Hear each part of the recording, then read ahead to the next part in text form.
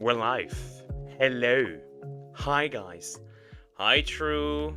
Hi, GT. Technically, I'm 1 minute late because stream was announced for 2:55 p.m. So technically, I'm 1 minute late because I started at 3 p.m. Also, slimes are not overrated. How many big slime VTubers do you know? How many big slime VTubers do you know? How many, GT? How many? Come, tell me. How many do you know? Not that many.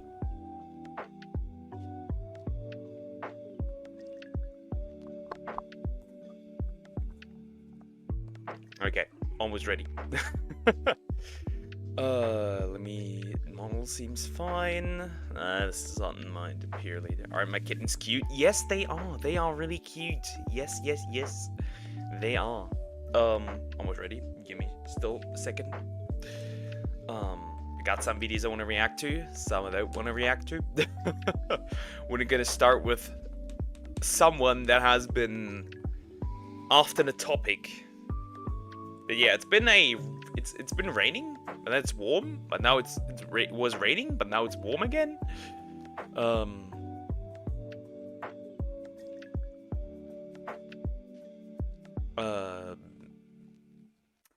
Here's Crockrock. Hi, Crockrock. How you doing? Hope you're doing good.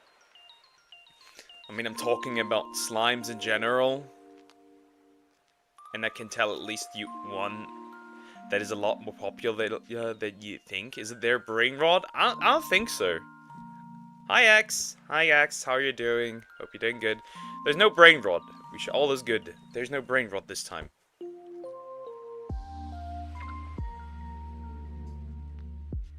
We adjust the model properly. Female VTubers are overrated. True and real. True and real.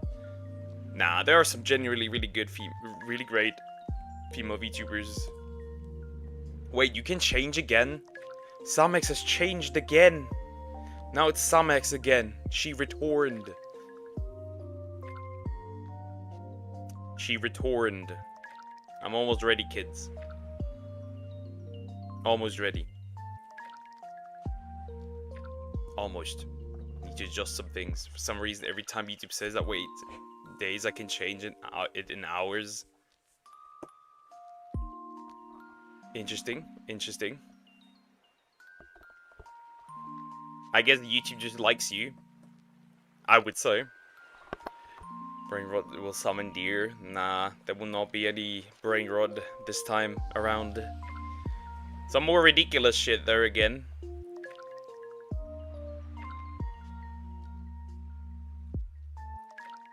I hate how my model is looking, because I'm always technically looking slightly down. I hate it. Slime, sneeze, Piapiofu, Atora, okay, I guess, yeah. I think I'm gonna check Discord real quick before we start to make sure I found everything that I need to find. Okay, are you feeding my delusions? Why not? Why not? Feeding delusions is important. I feed my own as well. So why not? Poke, I'm hungry.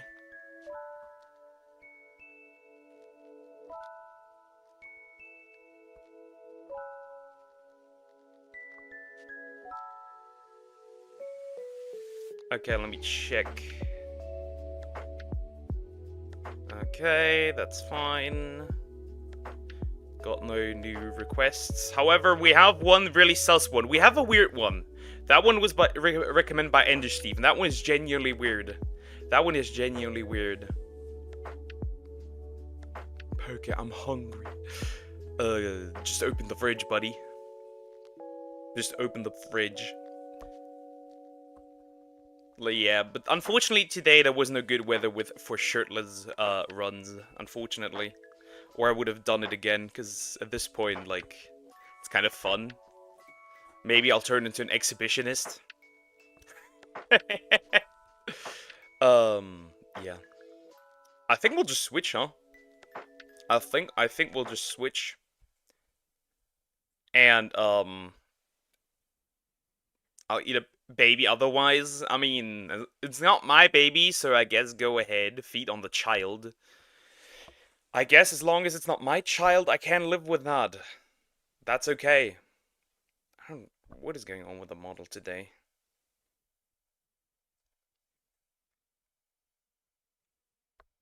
Okay. Now it might be better. Who knows?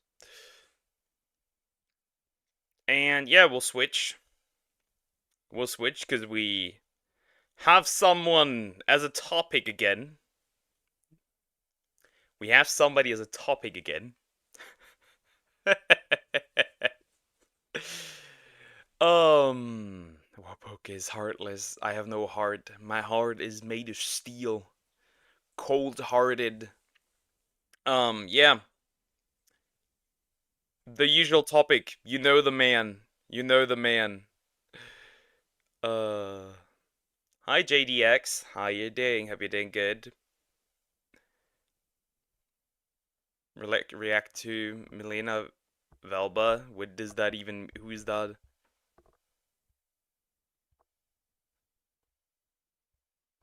Let me check who that is.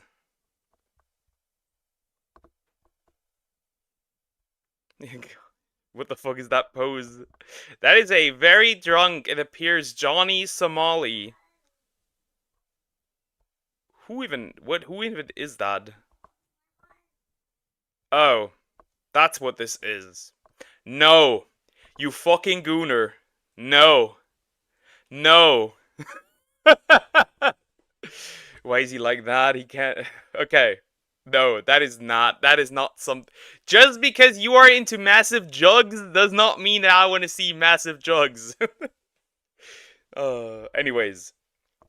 It's important that we watch this.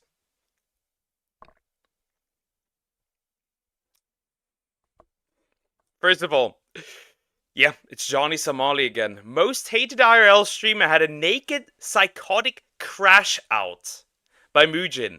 Once again, we are talking about our boy, Johnny Somali. And he can't wear anything proper, because he's likely very drunk. And, yeah. Sauce, calm down! No!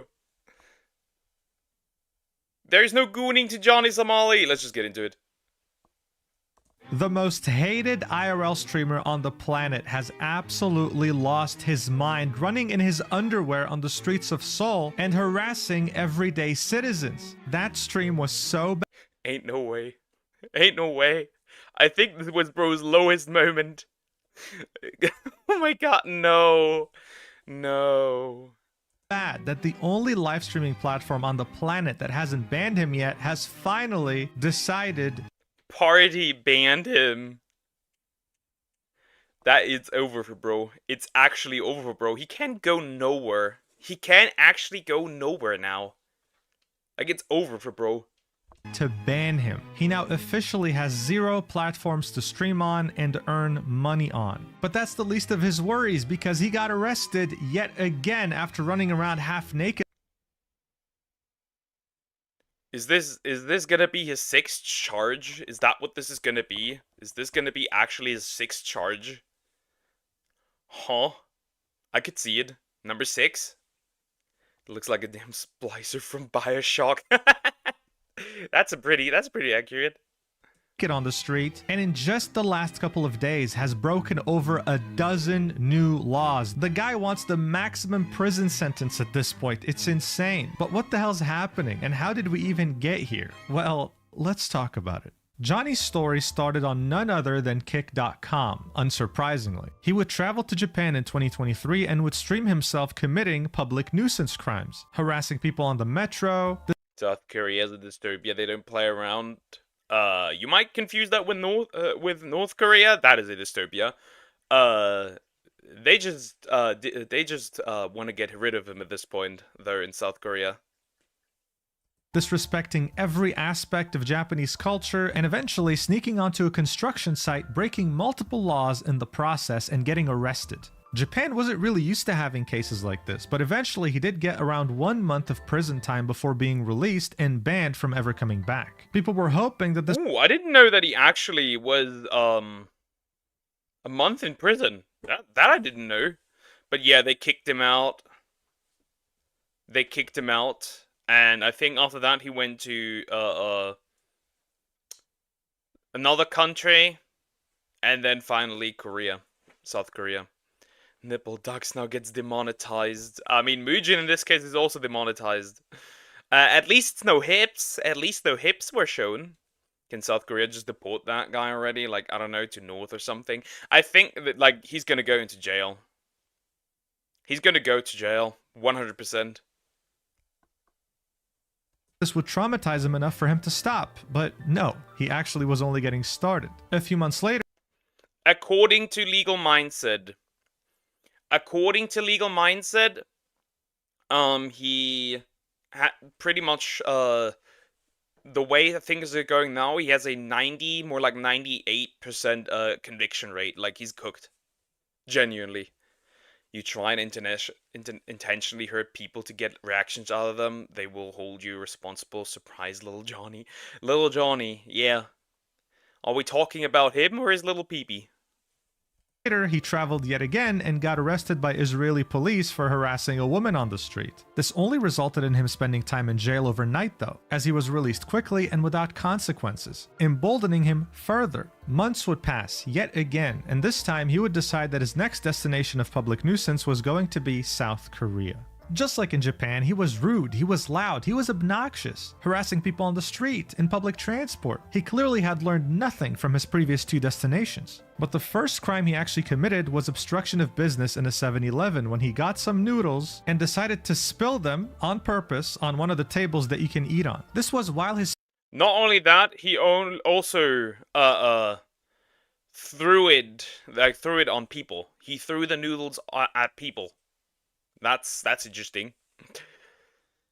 He's most likely going to jail. He will most likely be forced to drop the soap by the inmates. At this point, he's not just forced to drop the soap, they're probably just gonna bend him over. What do you think, Poke? Both? He just wants attention, that's why I don't talk about him. 1000% the best thing you can do. That's why I encourage people to not do it. But it makes great content! speaker was very loudly playing his viewers' donations as he screamed and berated staff that was trying to make him stop. It was a very hard watch. But of course, knowing him, this was only the beginning. Shortly after, he would go to a very important statue in Korean society and twerk on it, then kiss it. This is a statue that is meant to symbolize the women that suffered sexual abuse throughout World War II when Japan invaded. To say that this is disrespectful is an understatement. At this point, the South Korean authorities couldn't ignore this anymore, and they had scheduled a trial around the— Yeah, they literally made like a diagram of crimes that he committed, or things that he did. Like, we have a lot of things here. We have sexual harassment of minors, grape threats, other weird, really weird shit. Drug use, assault, terrorism-related crimes, boom thread terrorism, different cyber crimes. Like, he has a lot of shit going on here. Like, I think that diagram might be bigger now. To be fair. Well, he gets attention, true, but it's more fun because he did all this shit for money and he doesn't get any people who make fun of him. Yeah. Hi, Andy Steve, how are you doing? Hope you're doing good. Bro was twerking on sexual abuse victims non-consensually. Yep. That is... Also, by the way, he really hates his real name. He really does. The end of December 2024. He was finally going to face justice, but unfortunately, very shortly before the trial, they decided to delay it until March 7th, 2025. Many people were unhappy with the fact that he was going to spend 3 more months in South Korea wreaking havoc. But Legal Mindset, a lawyer that's been very closely following Johnny Somali's antics and reporting on them, said that the reason they would delay a trial by this long is because they had more charges planned. You see, Johnny was under the impression that he was only going to get charged for one thing, and that's obstruction of business. He was also carefree, thinking that if something bad did actually happen, he could just plead insanity. This would reduce his punishment considerably and let him leave the country. Unfortunately for him, though, he was absolutely delusional if he thought he was going to get out of this easily. March 7th, 2025 finally arrived, and Legal Mindset actually attended the trial personally. Johnny had shown up an hour late. We have all achieved world peace under the hate for Johnny Somali, aka Ramzi Khalid Ismail, I think was it. Drunk, wearing an oversized suit belonging to his only friend in South Korea, Hank, and a MAGA hat. Now, personally, I'm quite jealous of Legal Mindset because he got to see something up close and personal that many of us couldn't see because cameras weren't allowed in the trial. Yeah. From what I understand, he also kind of, what was the word? Like mocked people, like showing his tongue and bullshit. Very interesting. Good morning, Poker. Morning, guys. Morning, Zero. Hi, how are you doing? Hope you're doing good. Showing up late in Eastern colleges is definitely punishable. I wish America had some trials of that. I mean, he did not only show up late, right? He also showed up hungover. Like, he was still drunk. He got to see Johnny's smile go from this to this as the judge announced that there were going to be 3 additional charges added to his case. Instead of 1 count of obstruction of business, there were 2 counts. And additionally, there were also 2 violations of the Minor Crimes Act. He was completely blindsided by this, but surprisingly, he still pled guilty to every single charge. He was able to get more time though because Johnny's lawyer argued that they needed more time to prepare for these additional charges. So the trial got delayed by around a month and it'll happen on April 9th, 2025. But of course, we will be here for it. We will be here for it. I'm waiting for the 9th of April. I'm here. Johnny just couldn't resist letting this trial end normally. As the courtroom was talking, he stuck his tongue out in a show of disrespect, and as he was leaving the courtroom, he proclaimed that South Korea is nothing more than a US vassal state. But here's the thing, usually if you're a person that has somewhat of a brain, you would maybe, I don't know, calm down until your next trial, especially after being surprised with 3 additional charges? That sounds reasonable, no? But we're dealing with Johnny Somali here. There's nothing reasonable about this person. His turning point would be on March 12th, a few days after that trial. Like I said before, according to Legal Mindset, there might be a 5th charge on the way. And now, thanks to that, there is a good chance that there will be more. There will be more. Basically, this dude only did research to be... No, he did not do any research on anything. He just went there and turned on his asshole mode. That was literally what he did. When he proclaimed that he was the bastion of evil, that he was gonna die out with a bang for his fans, signaling that he was about to escalate things even further. Additionally, Little bro has no fans. What does little bro mean, fans? The other fans. Just haters. it seemed like the streaming platform he was on loved him quite a bit, and they were known to offer very big deals for some streamers to stream there exclusively. He showed off on his Discord that he was negotiating with them for a deal that would pay him up to $10,000 a month just for streaming. What? How? I mean, this website does allow crypto and casino, so I guess... And it has Sneeko on there, so I guess 100% Injecto Hurdy behind me. What a scummy platform, I guess. Streaming on their platform. So it seemed like he wasn't just about to do this for attention, he was also about to do this to get their approval and finalize the contract. This is when an opportunity would present itself. When Johnny used to be on Kick, he would stream with a bunch of other Kick streamers sometimes, traveling together. After his numerous controversies and the fact that he got banned off the platform, those same streamers would start avoiding him. You see, Kick isn't too different from Twitch. When you get banned from Kick and appear on someone else's stream, they risk getting banned for aiding your ban evasion. Interesting. Yeah, I just think that some of the like this specifically, I think this rule is kind of dog shit. As I don't know. Let's assume that somebody gets banned. I do IRL streams from here from like on some convention, and then this person actively invades my stream. I should not be punished for it. Apparently that can happen, even though I'm not at fault. He did research on the comfort women situation, yet chose to do what he did either way. He stated in the stream, Japan hates this. He knew. Oh, he knew. Okay, never mind then. He knew. Okay, my PC crashed. Dead. So even if they wanted to collab with him, they couldn't. Otherwise they would get banned because he was banned from Kick.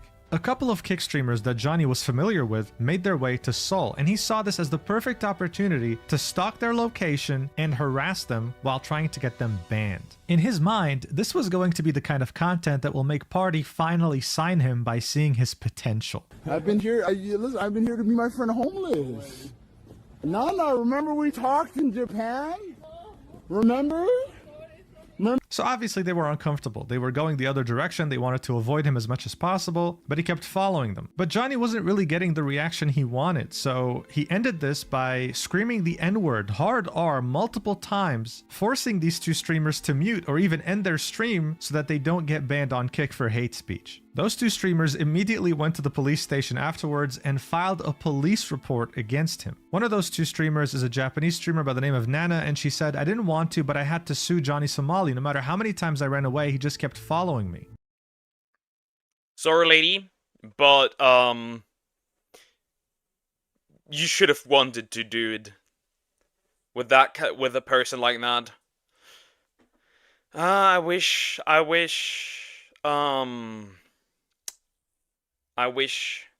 sometimes that the Japanese weren't so polite, because sometimes motherfuckers like that 100% deserve it. According to Legal Mindset, this could add the charges of stalking and harassment to his upcoming trial on April 9th. The guy's collecting as many charges as he can. Bro is collecting at this point charges like others are collecting, I don't know, monsters in monster taming games. It is crazy. Like he's playing Pokemon or something. But that's not even close to everything he's done ever since proclaiming that he was the bastion of evil. After the police report was filed, he would go to a love hotel with his boyfriend Hank and start dancing. This happy With his boyfriend? Huh? That's new information. I didn't know that. Interesting. Okay, but the Japanese, like Germans actually, I heard? What? Did someone say monster tamers? Yes, Coco's, I did, because this guy's collecting them like collecting charges like a monster tamer, monsters and monster tamers. Happiness experienced by this loving couple wouldn't really last so long when Johnny realizes that a police report was just filed against him by those two Kick streamers. So he asked Hank to call the police and try to dismiss his case. But since the guy isn't a lawyer and Johnny was actually in the wrong, it didn't go his way at all. 증거 없으면 기각시키면 안 되는 거 아니에요? 이거 우리가 사건 접수했다고 무조건 처벌되는 게 아니라 네. 조사 받을 때 Why he not speaking 따질 English? 거고 네. 그 행위에 대한 걸 다 따질 거니까 그때 유니소말리 본인이 네. 나는 억울하다 이런 적 없다고 소명하시고 그거에 대해서 증거를 못 찾으면 Can I talk to him? What is he saying? Tell me. 이해하시면 돼요. 알겠습니다. What is he You know, this was a 2-minute call. The officer was as patient as he could be for someone like Johnny, even though he didn't deserve it at all. But yeah, Hank couldn't get it dismissed. If anything, he made it worse. But just as you thought that things couldn't get worse. Is that a heckin' gun? No, literally Pokeball, not literally Pokeball, but well, they are closer. Hey, maybe he's helping him train for the prison arc, if you know what I mean. For the soap arc. Who knows? worse, Johnny goes live brandishing a firearm, okay, which is illegal to do on a live stream. Now, thankfully, this gun isn't real, but replicas are also under very strict control from the South Korean authorities. So what he's doing here is still considered illegal and can also be an extra charge in his court case. While he was doing this, he was prank calling South Korean emergency services, so 911 but in South Korea. I'm getting here completely new information that I did not receive from Ref. Interesting. Interesting. Potentially distracting them from saving lives. This dude belongs in a mental asylum. But that's not all that happened during his multi-day crash out. He was so desperate to get that party deal that he was doing the dumbest things in public and getting away with it, like here. Berto sent $10.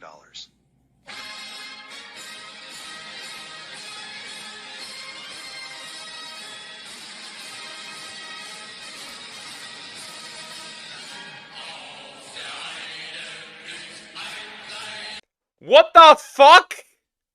Huh?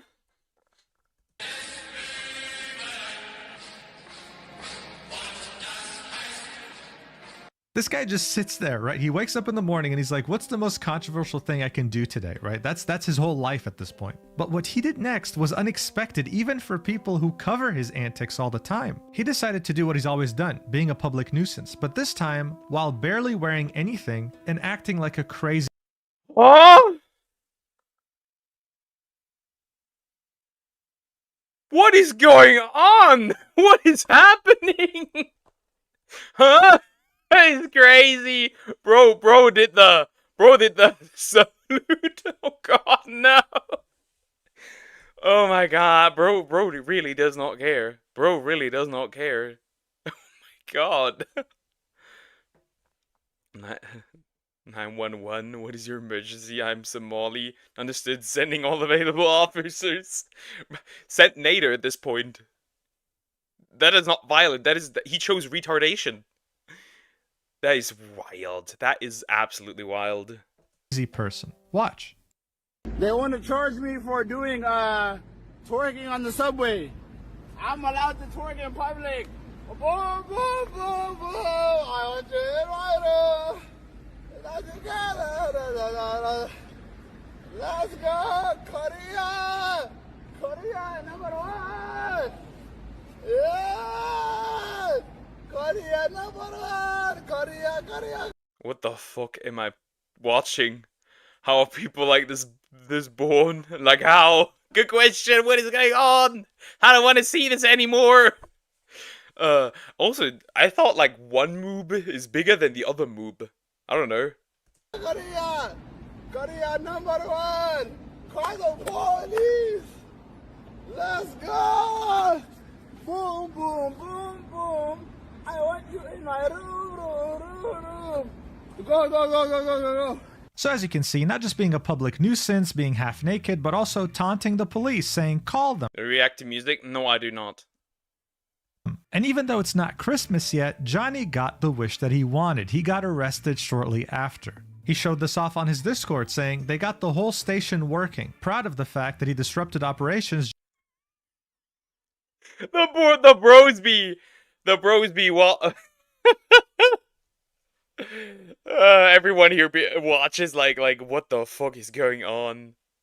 Just for his case. Shortly afterwards, his friend or boyfriend, I'm not sure what their relationship is, Hank, showed up to translate for him and told the police that he's just like George Floyd. Whatever that means. I mean, seriously, like, I wonder what their reaction was, because I wouldn't know how to react. It's ridiculous. He got interrogated by the police and illegally recorded the audio.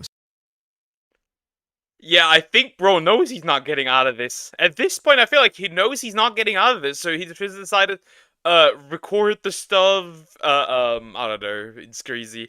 I thought bro was pulling his tic tac at the end. I really also thought like I needed to stop. I was already about to end the video because I thought, oh no, now he's almost pulling out his little man.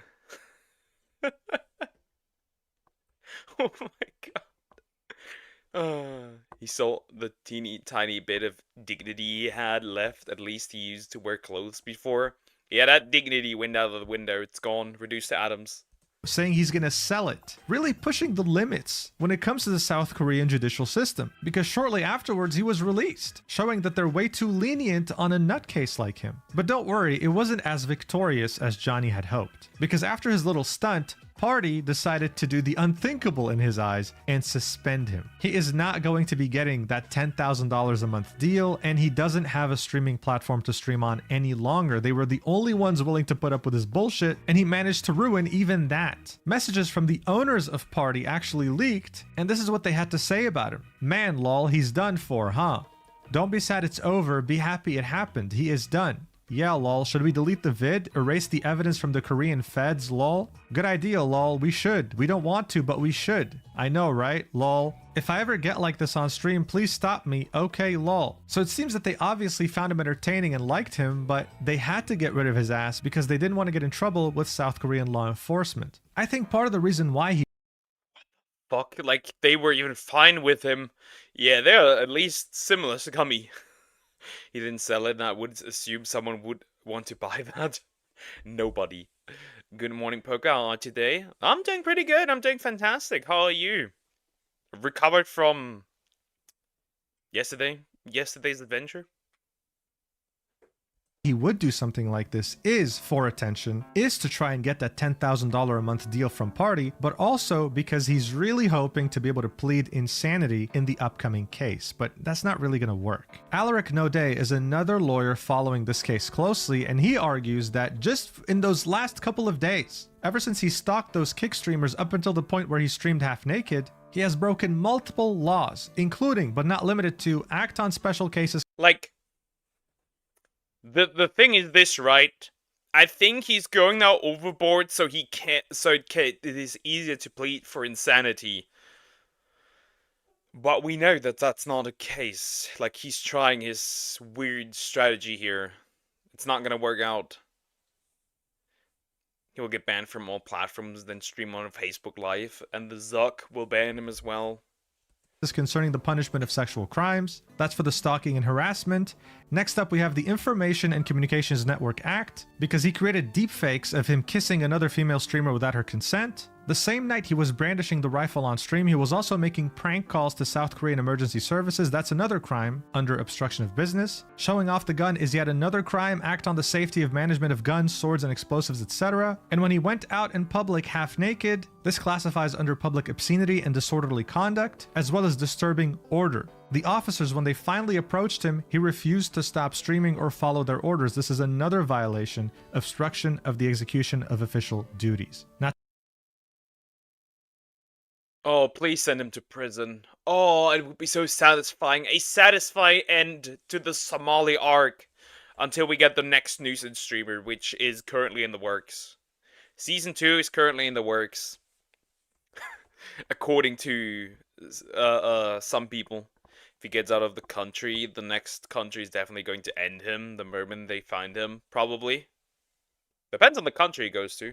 Not to mention the fact that he recorded the interrogation, that's another crime as well. Johnny has always been a madman, but streaming half naked, calling for police to come and arrest him, and taunting them, that's just ridiculous at this point. All the lawyers following this, all the content creators reporting on this, including myself, hope that on April 9th, he'll be getting a reckoning that would stop anyone else from coming up with any of his ideas when it comes to doing this in countries that they have the privilege of visiting. We'll see what happens. But for now, thank you so much for watching until the end, and I'll see you in the next video whenever that is. I love you so much. Mwah. Ramsey Khalid Ismail. I am mentally ill. That is bait. I will not read out that word. Please let me go. Nobody's gonna let you go, you loser. Jail, my boy. Jail. That's all I can say. Jail. Okay, you'd have to see him do the controversy history past. Yeah, I'm okay. I don't care that much. To be fair. Like, at this point, there's probably nothing he wouldn't do. I guess offing somebody is still on the table, but he hasn't done that yet. Hopefully he doesn't. I'm doing alright myself. I have decided to leave the situation alone. I'm just not talking to her. Or her boyfriend for a while. Also, I'm taking a break from drinking just for today, though.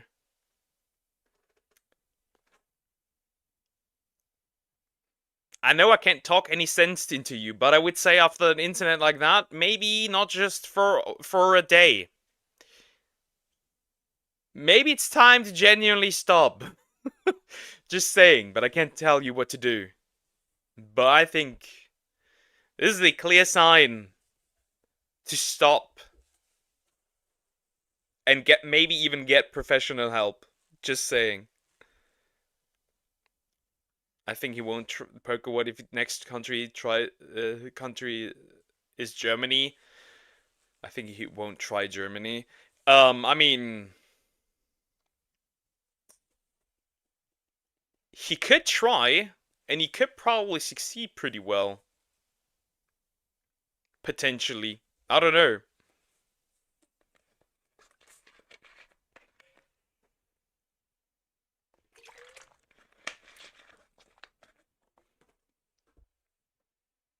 He could probably succeed pretty well, because German authorities are kind of,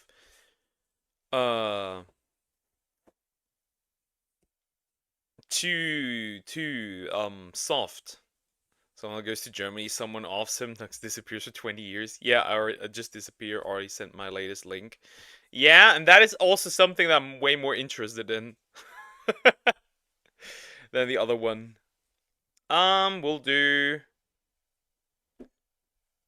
We'll do this. If I get banned, it's 100% NHD's fault for this one. Just saying. Every band fetish in 16 minutes by the analyst. We went from weird to weird. Let's go. Necrophilia. Saying, officer, she can't say no if she's already dead is not a loophole in the justice system. In fact, it makes things worse, because that's necrophilia, a banned fetish that's illegal Yeah, no shit. Doing it with the dead is illegal. Though there is a German party that at one point wanted to legalize it. Just saying. I don't blame me. Don't blame me. I will blame you. almost everywhere. Basically, necrophilia is when you're sexually attracted to unalived people. A corpse is like a supermodel to you. Meanwhile, visiting a morgue is like watching a Victoria's Secret fashion show for you. That's why you often see necrophiliacs working in funeral homes and morgues. But getting turned on by dead bodies is one thing. Doing it with a corpse is an entirely different thing. That is where the law often draws the line, making it clear no one should be treating a dead body like a We know. We know. There's yet still people that would want to do it. There was a party that would. The youth party in Germany of the Free Democrats wanted to legalize that.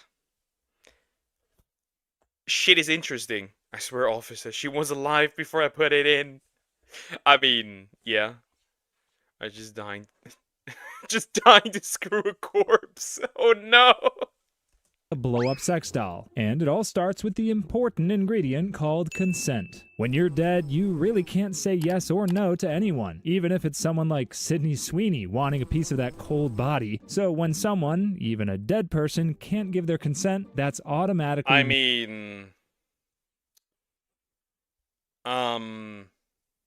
I mean, if Sydney Sweeney was asking for it, you could probably get away with it. I'll be real. You could probably get away with it. It's always interesting because after rigor mortis, the body stiffens. No, Salmax. I'm not. Hopefully, we are not thinking the same thing right now. morally wrong. After all, no one wants to be an unwilling participant in someone's nightmare romance. But it's not just about morals. There are also health hazards involved in necrophilia. Dead bodies decompose, which is science's way of saying, please don't touch. They are full of bacteria, diseases, and things that belong in a biological horror movie. I don't think these people care. If anything, it would probably turn them on more. Officer, I'm a vampire, so it's technically not a crime. Real. People in hazmat suits handle corpses for a reason. If someone thinks romance should involve biohazards, they might need a long chat with a doctor. You might think this is something new in the modern world, but necrophilia has been around for a long time. Ancient Egyptians worried about it so much that they delayed embalming attractive corpses to make them less appealing. Yes, some people were such a problem that morticians had to let bodies Doing the deed with mummies? What? Huh? No, Salmax, no! No! You can't disturb the dead! rot a little first. Then in the 1800s, grave robbers stole bodies for medical schools, and some could not keep their hands to themselves. Coprophagia. Some people take the phrase waste not, want not.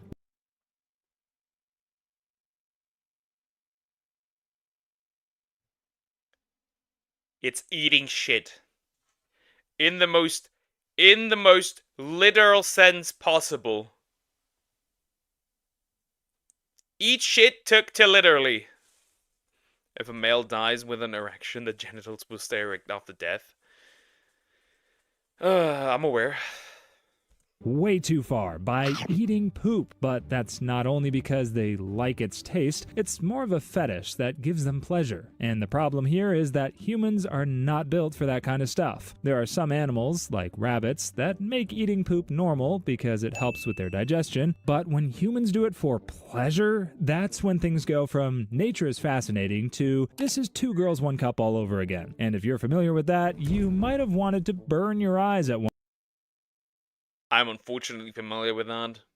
I heard at least of what it's about. I haven't watched it, and I never will. Traumatizing. Eat shit, don't threaten me with a good time. No! No, do not!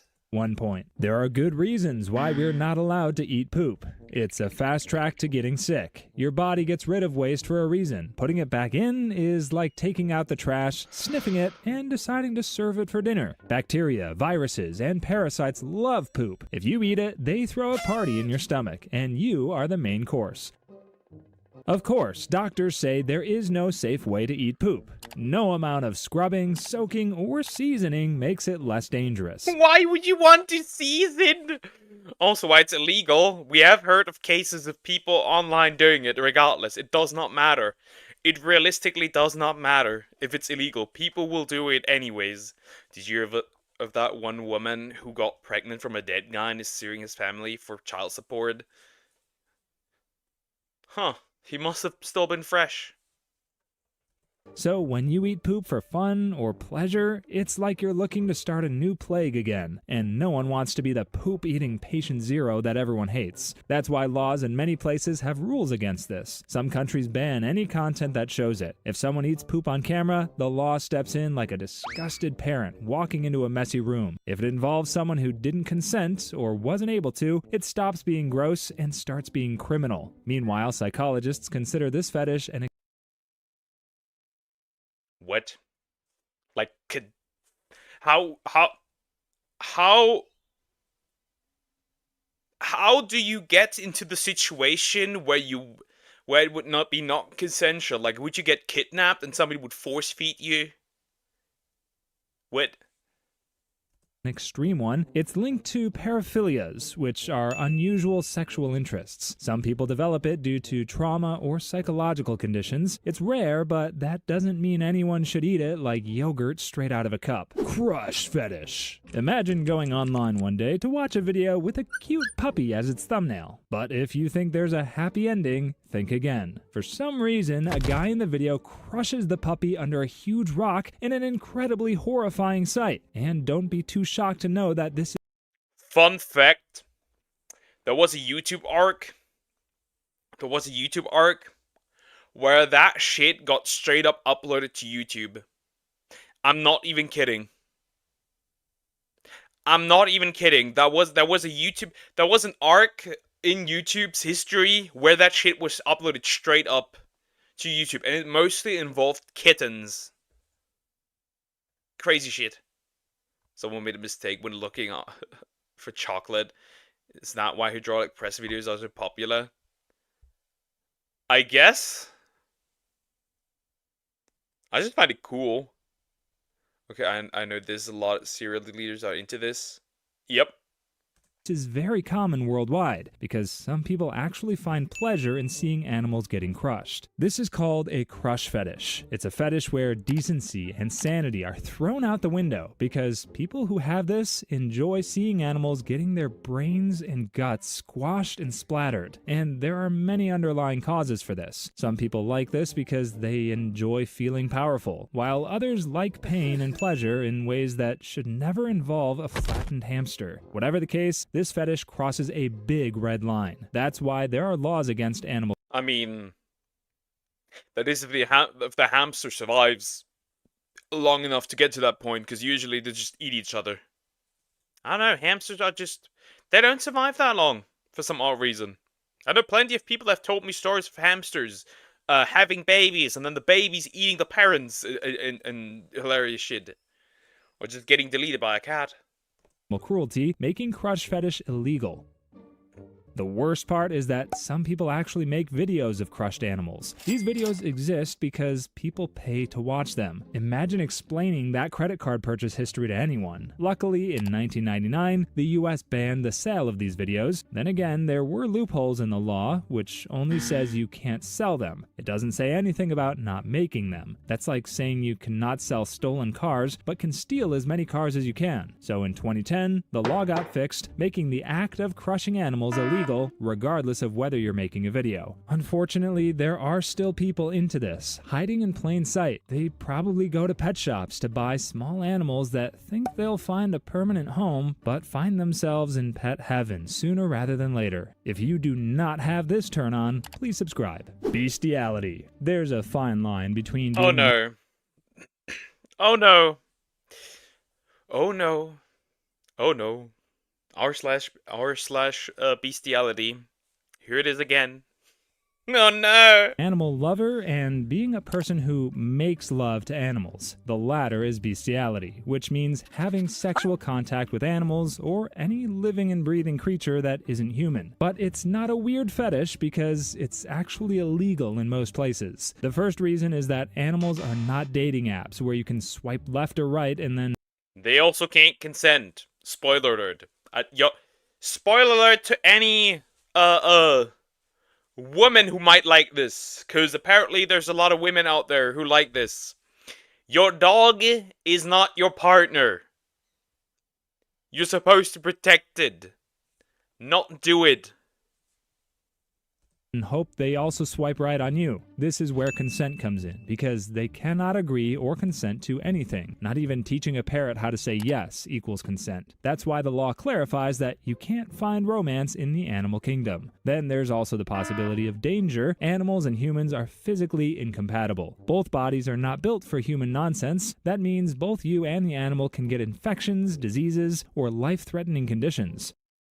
Yeah, the real animal is cute, only not fetish. Yeah, obviously. Animals are awesome. Not in this way, though. But can we agree Salmax is evil for what she's gonna make us watch? That is not Salmax's recommendation. That is Ender Steve's recommendation. If you have any issues, report it to Steve.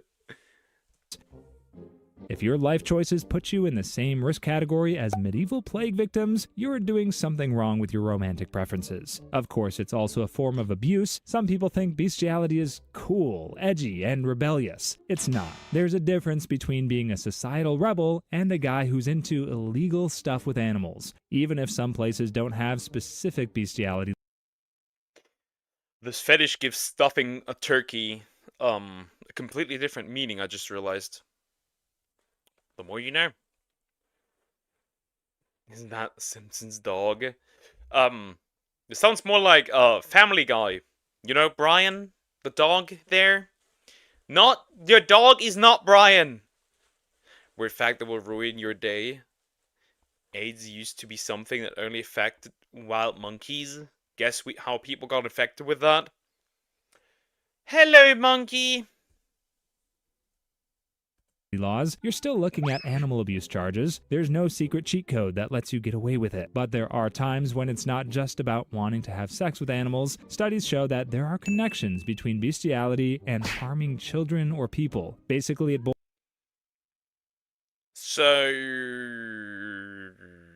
that means that there's a connection between smashing dogs and smashing pudding people.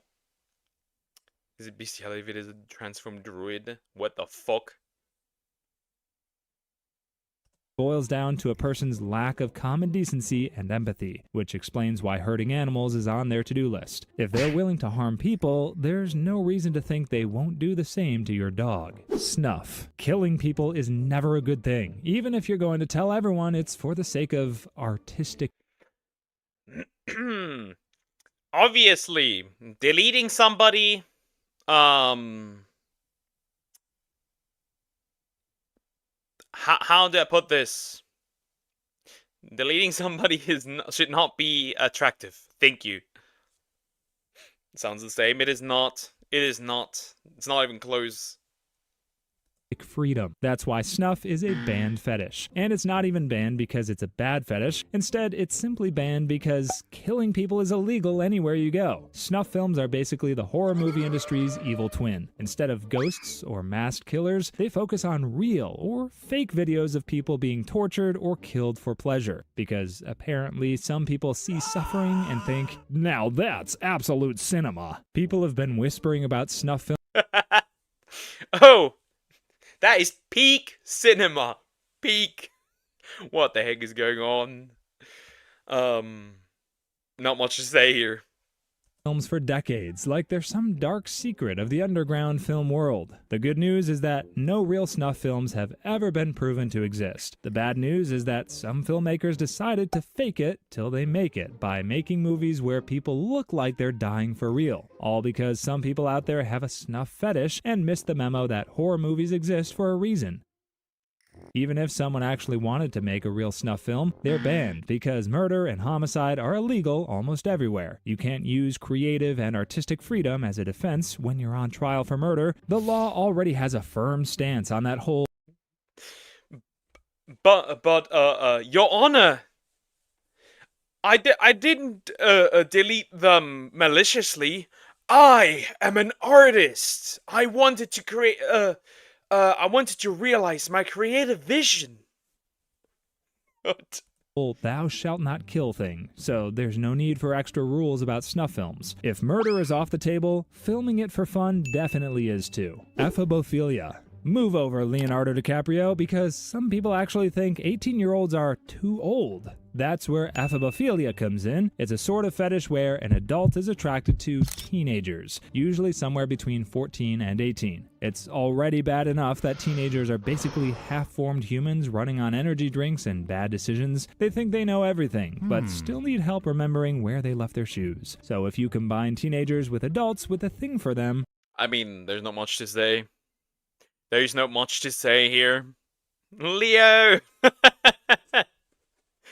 There's also Riona, where people get off of beating someone up violently or seeing some get beat up really bad. That could technically still fall into the BDSM category. Because art is an explosion, literally.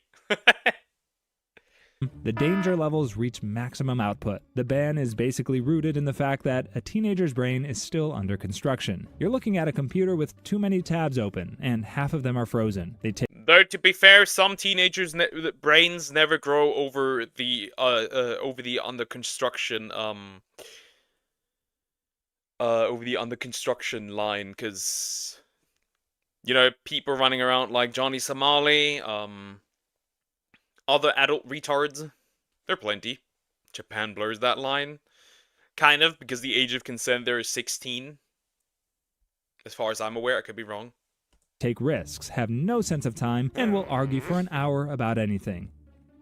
This means they're not in the right frame of mind to be dating adults who are supposed to know that teenagers are vulnerable because they're magnets for bad decisions. That means ephebophilia is just a fancy word for taking advantage of a vulnerable person. You can't even say that a teenager acts and looks mature for their age, because science is still undefeated in studies about human development. And the facts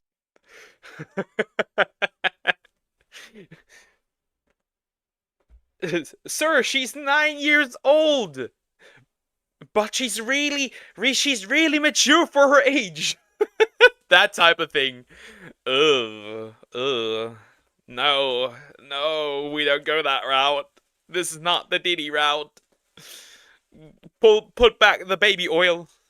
I think it's 14. I think here it's also, in Germany it's also 14. Cooked. say that teenagers aren't as mature as you think they are. You'd probably admit that you regret around half the decisions you made when you were 16. This is why there are laws protecting teenagers from grown adults. You can't even marry teens under 18 in most societies, even though there are still cultures that allow young girls to marry older men. But at the end of the day, getting attracted to a teenager is not a free pass to be a creep. If a grown adult thinks a teenager is their perfect match, they do not need a date. They need a long walk into reality. Voyeurism. Imagine believing that I would more so say a long walk into a prison cell, but that's just me. Interesting. it's okay to be a perverted spy in regular society, secretly watching people doing private things. There's a reason things like changing clothes, having sex, and taking a shower are called private stuff. That's because people are supposed to do them privately, without worrying about an eye in the sky watching them. This is why voyeur Obviously, I mean, you could just put it under stalking, to be fair. That's mostly just realistically just stalking. Just, fun fact. In almost all Tales of Symphonia games, if you do a certain cutscene, you can get the title of voyeur, something with voyeurism, if you use the main character for that. Just so you know, a little fun fact. Poke a look into the small metal rod with a light on top real quick. Flash. Peeping Tom. Yeah. Voyeurism is a banned fetish. Voyeurs are usually people who enjoy watching people in intimate and vulnerable moments. They get a weird thrill from sneaking around and spying on others, like some kind of detective. Except instead of solving crimes, they are the crime. But enjoying something does not mean you get to do it. If that were true, people would be speeding, stealing candy, and taking naps at work without consequences. Laws exist for a reason. If you hide cameras in bathrooms, peek through windows, or record people without consent, you are not just breaking the law, but also begging for an orange jumpsuit and a reservation in the nearest prison. The problem is that technology has turned voyeurism into a full-time hobby. Interestingly enough, there's plenty of AI websites that make stalking, like, really incredibly easy, to the point where, like, you must ask the question why nobody's taking down these websites. Technically speaking, women can walk outside topless. Please no, my innocent eyes would like to be spared. Hi, Private Fortune, how are you doing? Hope you're doing good. Hobby for creeps. You can buy tiny cameras almost anywhere and put them in bathrooms and changing rooms without worrying about people spotting them. Drones can hover around like robotic peeping toms, catching people in their backyards, or even through their bedroom windows. There are even people who record others and post them online, only for the victims to wonder why everyone in public has been staring at them in lewd ways. Still, privacy is a basic right. No one wants to feel like they're starring in a thriller movie where the villain's main talent is I mean, once again, I'm a little crazy. If a woman stalked me like this, I would not complain. being sneaky and creepy. This is why voyeurism is essentially a universally banned act. There is also a psychological side to this. Many voyeurs do not stop at watching. Some start breaking into places or following people. In these cases, it's not just harmless curiosity anymore. You're basically asking to be the main character of a police report. Exhibitionism. It's okay to be proud of your parts downstairs, but that doesn't mean everyone should be just as proud as you are. Sure, you might have a 10-inch Fun fact. So you did, just so you know it. Only men here in Germany can be charged for public indecency. Like exposing yourself, only men can be charged for this one. Here in Germany. Now you would probably also get a woman in like, the police would probably take a woman as well, but regardless. Fun fact. member, but exposing your private parts in public is not the same as wearing flashy clothes. Basically, exhibitionism isn't the best fetish to throw out in the open. Some people have a thing for exhibiting themselves in public. Their brains are wired in such a way that they find it exciting that people see them in their birthday suits, exposing everything only their bathroom mirrors should see. But there's a reason why clothes were invented, and it's not only for warmth and protection. They're also there to protect the eyes of people who may not enjoy watching you in your naked glory. Meanwhile, there are also cases when exhibitionism is more psychological than sexual pleasure. Some people have a strong impulse control issue that prevents them from not showing their private parts. They must show wiener to public. Must show booba to public. Can't control. You regret saying that in a few years from now when you get really parasocial people in your community. People? I'm talking about women. Only women. So, men don't fall into that category. So, F is illegal. Pretty much. It would technically be. Or would it be? How would OF be illegal? It's like, it's not that different from an actual corn side. I guess what some OF women do would technically be illegal. OF is technically prostitution without the act. I mean, you get paid for sexual favors, so technically, yes. know it's risky, but they just can't control the strong urge. Just like how you'd say you're only going to watch one episode before bed, but end up binging the entire season overnight. Regardless, there are laws against indecent exposure or public lewdness. The laws may vary from one place to another, but the fact is that showing your junk in public isn't the best idea. You might get fined or sent to prison, but the worst you could get is finding yourself on the sex offender list, which is like wearing a scarlet letter that says you're the worst of the worst. Somnophilia. It's late at night, and you want to go to dreamland after a Uh-oh. Where's that going? tiring day, but you don't know that someone has been waiting for you to fall asleep.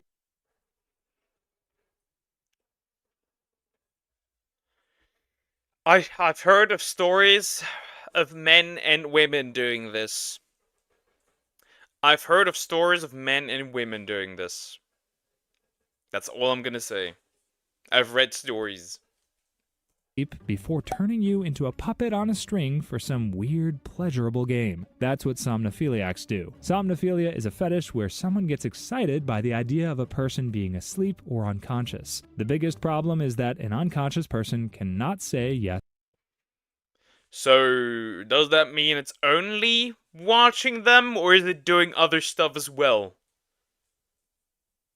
Like, you know, Or no, but offenders don't really care about consent. Instead, they just think they could get away with it because you're asleep. And while you're fantasizing in your sleep, your offender might be living a different kind of fantasy in real life. But laws do not care about someone's fantasy. If you do anything to a sleeping person without their clear, awake agreement, you are committing a crime. Even if they wake up later and I'm suing my sleep paralysis demon. I'm suing you. You hear that? I'm suing you. And there's nothing you can do. I didn't consent. Never forget hotel rooms have a cup chair. Yeah, you should ask Sneaker about that. He should be pretty familiar with this.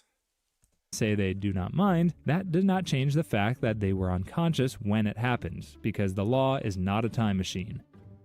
Psychologists believe this fetish is often linked to control. Some people like the idea of someone being completely still and unresisting. Others might be afraid of rejection, because a sleeping person cannot say no. The problem is that they also cannot say yes, agree, high five, sign a consent form, or even blink in approval. Meanwhile, some people with this fetish try to keep it legal by role-playing with a partner who pretends to be asleep. That is the only way to ensure no laws are broken, and no one ends up in jail trying to explain why their love life sounds like a crime documentary. The key is that both people must agree beforehand, or it stops being roleplay and starts.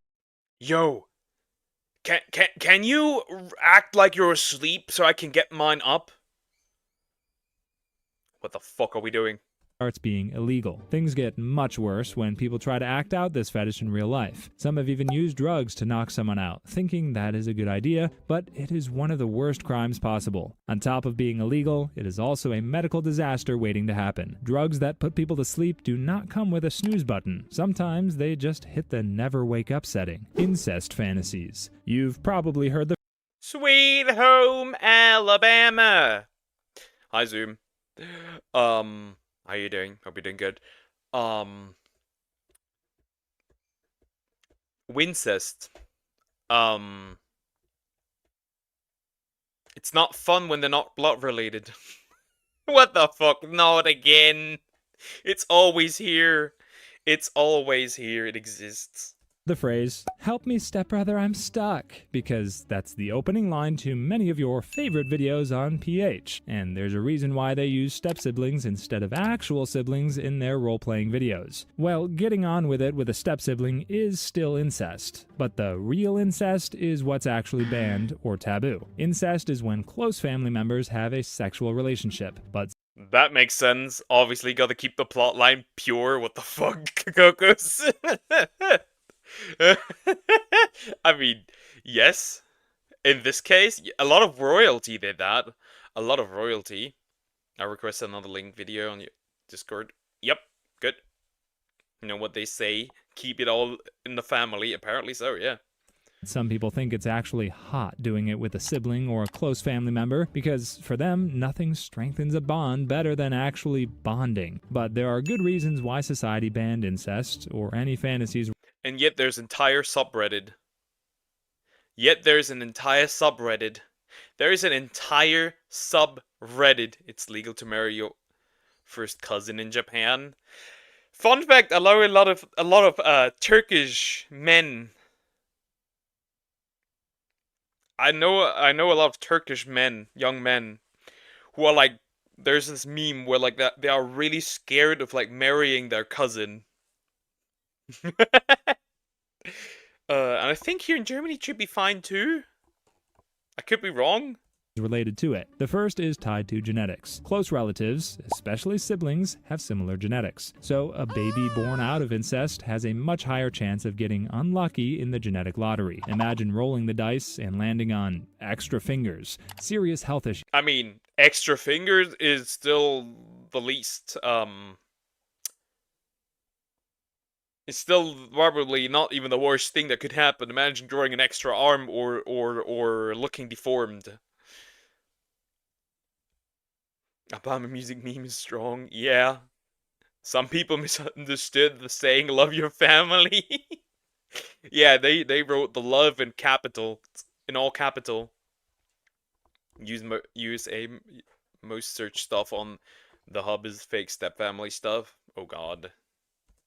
Or looks exactly like Uncle Bob in baby form. That's because close relatives have too many of the same genes. And when bad genes team up, the results can be a disaster. Then there's the social mess. Incest throws a grenade into the entire family structure in most modern societies. If a parent, sibling, or close relative turns a family dinner into an orgy, it creates a weird and awkward setting that can cause emotional problems and lifelong therapy bills. But the problem is that there are still countries, or even rural places in America, that practice incest or try to normalize. Rural places, Alabama.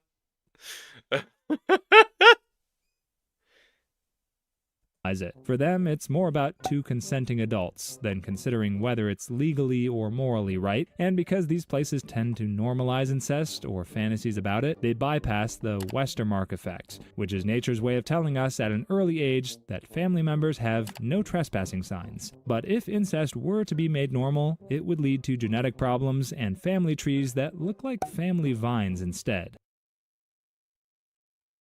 There was also one attempt here in Germany to legalize that as well. That's the end. We did not get banned. Not yet, at least. That is crazy. I don't know if I'm gonna upload that one. I have no idea. I still haven't uploaded the bestiality thing because you and David took it down, so probably won't upload that either. Still crazy though. That is crazy. That was crazy. That was some of these things were the Link family tree, 100% the Link family tree. Chad, I need a quick bathroom break. I'll be right back. I'll be right back.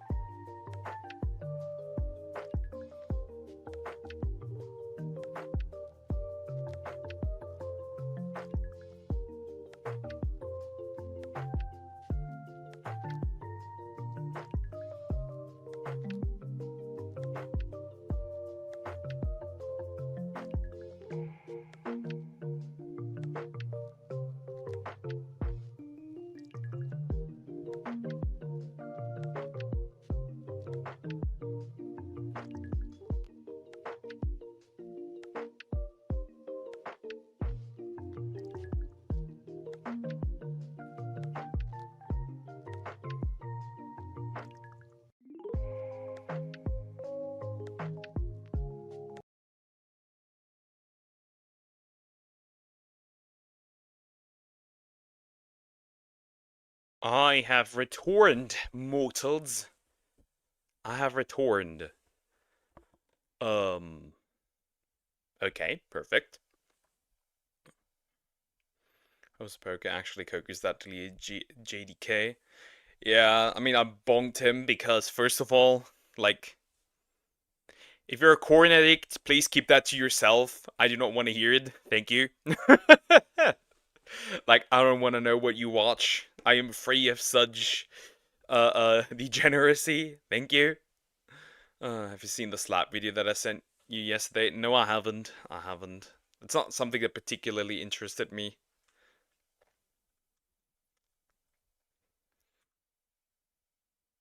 No, no, not the Yas Queen one. Not the Yas Queen. I'm watching you. That's kind of lewd. You're not a woman. Why are you stalking me? That's kind of lewd, Sway. Don't do that. Internet anarchist? Perfect. Let me, add that to my list. Perfect. Perfection. We all are. That's what a stream is for. How the hell is that loot I just got here? You already said that to me today.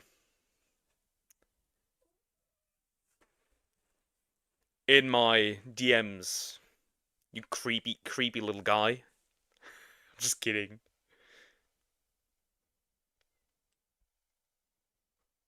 Alright, back to it. He's gonna call you Couch Apple on purpose, huh? Next up, I wanna watch...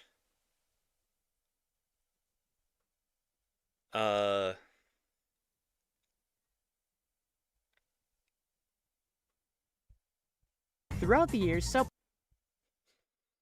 This is special. This is special.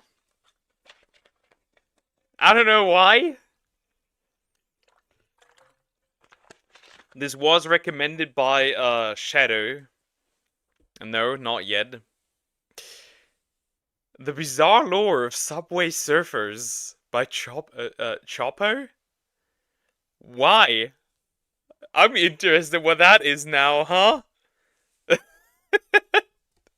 Whatever you are, recommending to me, I guess we'll just get into it. I don't know what's going on. Throughout the years, Subway Surfers has remained a tyrant in the mobile game world. However, beneath all of the success lies pieces of a story that, when all connected, create a fairly complex story that nobody has seemed to... A complex story? Huh? How? How does that create a complex story? What is going on? look into. So join me as we unravel this series and figure out what exactly has been going on. Hi everybody, I'm here in the desert. Don't know which one, don't know why, but based on the heat, I don't think I'm gonna survive. But that's not important. If I find water, that's great. But anyway, Subway Surfers is a household name at this point. You probably recognize it for that one mobile game, but trust me, there's so much more to it. Subway Surfers takes place on a modified version of Earth. This is an Earth where technology is slightly more advanced. Civilization has started to colonize. Oh? Like, what? It ain't that... 18 minutes! It ain't that deep, I think. So much anime this time, you get comp... If it was a copyright strike, I would not be streaming, my guy. It's just blocked. But usually, I just can, delete the parts that are, blocked. Usually is what I do. The oceans, and train yards stretch hundreds of miles, but only like 40 feet wide. The first major time point is on May 24th, 2012, when the game originally was released, and where the first major event takes place. 3 kids start this saga by sneaking into a train yard and tagging the trains all around. Of these 3, we got Jake, the rebellious kid who loves eating and committing mild crimes, Tricky, who comes from rich Loves eating, committing mild crimes. Didn't know that main character was Krokorok. and is hiding this life from her family, and Fresh, who's just like a dude who's happy to be here. He's my favorite. But anyway, while doing the illegalness of a graffiti, Jake gets spotted by the train yard guard and begins the first endless run. This is Ted Lutz, better known as the security.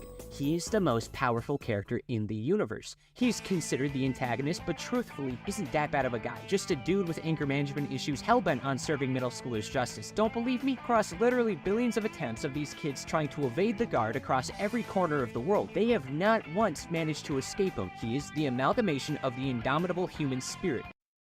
I guess he is. I mean, he serves as the main antagonist, sure. Interesting. They all have names even. They even have names. That's crazy. The only game I had an APK for. The good old times. The good old days. Yeah, the good old days. You're not even that old. What are you saying? You barely hatched. Whatever he puts his mind to ends up happening. Now, if you're asking why the main crew can travel across the world so frequently, we'll get into that in a bit. The one thing that absolutely needs to be discussed is the hoverboard. Now, the hoverboard actually has an origin story that we would see throughout the entirety of the Subway Surfers animated series. The first season takes place at least 2 days before May 24th, 2012. I lied earlier, this is actually the first entry in our timeline. That was a complete fallacy. I already introduced the first 3 main characters, but we have a 4th pal, Yutani. Now, Yutani, in my opinion, is the most important character of the cast. Long story short, she's basically motherless Jimmy Neutron. Like, actually, it's just Jimmy and Hugh Neutron. But Motherless Jimmy Neutron. Motherless behavior. Hi, Jaggy. How are you doing? Hope you're doing good. He's not fat guard. He's just big muscle. Yeah, under his big build, he's just a lot of muscle. I'm still kind of a question. My dear here yesterday, I thought he's in the military camp for 10 weeks. Did he fool us all? No, he can still use his devices. He just doesn't have that much time anymore. But this first season is kind of weird. All 11 episodes take place in an incorrect order. Episode 1 is chronologically the third, the second is the last, the third is the first. We're gonna look at this in its correct order, which 3, 6, 5, 1, 9, 4, 8, 7, 10, 11, and 2. But what are they? Why are they happening not in chronological order? That's weird. There's literally also an animation for it, which is crazy. Okay. is laid out like this. Starting in episode 3, Tricky's real name is revealed to be Beatrice. Normally, I'd question a name like Tricky, but this is one of those cases where either name is a lose-lose. Tricky has a ballet recital today. I promise this goes somewhere cool, but her mom's kind of preppy and overwhelming. This is the kind of stuff I watch as well, like, offline, where it's like, unnecessarily knowledge and lore that, you do not need to know, but now know regardless, because you watched it. that is real. Her dad, not so much. There's a very consistent trend of supportive father figures throughout this show. It's a weird thing. I hate Jake, and coincidentally, he's the only one without a father. Coincidence or correlation, I don't know. As she's about to... Are you saying you hate Jake because he turned out the way he did because he had no father? Are you saying he shows fatherless behavior? Head out to change her clothes to go skate to her recital so she can change back into the recital clothes and waste everyone's time. Her mom chases her and gives her the family heirloom so she'll look good when she bombs the routine. But don't worry, it's not important. What is though is that their yard worker was recording the whole interaction and sends it to a suspicious Dropbox. This will be important soon, but until then, we need to talk about what everybody else is doing until this. Yutani ignores the entire recital thing, trying to make a weather machine, and fails at first, but thanks to her, once again, supportive father, who happens to be a retired pro skater, he supports her, and it technically succeeds. This is also when it's revealed Yutani's a streamer, and she genuinely wears the alien costume everywhere. The child is lacking self-respect. Fresh gets struck by the machine. Child streamer? I don't like where this is going. Is she also being exploited by her dad? As it is with a lot of child content creators?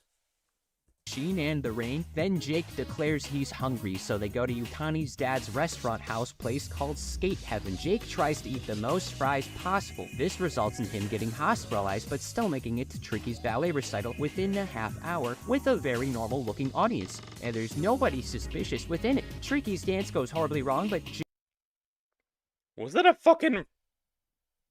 Hey, yo! Totally not suspicious. Totally not. I see you, bro. I see you. suspicious within it. Shrieky's dance goes horribly wrong, but Jake decides to rig the score in an act of kindness, and to celebrate, Yutani meets up with the three of them at their train yard half-pipe. Just a bunch of talking, Tricky has an existential crisis about her life, Jake almost gets hospitalized for the second time within a half hour, and breaks his at minimum cost $30 skateboard over a $5 bet, and Yutani during all of this is using her metal detector until all the metal objects surrounding them starts levitating. The metal detector then shoots him into a hole and shoots him out with That's you, Poke. I guess so. an all-new turbine, and this is what immediately gets the children thrown onto a watch list. Oh heavens and cheese, now we got the Secret Society. Their organization name might also be Infinity, but the Secret Society sure is a secret society, so we're just gonna call them that.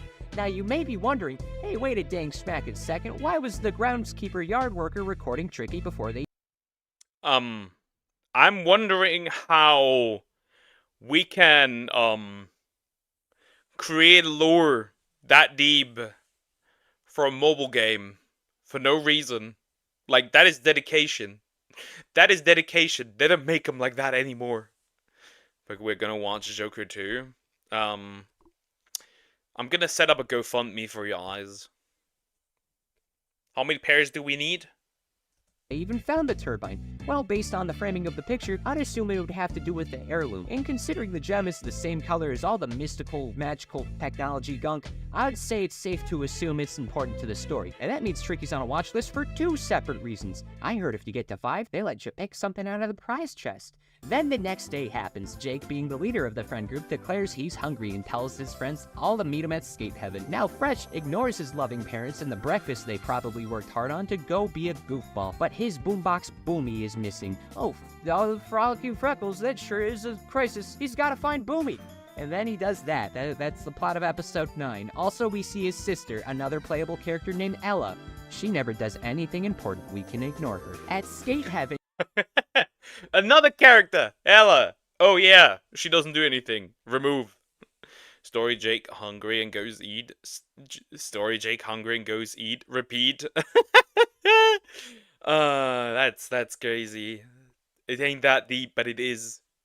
not much happens other than Fresh stains his friggin' J's. Oh, this is horrible. Do you know how hard it is to get a stain out of a white shoe like that? Apparently not, because the king, that's named King, shows up and decimates the entire crew with his drip and bars. He's genuinely cooler than all of them. Oh no! The drip! It's too strong! I'm being blinded! What the heck? But yeah, getting any stains out of anything that's white is horrible. It is actually horrible. Especially blood. Blood out of a white shirt is terrible. It's so hard to get out. Them combined, but he's also homeschooled, and in the nicest way possible just by looking at him. You can tell. After this, the gang goes skating and tries to teach Yutani how to skate. It's mostly a failure, then Jake once again decides he's hungry and goes back to Skate Heaven. This section's mostly filler with the exception of like some weird tremor thing going on at the episode. It's never brought up again. Later, Yutani brings everyone back to the train yard to show what she's discovered relating to the turbine. Most importantly, that it's creating a real, functioning hoverboard. Not much happens other than again, Jake flops pretty dang hard, but this time there's someone new watching them. That's a big is that a rabbit creature? Blood? Yeah. Blood getting out of white clothing is pretty difficult. Never cut yourself and wore something white? Or had a nosebleed while wearing something white? Or maybe even yellow. Yellow is also difficult. Any brighter colors are difficult. The security guard! That's right, the security guard spots them loitering and tagging and starts going after Jake. No! No, that was not the security guard. The security guard! That's right, the security... That fucker, I see you. I see you! That's not the security guard. That's the rabbit dude. That's why Deadpool wears red, apparently so. security guard spots them loitering and tagging and starts going after Jake and a regular Subway Surfers round plays out. Though partway through, the guard goes underground and finds another completely separate person walking around. Fellas, this is Frank. Of all the important characters in the series, Frank is by far the most interesting character of note here. He never says anything in the show. He's hidden both in-game and in the show if you look hard enough. He's everywhere. But why? Well, this episode gives us the best view of what exactly Frank does. He's like the G-Man from Half-Life. Pretty much in this case. Like, he's there, but he does nothing. And why he matters. He walks down underground following some sort of tracker, opens up some weird subway control pad, some rotten little child graffiti blocks whatever he's doing, and then he gets pissed. And then he just walks away. The train's gone though. I hope nobody was in there though. Jake gets caught and brought home, and then Jake sneaks out. So Jake has not slept in about 30 hours and was willing to eat an old sub as he subway surfed to the subway. But when that fails, he decides to go to skate heaven for a 4th time. And my god, I hate this child so much. That damn schmoyle, he knows what you did. I know what you did. You do think you're so... I mean, sometimes, if you don't have any food, you just gotta do what you gotta do and eat something that's old. I guess he didn't, thankfully, but... because he gave it to the dog, but regardless, sometimes you gotta do what you gotta do. Hi, Jacob. How are you doing? Hope you're doing good. I don't like Jake. Now remember, all of that was season 1 of the show, but now we got season 2. This is really where things start getting intense. This was the first course of an entire series. There's a literal season 2! How? How? It really is. They don't make mobile games like that anymore, actually, like, for real. Series of feasts. As season 2 episode 1 starts, we watch as... Hold on. What? This is just blank. There's nothing to continue with. Wait, they never made a season 2? They just make a season 1 and then never continued with season 2? Ha, falling off. Season 2! Where's season 2? There is no season 2. As of 2019, there has not been a single new episode or even announcement of potential continuations. And you know what? I'm a little insulted. I went through like 50 minutes of content and was just waiting to see how far we could stray from the funny, silly mobile game. In fact, the director man said, "Oh, we came up with like 7 seasons worth of story. We can't tell you what happens in them, but it's gonna be so cool. Everyone's gonna be like, oh, you're gonna love it. You're gonna love what we did with everyone. You're gonna love it. Bro feels like me with Deadman Wonderland. 1 season, that was it. I can understand. I feel your pain, buddy. I feel your pain. It's just gonna be so cool. Where's the seasons? Where's the story? I don't see them. So now that leaves it to me for the time being. I'll have to speculate based on the hints we've been given. This is like trying to make a sandwich, but the only ingredient that I have is tomato slices, and I don't even like tomatoes by themselves as slices. If this ages poorly, Unsympathetic. I don't like you anymore. and somehow we get like another season or some continuation, consider this a prediction. But I'm guessing the hoverboard we see all the characters use originated from that turbine and skateboard being modified further. I wouldn't be shocked if they got away with manipulating the technology. I would also say the heirloom's vital to the secret society technology and whatever, and then Frank is like some sort of accomplice of the society. The motives of all of them are still totally unknown. They just exist. I don't know what they intend to do, but I guarantee you it probably involves controlling the world. There's a connected series of videos called the dossiers or dossiers, it's a French word, I don't know French. And these go over the secret society's files related to each character, though the Frank one sees him deleting his own files for some reason. Again, there's not really much we can work with. There's so many directions I could see this splitting off. It just creates problems for me, and I don't know. So now, bro, it's pretty much just theory crafting. Where's the lightning strike when you need it? Good question. Not there. Now he's just theory crafting. I could see it. I could see it. How I feel about that. Now coming back to the games, because all of this exists in a single story, one event has you running in a space station where there's this robot with the Frank mask and some secret society technologies and coloring, heavily implying they're about finding and manipulating higher tech the world is getting from somewhere. I'd love to get answers, but I don't know. I really don't. Along with that, there's some aliens that the society have captured, and these... Okay, we have,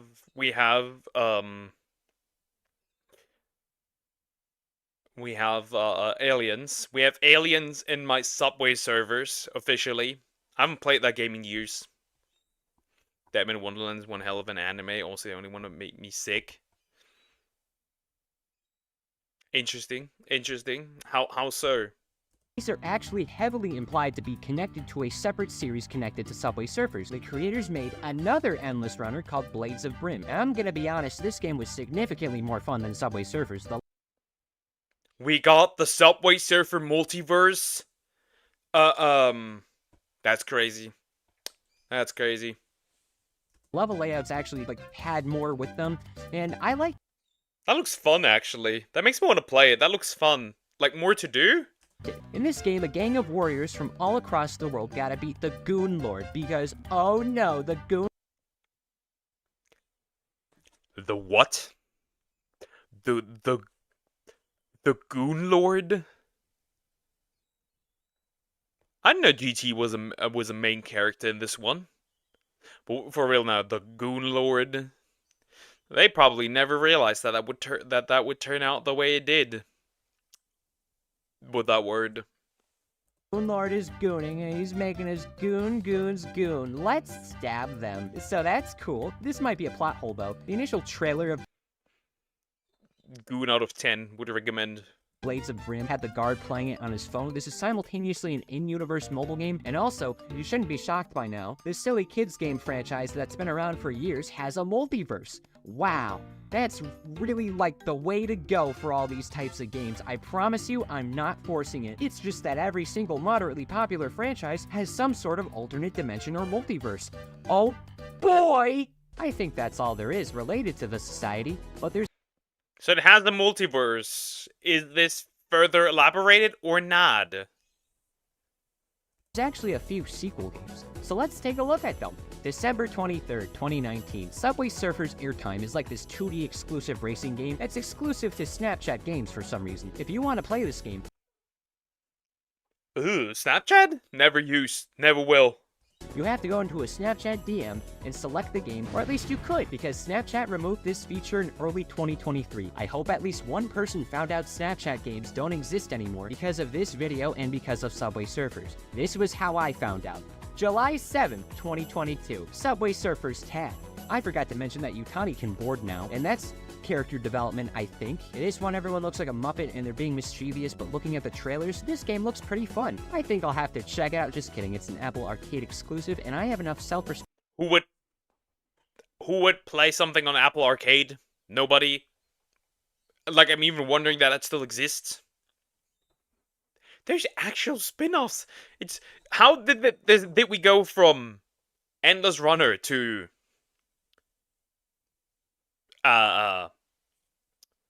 show, cartoon, multiverse, spin-offs? What happened? To say that I'm not paying for a subscription service for mobile games. Apple, you can have as many fun, silly, unique, exclusive mobile games that I totally want to play as much as you want. But this is a test of integrity that I have been and will be continuing to pass. You are cracked out of your mind if you think I'm going to pay 15 schmuckos a month for this. November 4th, 2022, Subway Surfers match lets you help Jake vandalize public... Oh, so we got the match 3 Subway Surfers spin-off. That's certainly the cash grab here. Property. At this point, Jake fully deserves to be behind bars. I'll help snitch where needed, just know I'm not a narc, I'm a Pisces. This is a puzzle-type game, that's great. This is where I remind you that all these kids are being tracked by an entire organization and nothing's being done about it. Anyway, April 21st, 2023, Subway Surfers Blast. This is another puzzle game adventure, but this time you gotta make their hangouts look nicer, and that's really all that goes on here. One of the trailers starts the kids in some sort of puzzle dimension, and like my freshman year of high school, we're never, ever gonna bring it up again because nothing of value was attained here. And that's every other game. You'd think after a decade there'd be something else going on, though I guess they forgot to turn the oven on all the way, and now the food's probably still gonna be edible, but it'll be a bit undercooked, and like it'll be a little too late now. Luckily though, we still have the silver lining that is the titan of the main game, Subway Surfers. This game across the past decade has absolutely continued to update on a monthly basis. New characters, cosmetics, and all of that stuff has been added over the years. Unfortunately, despite there being hundreds of characters that have been added to the roster, roster, I would argue we've already covered all of the ones that have or could have any plot relevance. Interesting, interesting. I mean, obviously, it is their main game, so it makes sense that they would only update that one. Regardless, there's an unnecessary amount of lore for this game, and I respect it. I respect it. I respect them for it. The animated series is the most relevant anyone is, and only 7 of them show up in it. Like, there's known Cthulhu monsters and an actual zombie.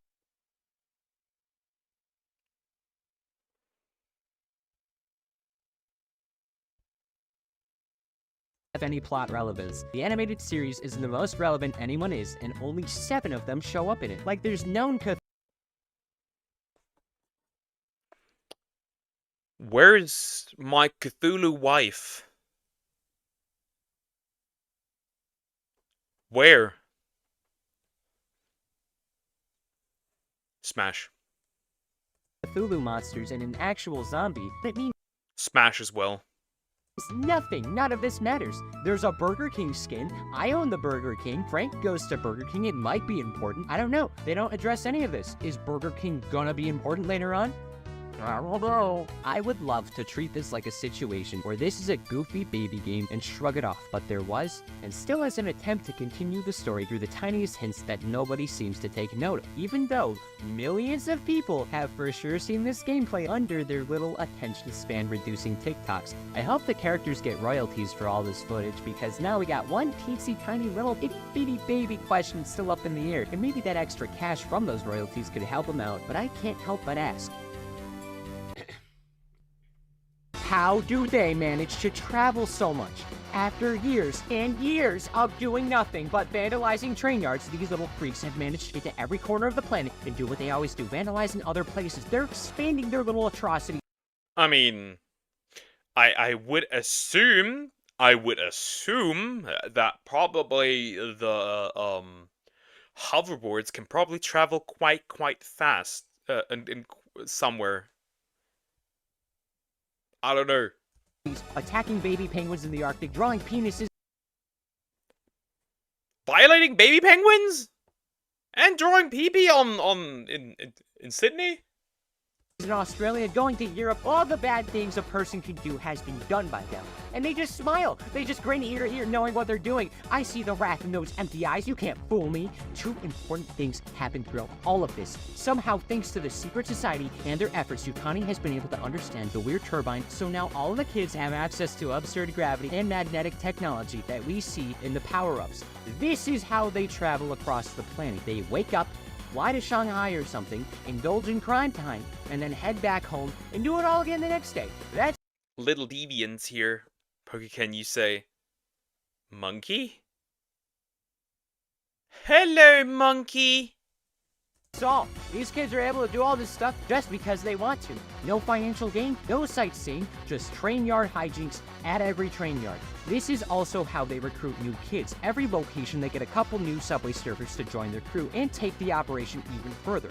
None of this technology is shared with the world. Despite the amount of money these kids could Also, recruiting new kids sounds terrible, just saying. earn and how much the world could potentially benefit. You just got to accept these funny little guys are using this gear to run around stupid places across the world and even beyond it, just because they can. And I can tell you, Jake knows what he's responsible for as the friend group leader. Never have a friend group leader. I promise you, they'll end up like Jake and his corruptive influence. It's corruptive influence, I mean, they are traveling around the world causing mayhem, I mean, and he's the leader, so everything falls onto him. That's just what it is. The board game, huh? The bad thing is, you can't hack this game on your Android only, I mean, makes sense.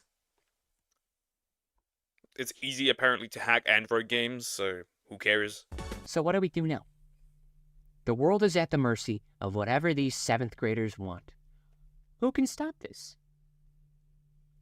The guard! Yeah! I wasn't lying earlier. Every single day he's following these. He built like that! He is... you were right, he has muscle. kids to train yards and doing whatever he can to make sure they get served their proper justice. They can run as much as they can, but no matter what acrobatic Applebee's bullshit they pull off, the guard and his noble steed are always a second behind them, waiting for the I wonder how he does it. I wonder, like, how he travels with them. Like, does he have the same technology? How can he go after them? Also, why does bro look incredibly high behind me? Like, what is going on? Bro looks incredibly high. Is that Omni-Man? I mean, this man probably would cook Omni-Man. Told you he's not fat or muscle. Apparently so. slightest slip up on their run to snatch him up, send him home, just so they do it again the next day. He is a modern Sisyphus who deserves the world, and so much determination literally radiates from every crevice of him in those khakis of justice. The guard solo's your favorite verse, and the Burger King. He might not even be getting paid for this. He just hates vandalism that much, and good for him. Honestly, what did... He is fighting for justice. He is him. That man is him. He solos your favorite verse and then some. He's clearly autoversal. I do to have Jake exist. And I just know this kid's fuming every day, every waking moment, running from him, never being able to escape those stupid eyebrows thickened by a single nanometer every time he's caught. They're so thick, you could fit an entire Hampton hotel in there. Okay, what can I say? That's everything we know for certain so far. This has yet to conclude a story, and has been mostly stagnant for years. So much could branch from here, but nothing's done about it. We're just in an endless limbo with no escape. Just like these train yards, who knows when it will end, if ever. What's the deal with the heirloom? Why is Frank everywhere, including Burger King? What does the guard eat to have this level of cardio? We don't know. And honestly, that really does suck. All we know is that Frank put Jake on some sort of list. Frank undoubtedly is set to be important. This technology is wanted, but again, nothing was ever done about it. So ultimately, we're back to square one. What the average person sees Subway Surfers as. That being an endless runner where the guard always catches the surf is exactly what's been playing out this entire time. You can remove any fraction of the built-up story, and currently, nothing would change. It was set up and never followed through. I don't like that. But who knows, maybe... I can't understand the feeling. There's so much to set up. There's so much of a big setup, and nothing is done with it. I can't understand. someday we'll be able to come back to the story in the future. Maybe some point down the line we'll get to see this story move on further. I can't really say anything, nor can I confirm what happened behind the scenes to stagnate the story to this point. That being getting a drip of story every blue moon in this drought. So if the Subway Surfers peeps see this video somehow, hi guys. I'm sure we would all love to see you guys continue the story, so this specific discussion can age badly. Bro is on his knees begging for a continuation of the series. Release the ants. Calm down, bro. You are not Beru. You are not Beru. Calm down. There is no ants. And if you do make another continuation, please don't make these compilations. There's like 50 minutes of content. You made 20 official compilations that each made millions of views. That's kind of smart, but also a little embarrassing. I'm calling you out for this. And that'll do, guys. I hope you enjoyed. If you look in the distance, you might just see a mirage that coincidentally is a statistic. I'm obligated to tell you to subscribe and give me money. Yeah, so that helps me out. I'm gonna survive out here, I hope, I guess. Also, this showed up. Hopefully what's inside is something drinkable. Oh, son of a mother... never mind. This is just a bunch of LaCroix. This is... Interesting. Interesting. Anyways, that's the end of the video. That was interesting. That was very interesting. I did not know that Subway Surfers had that much, lore in it, but I guess it does. Never anticipated that. I'm too ugly for that. You're uglier than a fucking ant? Uglier than a sentient ant? Calm down. It's not that deep. It's not that terrible. You're just a little square, that's it. Let me drink something.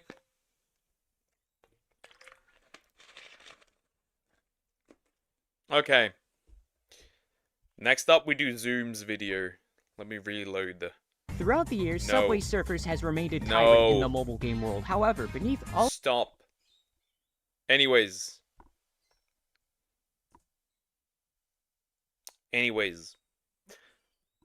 The streamer is destroying his life for views by the internet anarchist. I have no idea who this person is.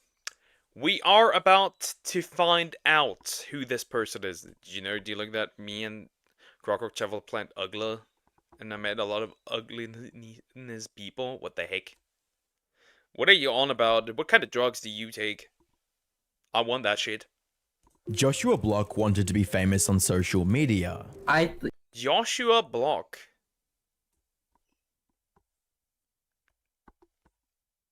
I've never heard of this guy before. That's new information. But do you know an animal that is beloved in Japan? I don't know. Yeah, it was always my dream to become famous on a social media app. And while he managed to achieve his dream, it also resulted in him turning into a raging alcoholic who... It's a TikToker. Oh, not again. And an alcoholic. Interesting. And he turned that into content? Is that what this is? Oh god. Octopus. Okay. who constantly crashes out in public. Shut the fuck up! I'll sue you for millions of fucking dollars! Chases people down on the streets. No, Josh! No, get over here! Josh, get over here! And destroys random cars. Like a fucking dog. Josh! Come here! Bad boy! Stop! He's standing on a car? He's standing and jumping on a car! Are you sure you are not getting sued for money? Huh? Now, if you're not familiar with who Joshua is, he might come off as just another douchebag content creator like Johnny Somali, Jack Doherty, or Neon. But unlike those guys who thrive on being obnoxious for clout, Joshua's situation is just plain sad. He's ruining his life at I mean, Johnny Somali isn't just obnoxious for clout. He is a literal criminal now. Record speed, all while uploading every second of it to the internet for everyone to see. Hi, I'm the Internet Anarchist. I create weekly YouTube documentaries, and today we'll be diving into the tragic downfall of Joshua Block. How he went from a hard-working young man with big dreams to a world-famous influencer to now a hopeless drunk who's the perfect target for trolls. World famous? I've never heard of this dude. World famous. Interesting. He is by no means a good person. He's pulled off more controversial stunts than most creators could ever dream of. But as you'll see by the end of this video, Joshua's descent into madness is largely fueled by enablers, clout chasers, and leeches who profited greatly from his downfall. Joshua Block, also known as World of T-Shirts online, had a rough start to life. He was born with autism, which made it difficult for him to understand and interact with those around him. However, he did not let this stop him from working hard in school and trying to do better in life. Unfortunately, when he was just 14 years old, he also lost his mother to cancer. This was a devastating loss. Well, that is sad. That is unfortunate. I mean, maybe that is part of his descent into madness. He's even worse than Jack Doherty and Johnny Somali combined. No. I feel immeasurable agony. I mean, he's not worse than Johnny Somali. Hell no, he's not worse than Johnny Somali. From what I've seen now.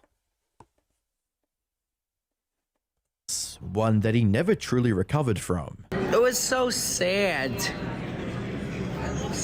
Like, why? Like, why?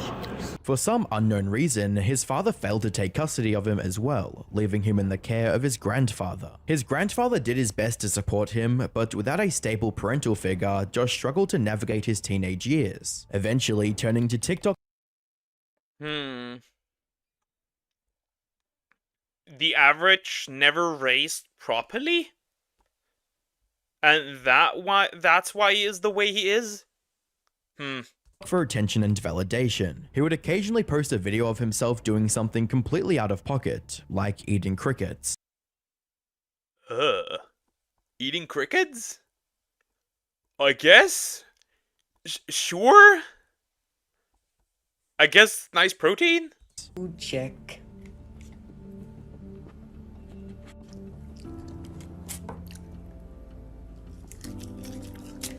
Ugh, they're unnecessarily crunchy. They're unnecessarily. Why are these so crunchy? No. But his proper TikTok career didn't start until he uploaded a video captioned, "When McDonald's gets my order wrong," at the height of the pandemic in September of 2020. It was a simple video of him badly lip-syncing to a song composed entirely out of swear words. From there, he continued posting on the platform almost daily, and even made a video promoting the variety of content on his account. World of T-Shirts is one of the few variety accounts on here. Most accounts focus on one niche, whether it's dance, lip sync. I do everything. It wasn't long before his daily grind started paying off. He started seeing hundreds of thousands of views on every video he uploaded, regardless of its content. However, he didn't see mainstream levels of success until March 14th, 2021, when he uploaded a video of himself loudly singing Empire State. I mean, he was just a goofy guy.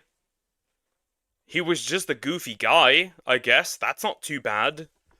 I once ate crickets that can be eaten. These look raw. Okay. Ugh. World of Shirts or whatever he goes by nowadays is effed. Okay. Interesting. Interesting.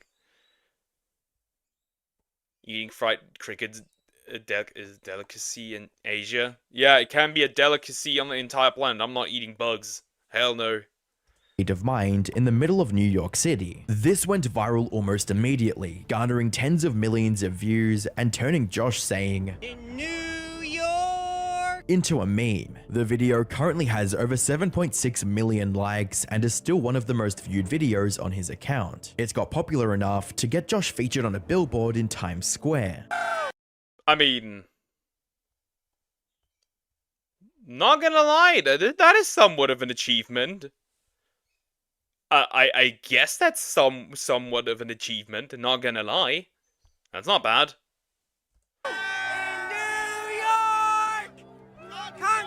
And this is where things started to change for Josh for the better. Unlike countless other TikTok creators who see one viral video and then fade into obscurity, many people who became familiar with Josh stuck around. They found his off-key singing and sincere personality quite endearing. Many were also quite amused by his complete lack of shame in public, with a comment with over 100,000 likes writing, "The bravery you have to stand there and sing in front of those people, I couldn't do it." Later, a YouTube channel by the name of Apex Primary. Well, you could either be brave or oblivious, or just don't care. Yeah, most people probably would not do that. I guess it worked for him. Until he became apparently an alcoholic. Just got back from playing MK Shaolin Monks. What'd I miss? Nothing much, nothing much. You probably missed the crash out that Johnny Somali had, though. If you're interested in him.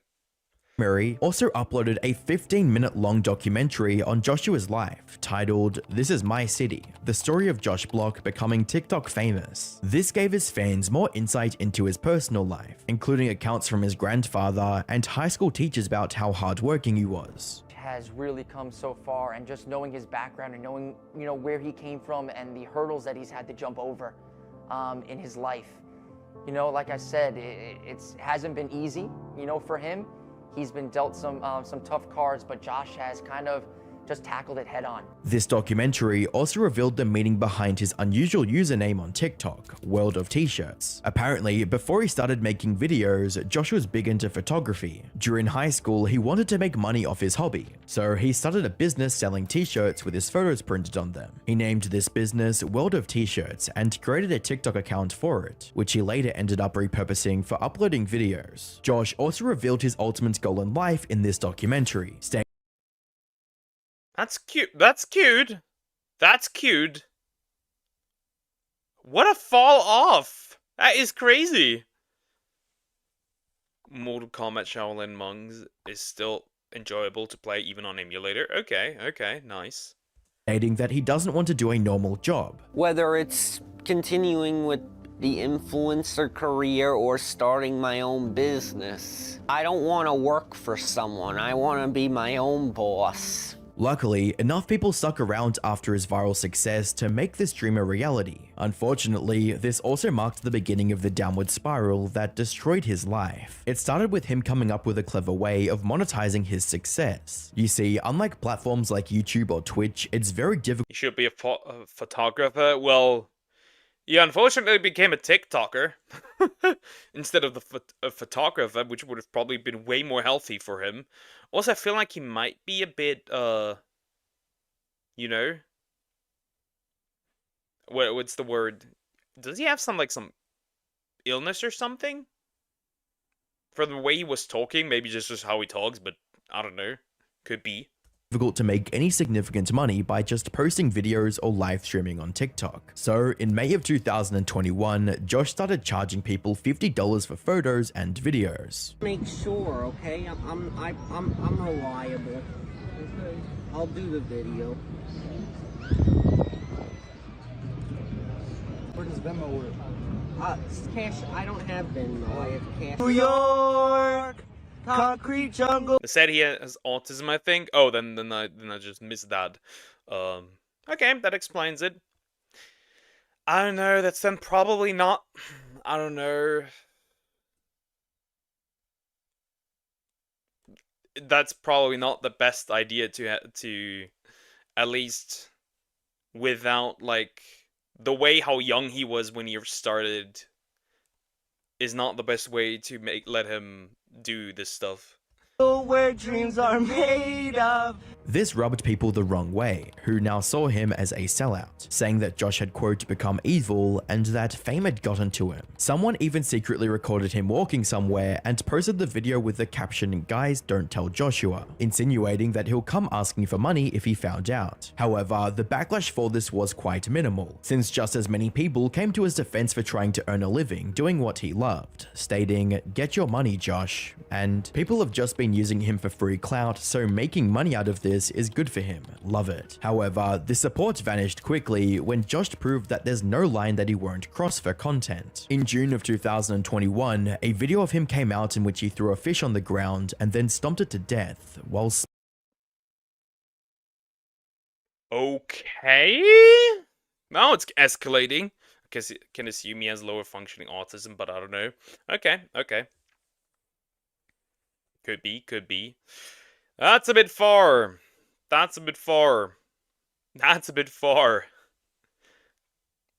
smiling at a camera. As you can imagine, this was extremely disturbing and left even his most loyal fans in disbelief, ultimately transforming into the first big controversy of Josh's online career. And how did he deal with the backlash? By giving a half-assed apology. Yeah, okay, I apologized. Why don't we just end it? Can't stop with... Oh, I just mashed the living fish, for content. I'm sorry. No! There is no proper apology that you can give. Like... What? No. the cancel culture. I'm down, like... There's nothing to do with cancel culture. It's just weird to turn a fish into a mashed fish. And enjoying it. 8,000 followers because of this shit. And saying that he was, quote, framed because the fish was already dead. I didn't kill anything. It was dead already. That's still not better, considering that... Oh, I just ran over a fox in the middle of the street. Well, guess I can violate the dead corpse of a fox now. Like, what? That's not an argument. You got the Ubisoft apology. Yeah. We're very sorry, but we're going to continue anyways. Framed me. He completely ignored the cruelty of what he did and just said sorry to hopefully stop losing more followers. His true feelings, on the other hand, were apparent from the comments he left on the original video, stating, "I can't freaking believe that you would post this and ruin my reputation. If you don't remove it, I will call the police for bullying me. What you're doing is slander, cease and desist. You can't be creative on your own, so you're exploiting me. I will also get your TikTok account." Smacks fish to the ground and jumps on it. Creativity. Your Honor, I didn't kill the fish out of malicious intent. I'm an artist. I wanted to express myself. Case dismissed. Banned if you don't remove this. Put simply, he was getting full of himself, something his viewers noticed as well. This resulted in his main account getting banned from TikTok, forcing him to make another apology. Okay, I'm sorry about the fish. It was a wrong thing for me to do, to stomp that fish. Please, just give me my account back. It was my livelihood and they just took it away. You just took it away by mass reporting. Please, I'm terribly sorry. Luckily, his pleading worked, and his account was reinstated by August of that year. And surprisingly enough, Josh remained drama-free for the rest of 2021. The temporary account ban likely scared him into staying away from any unhinged shenanigans. Makes sense, right? People only learn if you make them the punishment actually hurts, and I guess that helped, at least for a brief period. Interesting. Called the Logan Paul apology. What was it? I made a continuous lapse in my judgment. I don't know what it was. The copy pasta, I don't know. You know, sharks are older than the North Star. Interesting. People making a fuss over fish. Yeah, a fish that was alive originally. That fish did not need to die. I think people just were outraged by the cruelty. Like, would you take a fish, slap it onto the living fish, slap it onto the ground, and jump it while laughing, enjoying it? I don't think so.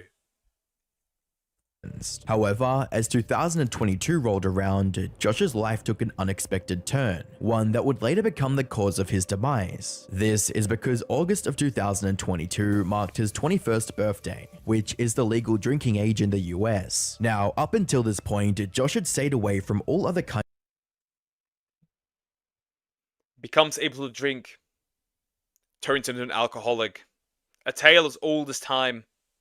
Of drugs and even vapes, so no one expected him to pay much attention to alcohol either. Unfortunately, they couldn't have been more wrong. It started slowly with a few drinks here and there, but quickly spiraled into a crippling addiction. His content went from doing silly things in public, New York! Concrete jungle where dreams are made of. to consuming copious amounts of alcohol in every single video he posted, often multiple times a day, and that's where he went off the deep end. As the drinking problem got worse, it started consuming his entire life. He would spend his entire So bro turned from world of shirts to world of drunks? Interesting. day being drunk, only to chug down even more drinks whenever he felt like it. It wasn't long before all this drinking started getting to his head, making him angrier and more prone to crashing out. An important thing to note about Josh is that while he was always a bit quirky, he was never too aggressive. Most of his fan interactions were positive, and it remained this way until he started drinking in 2022. But once alcohol took over, that all changed. His once goofy and harmless demeanor started shifting into something more erratic, unpredictable, and at times outright hostile. Take that! Bro did it like bro said it like he used the special move right now, like Demon Fang.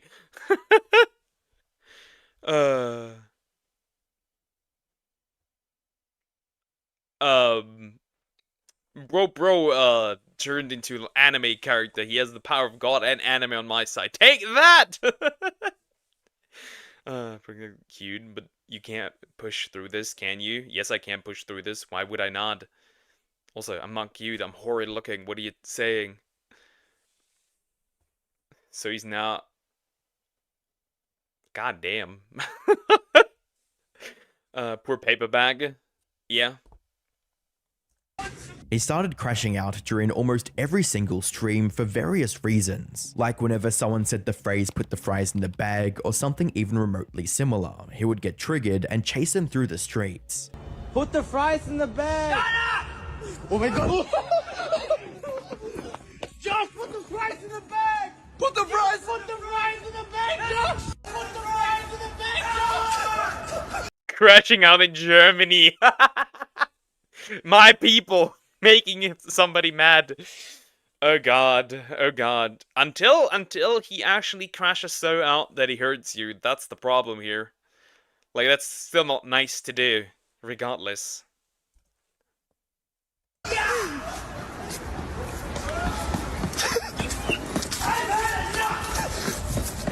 The reason he took so much offense from this seemingly harmless phrase is that, in his mind, it's a way for people to call him poor. Why do you get so triggered by that phrase? Because I know what it means. It's a fancy way of calling someone poor. By saying put the fries in the Yeah. bag? Is it? It is. Even then, it's hardly something worth losing your mind over. However, Josh's existing mental conditions, combined with the effects of constant alcohol consumption, made this seem like the worst insult in the world to him, resulting in him often going out of his way to chase and threaten anyone who said it in front of him. You put the fries in the bag. I'm gonna kick your butt! Put the fries in the bag. I'ma end you right now. Cease to exist. Cease your existence. Catch a chow? I have plenty of chow. But now, his response should have been plain or cheese flavored. They have cheese flavored fries? Who eats fries with cheese? What is this? What is this sorcery? But this was only the tip of the iceberg. In one instance, Josh went to Times Square in New York with his trusty hat and proudly claimed to be the captain of the city. I run New York. Me. I'm the captain. I run the city now. Me. This is my city. I'm the captain of this ship. This wasn't his first time making such a declaration, and likely wasn't going to be the last. Now, if he had posted something like this just a year ago, most people would have laughed it off as yet another silly and Yeah, most people would have probably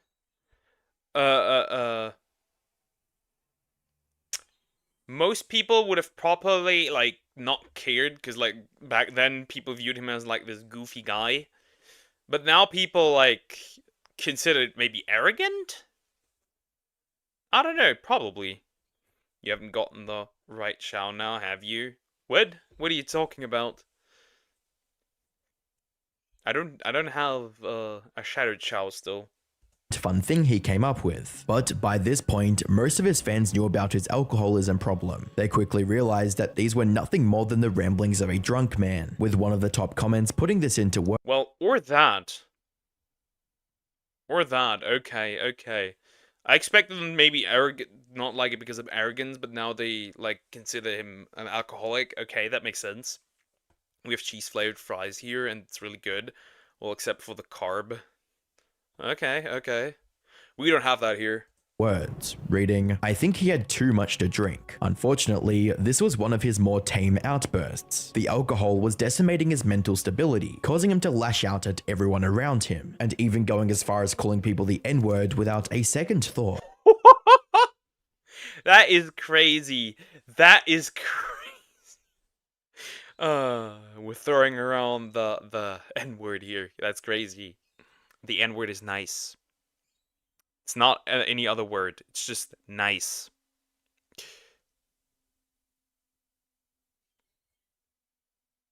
He probably said it. Let me guess. He probably also said it with the hard R.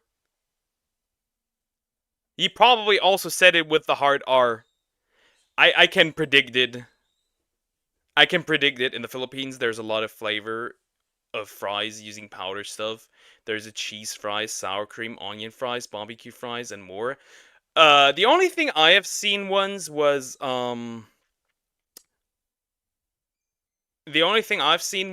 people actually dipping into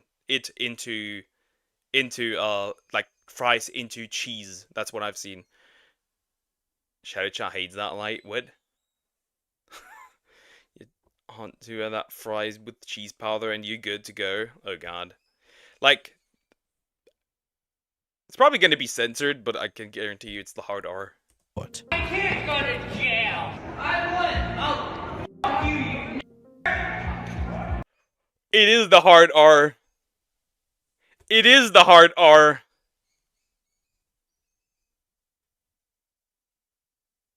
It is the hard R. It is actually the hard R. Wow, bro. Yeah, now, bro, you gotta put the fries in the bag. Now it's over. And what I've shown you so far are just a handful of the many examples of Joshua Block crashing out in public. There is literally hours of footage showing him flipping out at someone, swearing at them, and chasing them in the streets. And while some people still find this hilarious, like this one person who posted a comment under his compilation stating 58 minutes of pure gold, many still recognize what his situation really is. Incredibly tragic and sad. With one person writing, "I just recently started the road to recovery from severe alcoholism, and watching Joshua deteriorate while people encourage and laugh at it has been pretty sad." Another person shared a similar sentiment with a personal anecdote, stating, "This is really sad. I know a girl with autism who acts exactly like this. Even the pattern of speech and facial expressions are identical. People like this really need a good influence and a little guidance to flourish. The girl I know has an okay support system and seems to be doing well." Yeah, I think this all comes down to his condition. This all comes down to autism in combination with substance abuse. I think that is what makes him lash out so much. Which then again, it is certainly tragic, because without him, I maybe like mostly without his alcohol, without the alcohol, he would have probably been fine with most of the time. Of course, the like said here, the support system is missing. But he would have been fine, I think, without the consumption of alcohol. Gotta say, I can't help but feel sorry for the guy as a fellow person with developmental disorder. Yeah, I can see it. I can see it. It's really just I think it's the combination of those two things. His fans made him worse. Probably. That could also be the case.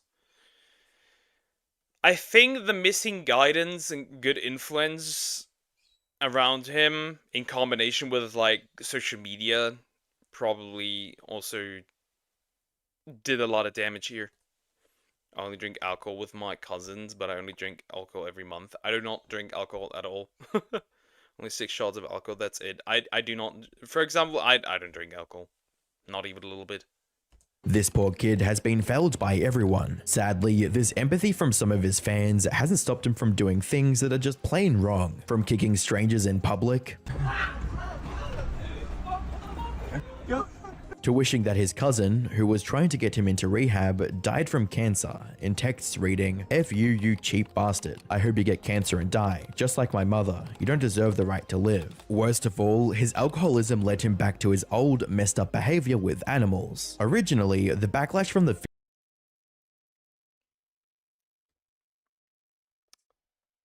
Yep. Yeah, it's over. Oh my god! Oh my god! What the fuck? fish stomping incident was a wake-up call for him. He tried to ignore the outrage and ended up getting his account banned. This made him truly regret his actions, which is likely why he never did anything harmful to animals again. That is, until he started losing himself to drinking, and went back to threatening violence against cats and dogs. Let's stomp on a bluegill later. Let's do it. Can I take a picture? Or a cat. Can I take a picture? If Mr. Beast harasses me again, I'm gonna finish off his dog. Fortunately, aside from Fuck! Huh. Okay, now it's getting disgusting. I'm trying to avoid alcohol now because I don't want to risk getting an enlarged prostate in the future. Okay. Last night I was watching a stream of someone, they read like a 10-page or 5-page book about made by a subscriber of his. That's cute. This guy needs to be in the mental hospital. He needs either that or he needs to seek professional help for alcohol. I think he would calm down if you get him off the bottle. From forcefully pushing away a cat one time, he hasn't had the chance to do something truly horrific yet, which is definitely for the better. That being said, there is something that I haven't mentioned till now, something that takes Josh's story from unfortunate to downright tragic. You see, while we can attribute most of Josh's terrible behavior to his alcoholism, doing so doesn't show the full picture. In reality, his drinking spiraled out of control because the people around him did everything they could to both provoke and enable it. And well, there we have it. It is probably his quote-unquote fans that are also influencing him. Needs to be sent to Gotham Asylum. That's a bit far. I just think that, like, his mental condition in combination with the alcohol and his surrounding causes this problem. And the two enablers that played the biggest role in Joshua's descent into madness are Michael Quinn and Mr. Based. The first of these was Michael Quinn, who met Josh somewhere in late 2022 and quickly proceeded to become his manager of sorts. Michael would take him to parties and show him how to drink, quote, properly. I'm showing Josh how to get lit. So this fucker pretty much turned him into an alcoholic. Wow, you are such a responsible person. Incredible. Wow. Great. Take him to casinos to encourage gambling. Bringing my pal to a casino for the first time. And just constantly film him, all while enabling him to indulge in other harmful activities like smoking. Over the course of the next few months, Michael manipulated Josh into thinking that he had his best interest in mind. Josh is me, Michael Quinn, no one else. No one else, tell him. No one else. Michael Quinn is my mentor. See that? What made these interactions even more bizarre was the massive age gap between them. Michael was somewhere between 40 and 60 years old at this point, while Josh was barely over 20. This made many fans suspicious of Michael's true intentions, with one person. Where's this going? Uh-oh, where's this going? Mr. Based? What a cringe name, good god. Where's this going? Going as far as accusing him of grooming Josh. Fortunately, Josh did manage to escape Michael's clutches eventually, but what should have been the chance for him to better himself ended in disaster, because not long after distancing himself from Michael, Josh fell into arguably worse hands of Mr. Based. Calling him a bad person would be an understatement. His real name, Jason Itzler, is an ex-felon who was once nicknamed the King of Pimps. In 2021, he was convicted of The King of Pimps? What? Nah, Mr. Diddy. Apparently so. Not really, but still crazy. We can finish watching Joker 2. Is it really that bad? It's going somewhere. smuggling Schedule 1 hard drugs into the US and had to spend 7 months in jail. After getting free, Jason started operating one of the largest escort services in New York, while disguising himself as a paralegal in an attorney's office. He later created an online persona called Mr. Based, and that's the version of himself he used. Bro is not based. Bro is not based. Bro is a criminal. And that guy fell into the hands of a criminal. Yeah, no wonder he turned out that way. No wonder. Like, I'm not even questioning anymore.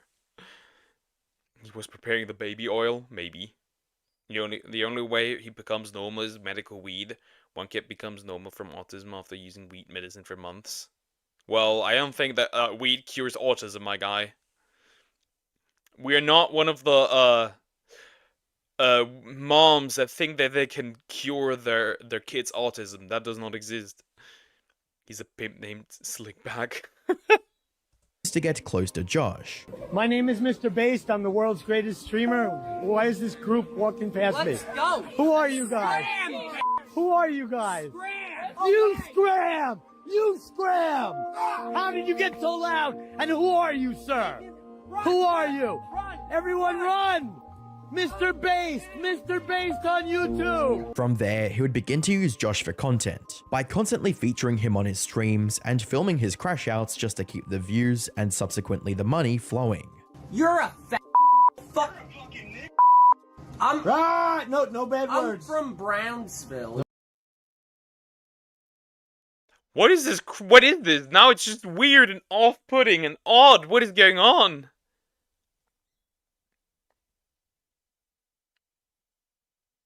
Huh? A fake person with a tail. Yep. People behind a smile so that they don't get judgment. I don't know if it's that specifically that one. It's just like, horrible person influences guy who is already on a bad path. No bad words. Done. You fucking loser. Ashburger. You're a You mess with you're a peasant. I make fun. The peasant. Okay, that one was funny. You're a peasant with all like seriousness. $5,000 a month, bitch. And just like Michael, Jason hasn't shied away from supplying Josh with all the alcohol he could ever need. Oh my God! He just threw his drink on me. All right, now you've got problems, young man. Get over here! In November of 2024, YouTuber Alex Novel posted a nearly 2-hour documentary diving into the life of Jason and his relationship with Josh. Near the end of this documentary, Alex managed to get a confession from Jason about his true intentions regarding Josh on call, and it boils down to Mr. Based waiting for Josh to die or become irrelevant just so he can inherit some of his audience or make money off. What the fuck? Poco, do you find this stuff? Zoom sent this one to me. What the fuck? I blame the father for not taking care of him. Of course, the dad is 100% responsible, also. Clearly,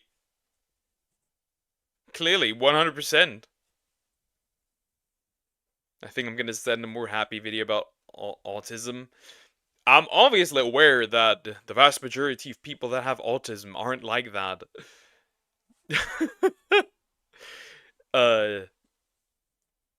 It's just bad. At this point, it's just bad influence. 100%. It's just really bad influence.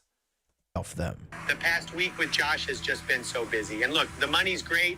I'm not complaining about the money, but eventually this whole Josh era is going to end. He's going to move on soon and be done with me. I feel it, you know? No, I get what you're saying. I'm like a psychic, you know, I can feel this shit coming. I can't wait to be done with this. Bro can feel aura. Bro is a psychic. Bro is schizo. Kid, honestly, I know the content is great, but Josh's audience has to see how I'm so much more interesting than him, right? Like, What? they get that Josh is boring without me now, shouldn't they? You think I could get like 1/10 of his followers to stick around and pay? I think so, yeah. I mean, they're already paying you, aren't they? He is blatantly taking advantage of a vulnerable young man without a hint of remorse, and Josh's audience hates him for it. What's even more sad is that Mr. Bass knows exactly what he's doing. He's convinced Josh that he's the only person who knows what's best for him, so any attempt from the audience to convince him of Mr. Bass' manipulation has ended up being completely futile. Mr. Bass, how does it feel to exploit a young, disabled person like Josh for abuse? Disabled? Just go to rehab, just go to rehab, Josh, go to rehab, Josh. Disabled? Go to rehab, Josh, go to rehab, Josh, go to rehab, Josh, go to I'm rehab, Josh. disabled! I'm gonna fucking ruin you! Now, some might argue that this still doesn't absolve Josh of everything he's done. It obviously doesn't.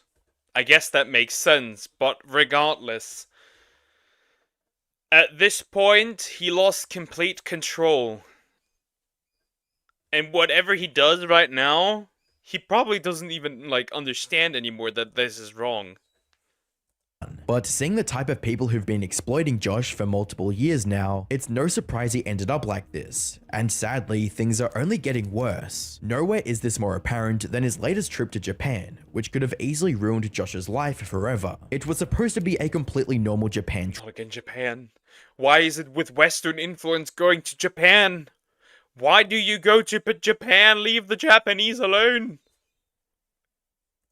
With Josh walking around the cities, trying the local cuisine, and the usual. But as you might imagine, it was anything but normal, with Josh calling a local taxi driver an immigrant F-word, You immigrant fuck! talking about looking for a dog to eat, having a meltdown on the street. What the fuck is going on? Let's get this lens clean. Put the fries in the bag. I didn't say it. It wasn't me. Who did? Yes, you did! I need 400 grams! hitting and threatening locals, Hey, you can't say that! So what? Oh! I'm gonna... Also, he's biting. Have I just noticed that? But he's biting himself when he crashes out. That's not normal. Logan Paul started this Japan situation, pretty much. Ever since he did his forest adventure. Kill you! Whoa, whoa, whoa, whoa! getting citizens arrested, Breathe! I can't breathe!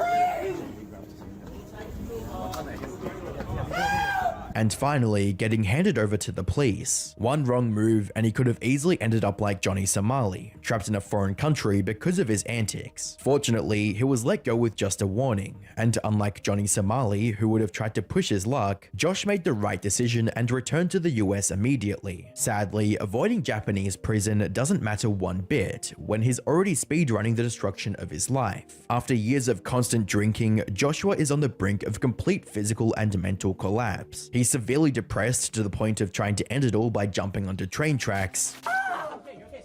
What the fuck? Get this man help! Get this man. This man needs help! We're literally watching a guy completely mentally and physically deteriorate. Josh, have a seat, bro. You don't want to do this, bro. You're okay. You're okay. You're not trying. He's also starting to show signs of schizophrenia, like hearing phantom voices. Who said that? Not to mention his physical health, which is just as bad, if not worse. So, is there any hope left for... Yeah, he is biting himself when he gets enraged. Huh. Joshua's survival? In theory, yes. He still has the option to quit everything, go to rehab, and turn around his life for the better. Unfortunately, figures like Mr. Beast still have a chokehold on his decision making, and him quitting content creation to pursue a healthier lifestyle goes against everything they want. And if that's not bad enough, he's now hanging out with the likes of Jack Doherty as well. So while he has the chance, it would take a miracle for him to actually turn things around. The thing is, I don't think that he alone will be able to turn it around. He needs help from somebody to turn it around. Otherwise, he's gonna die eventually. That's sad. This is sad. Yep, self-harm is one of the things some autistic people do. Okay, because I just noticed that he bites himself. That's sad. That's very sad. Well, I hope he can turn around and somebody gets him out of this situation. Otherwise, I don't know what's gonna happen. Terrible. Terrible.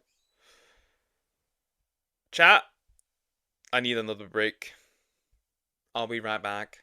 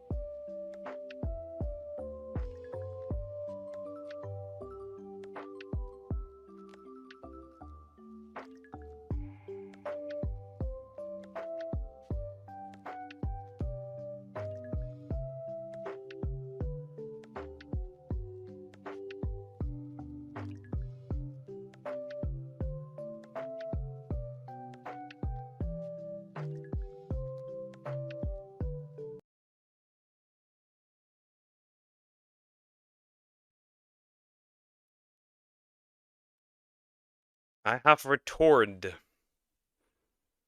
Yes, I went on a break. Breaking Alexia's kneecaps. It was not a gooning break. I am not you. That wouldn't happen to me.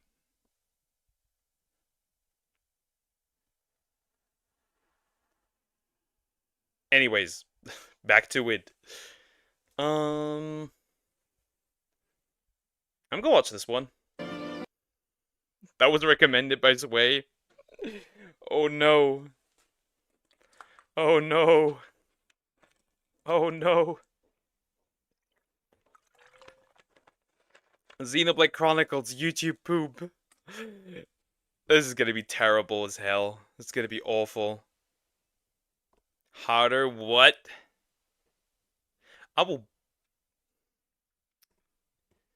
I hope you get NTR'd again. I hope you get NTR'd again. I'm gonna be the NTR. YouTube poop Xenoblade Chronicles, a definitive prequel by the Ague. Interesting, interesting. Let's just go. I'm scared.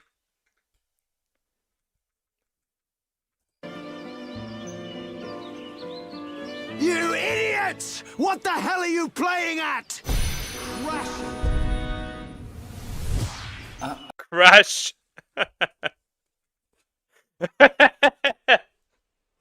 That's not going where I think this is going. Oh god, this is gonna be terrible. It's about the promise. Yeah, what about the promise? Oh, the Colonel's gonna explode. Colonel's gonna explode! Crashing the mobile house into artillery. Ha! Ha! This isn't supposed to happen. This is so stupid. This is so dumb. This is so retarded. And I love it. Okay, dude, Jesus. Shoga's a blondie now. He has always been blonde. It's changing. Sorry to have kept you. I don't want any excuses.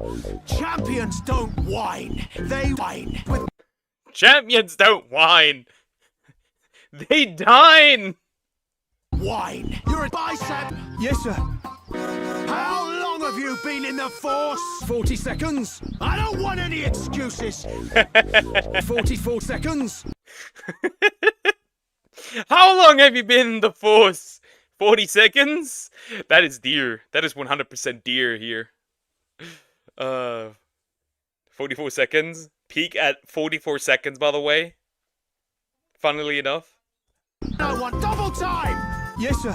Are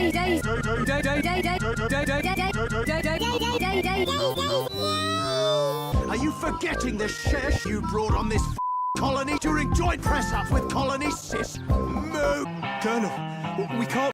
This is what Xenoblade brain rot feels like. This is what Xenoblade brain rot feels like. This is this is YouTube poop. This is brain rot of my generation. For you alphas out there.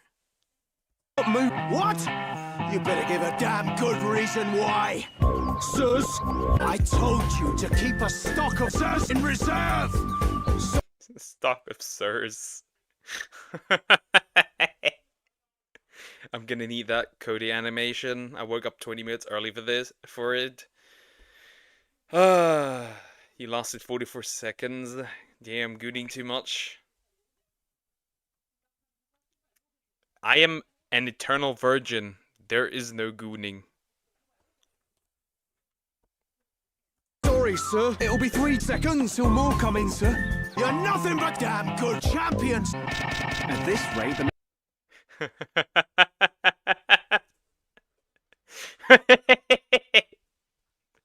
You're damn good champions. And will all be a vehicle of some kind before they see any action. Shock. At this rate, it's only a matter of time. Prepare for my great, magnificent electric nutbuster. The electric what? Prepare for my great, magnificent electric nutbuster! Prepare for my great, magnificent electric nutbuster! The electric nutbuster. The electric nutbuster. Sure. Sure. YouTube poop era was amazing, to be honest. True and real. Oh my god. Do you hear me? That's Dunban over there! Is it And of course, that's Dunban over there. Is Shulk's wife still alive? No. No. Already? Don't be silly. Now. brings food. Don't be silly. Food gone. The great weapon, electric nutbuster. I think actually it's a kick in the game. The move is a kick. I'm almost well enough to handle the potato again. Dunban, don't say that. Why would you say that? I just mean I'm still hot. Why would you say that? Bro, that's your sister.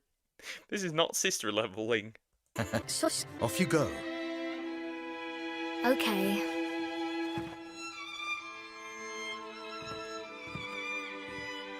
Dunban. Off you go. No, Shulk has no sense of taste. He'll say it's delicious even if it's stone, even if it's cold. He says it's delicious even if it's stone, even if it's coal. So this is what Fiora was watching in that mech. Apparently that's what she was watching. Apparently that's the case. Even if it's Ricky. Off you go. We're not eating Ricky! We're not eating the legendary Heropon! What are you talking about? Okay.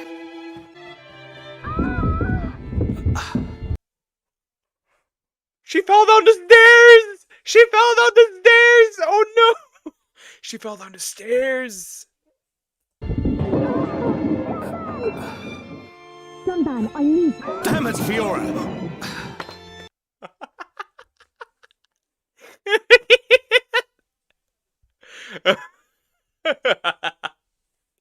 Oh, that was a long fall.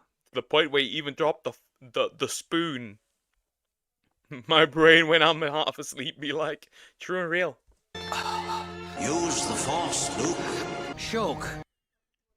Use the force, Luke. Bro, use the power of the Monado. You're crap. You're junk. You should get out, get some fresh pastries once in a while. Rosen! Hello, Shulk. I'll have a piece of chocolate cake! Oh, I love chocolate cake. My mum, she says... I don't remember asking about you! I mean, Shulk is correct. He just wanted a piece of chocolate cake, and now bro is yapping about chocolate cake. Wow, that's amazing! Rosen, what are you babbling on about? Sure wants cake. Now! Every damn time! I swear to pissed. There's some chocolate cake for you to take today. Hey? What about the money? Forget about it. Nice one! Behold the power of... What about what?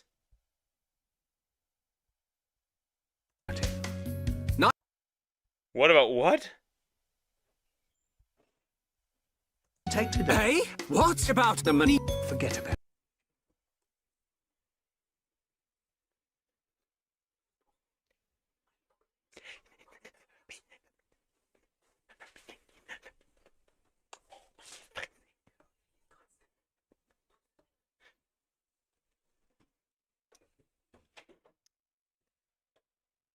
Sorry, I was just interrupted. I think he said money. I think he said money. Nice one! Behold the power of Dunban! 2 of them! Hey, Fiora. Dix, Looks like you're in up too. I just thought I'd take Shulk some food. I'm on my way to the lab. I just sent him out to get some fresh pastries. Fresh pastry. You know where he'll have gone. Rosen Bakery. That's the one. You will never get away with this! Is that right? Then what are you gonna do about it? In that feeble body? Thanks, Dix. If I can just... Thanks, Dix. That's interesting. Oh god. I'm gonna get bored of these now. The secret of Dunban's right arm. It tastes so good.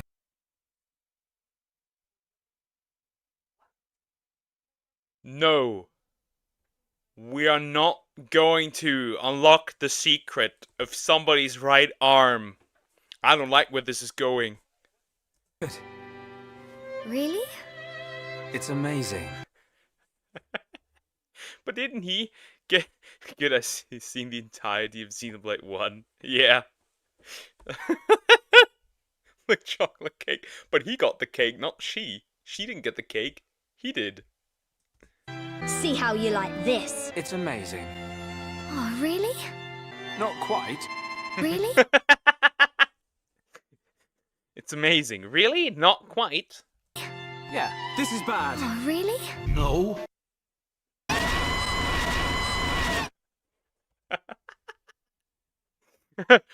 Really? No. Dies. Evaporates from existence. Yeah. Yeah. Awesome. Nice. Love to see it. Love to see it. Xenoblade.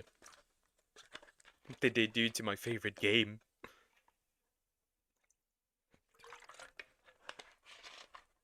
On that note,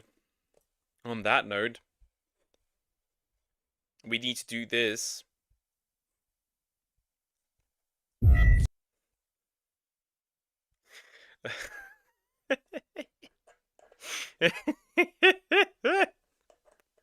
Oh god.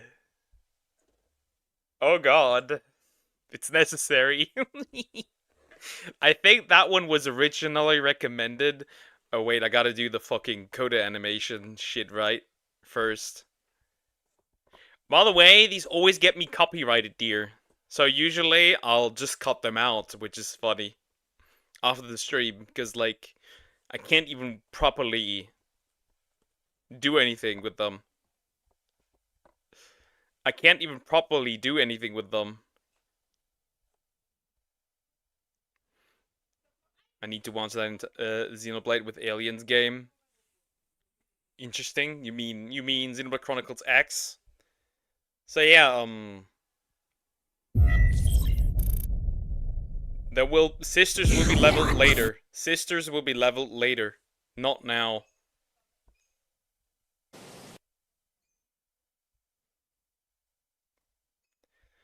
There we go. No feeding ducks. Back over to animation. I will annihilate you, dear. You can finally leave. Got good skills of animation. No, he does not. Did you check out Cyberpunk Path Tracing Ultra Real Graphics? It looks stunning. I think I've seen clips of that before. Though I have to say, I'm not a fan of realistic graphics whatsoever. I want to play fiction. I don't want realistic graphics. Damn, that old man got that bakery. Anyways. Sister leveling. This will get me copyrighted. Just this SAO bridge. That's just how it is. Best of Jinnah. Sister leveling abridged. Uploaded by the Anime Boys. Do you watch the YouTube poop without me? Yes, I did. Yes, I did. It contains spoilers anyways.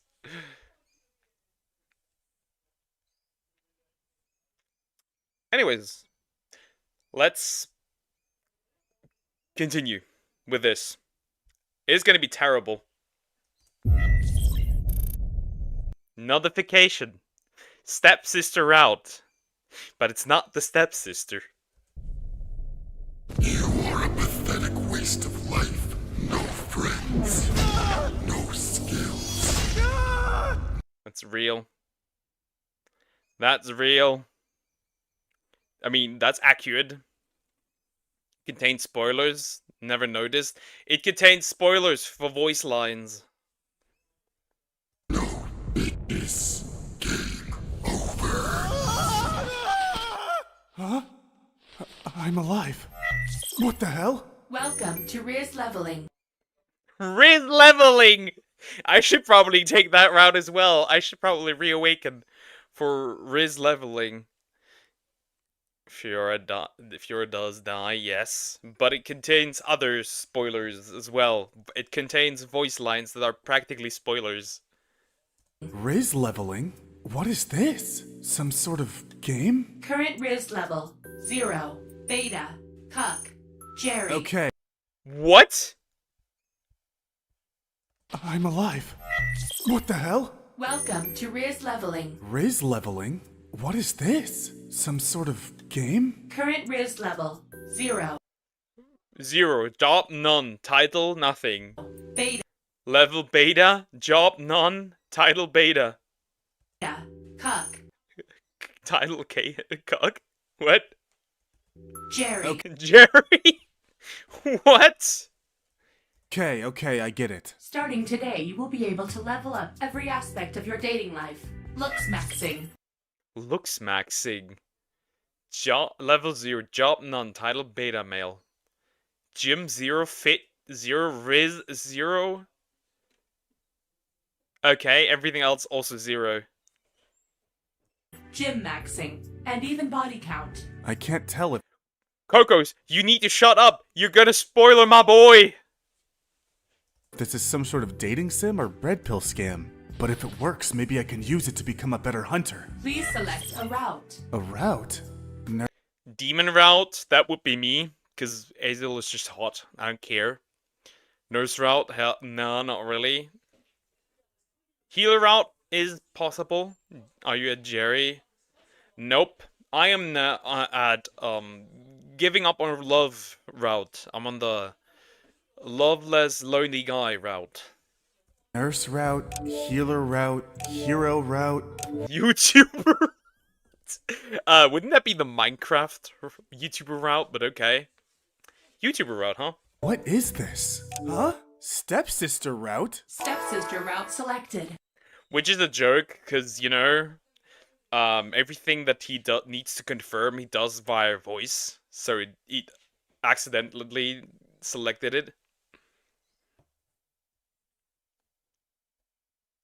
Cocos, no! What are you doing?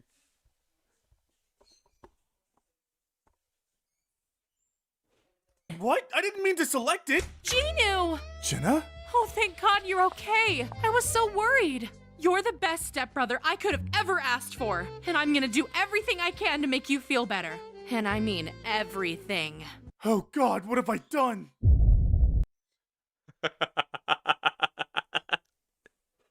Bro is cooked. Bro is actually cooked. The punishment? For the last time, I'm not hooking up with my sister. Failure to complete this mission will result in a punishment. Interesting. Failure to complete this mission will result in a punishment. Oh, what are you gonna do? Try to kill me? Yes. What?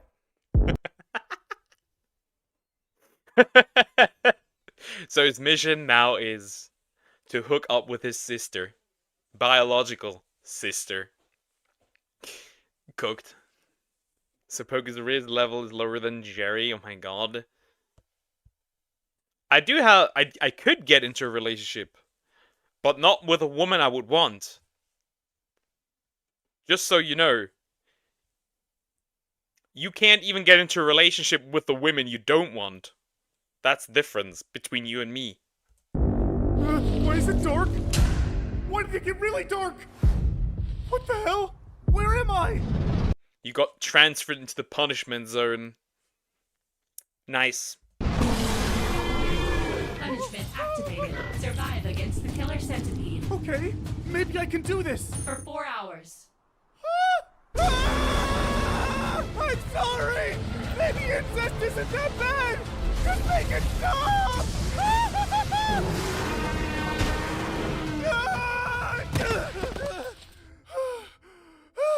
Punishment successfully completed. What the hell is this game? New mission available. 2 nurses, 1 catheter. No! No! No! No. No. Not 2 nurses, 1 catheter. No. Why Samex run? Huh? No, the real difference is I don't give a rat's ass, right? Because you got your fictional women to goon to. Oh no! Mr. Sung! Quick, get the catheter! Well, at least it's not my sister.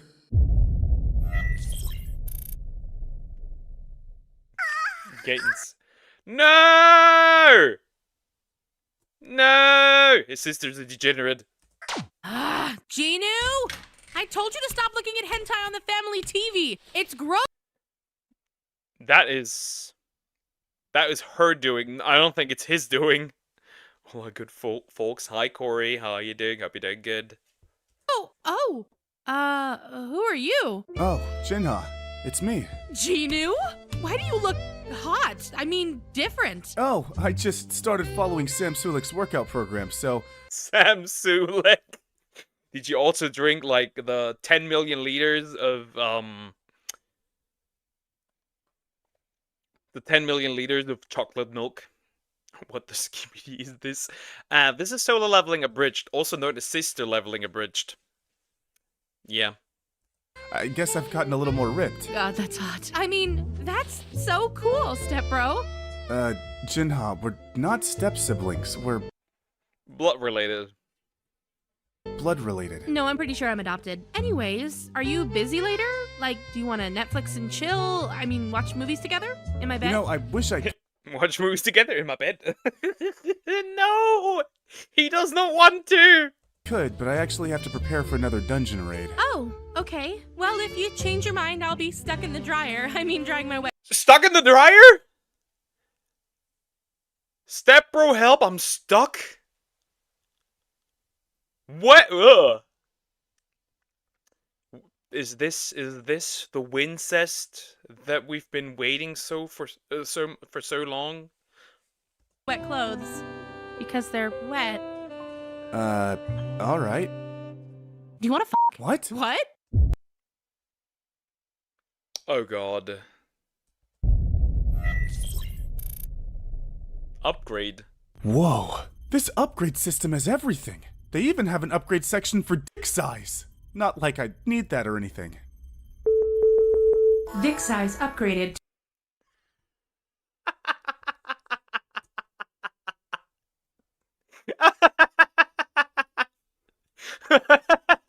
Maxed out. Maxed out the stats on PP size. That is crazy. You are a sewer king. I'm not reacting to you. To 12 inches. Nice. Wait, what's voice appeal? Voice appeal upgraded. What the hell is this supposed to... Whoa. I sound sexy as fuck. Yada yada. Now bend over. What the fuck is going on? What the fuck is going on? Poke needs that. For what? It's like... I don't know. Buying like I don't know, a tractor when you're not a farmer.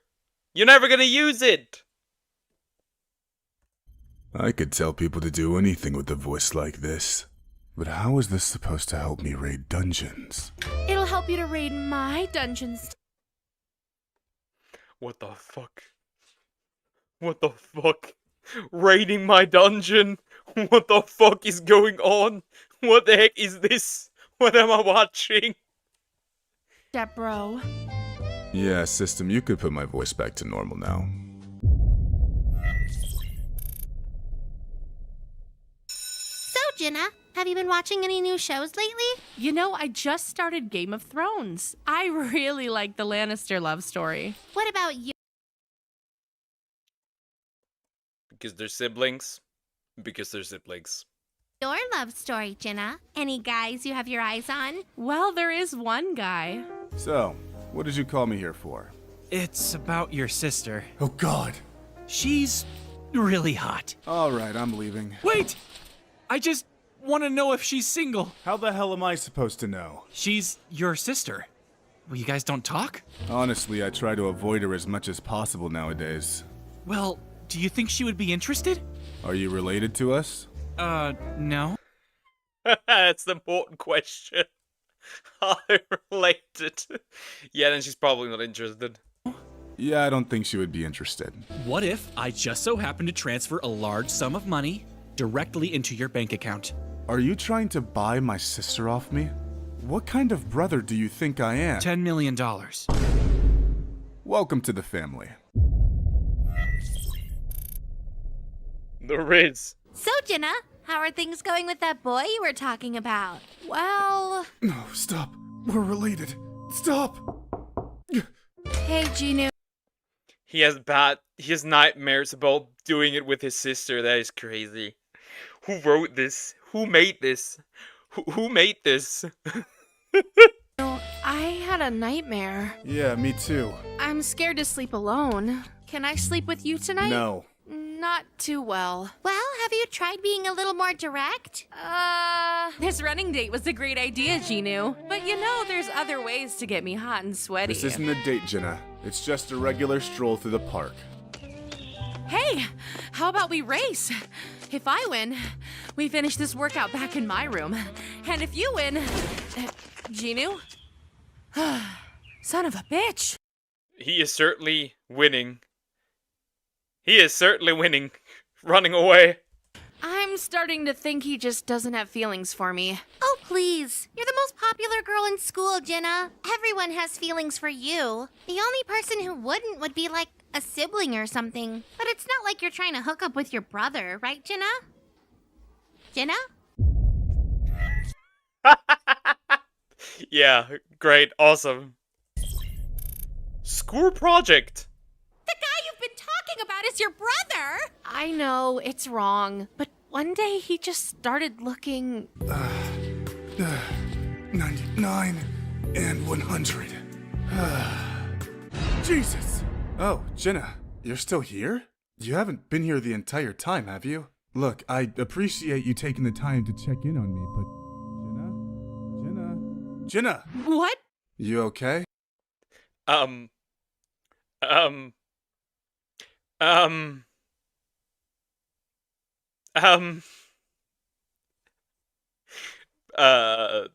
activation? Oh, sorry. I was just distracted by your hot, sweaty, muscular body and how it would feel so good on top of school! Distracted by school. Oh god, who wrote this? Okay. How is school going anyways? Good. I'm actually right in the middle of a sex ed class, and I was wondering if you... Sex ed class? Really? I need to stop constantly because this is ridiculous. There's not one... So this is what Poke was missing? Wait, a sister? What the fuck are you talking about, dear? I am missing nothing. Maybe my sanity, but that's about it. You could help me with the project? Ah, man. I wish I could, but I actually have another dungeon raid. That's okay. At this point, I have plenty of mental notes. What does that mean? Nothing. Family bonding. I'm really enjoying our date, Ginu. This isn't a date, Jenna. It's just a family dinner. You know, when I said I wanted your meat for dinner, I wasn't expecting this. Yeah,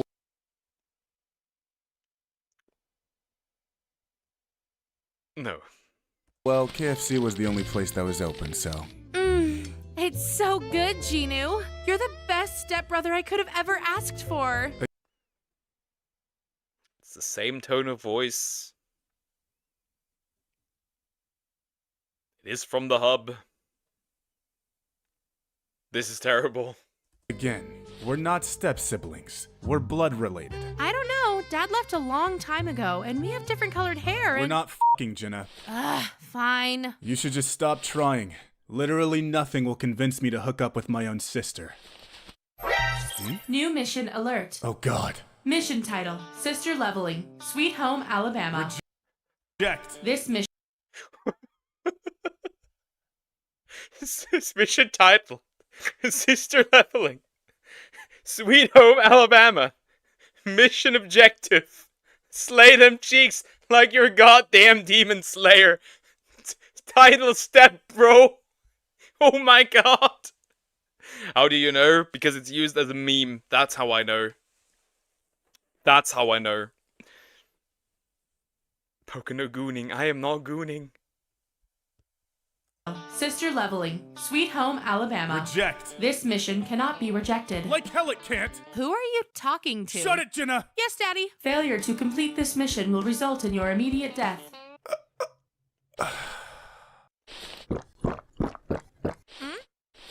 No one hears about this. No one will hear except the neighbors. God, I hope you're adopted. Hey. At least not. At least. Is that gonna be the same for minor leveling as well? Is he gonna slay the minor cheeks? Oh god, I hope not. Lies, he watches it.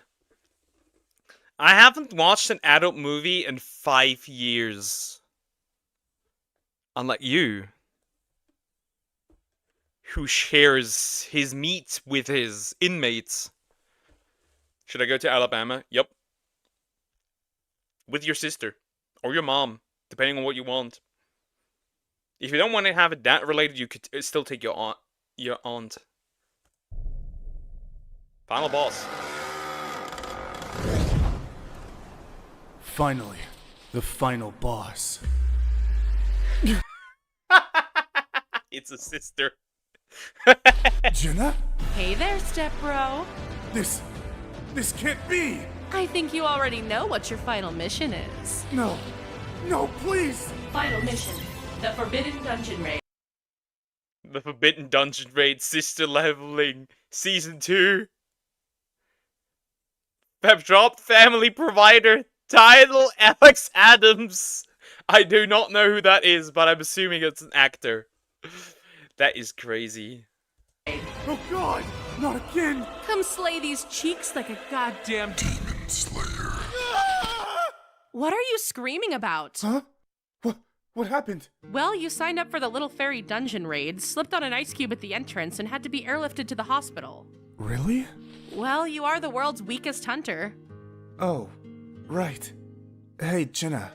We've never hooked up, right? Ew, no! We're related, Genu. That's gross. Oh, thank God. It was all a dream. A horrible, horrible dream. Now take off those pants so I can inspect that 12-inch of yours. Bro woke up. Bro had a nightmare and woke up from a nightmare. I'm into femboys. Then you probably should get your brother. Or your dad. Alex Adam is a corn actor. Knew it.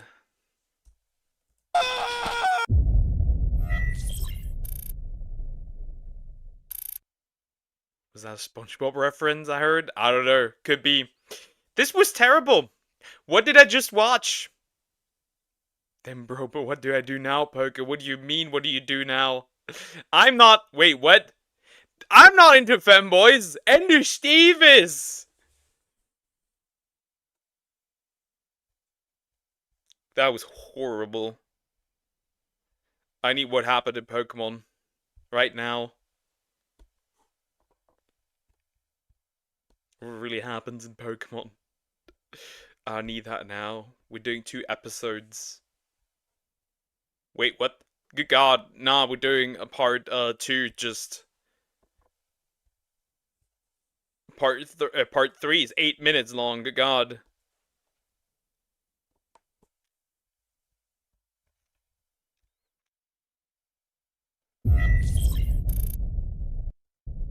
No!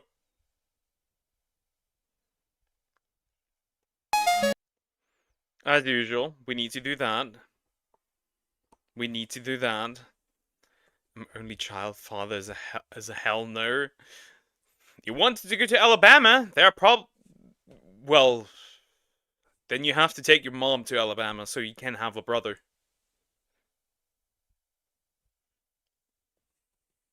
Nah, fuck Pokemon, fuck all this shit.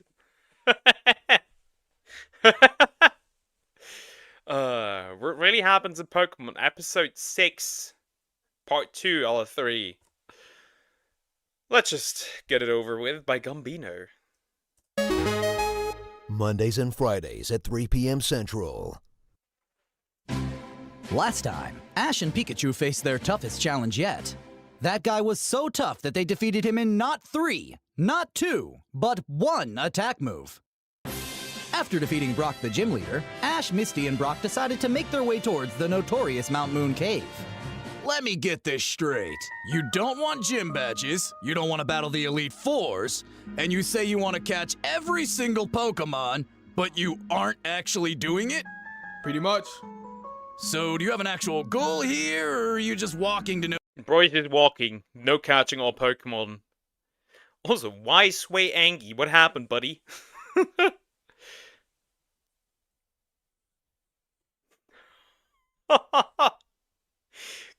Thanks, big brain move right there. Yep. You can thank Cocos for that. Cousin is a maybe, yes. I'm a head out now. Take care, Sway. Bye-bye. Can we watch that cancel analog horror video tonight? Sure we can. No destination. Of course we have a destination. He's taking us to the bike shop in Cerulean City to replace the bicycle he stole from me. Shut the fuck up, Misty. Someone help! No one's gonna help you. We warned you about spreading false rumors about our caves, and now you're gonna pay. Hey, what's going on over here? Is this the equivalent to the Sofa meme with, like, one white girl and, like, multiple other dudes?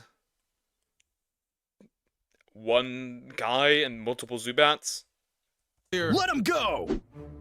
Nah, you guys don't understand. This guy's been terrorizing us in our home. Wait a minute, what kind of Pokemon are those? Dexter! Zubats, they're pretty much a design. Dexter? From that one cartoon? Huh? Interesting. Rip off of bats.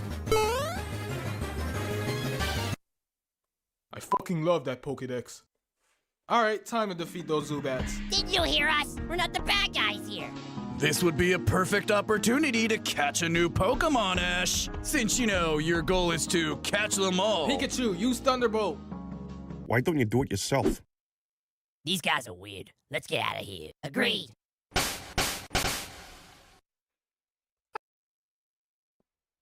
A win is a win? A win is a win. I'm saved! Thank you guys so much for saving me. Why were those bats attacking you? They're haters. My name is Seymour, and I'm an aspiring Pokemon scientist. A few months ago, I've seen pieces of the moon fall from the sky into the cave over there. The recent discovery has attracted many tourists, and they're just jealous because I discovered the moon, and they don't. Yeah, that explanation made complete sense. The Pokemon in the cave are jealous of you because you claim to have seen a piece of moon fall from the sky. I hope you know that it's 1, not possible at all, and 2, even if a piece of moon did fall from the sky, the entire planet would be affected, if not partially destroyed, causing everything to go extinct. Are you calling me a liar? True and real.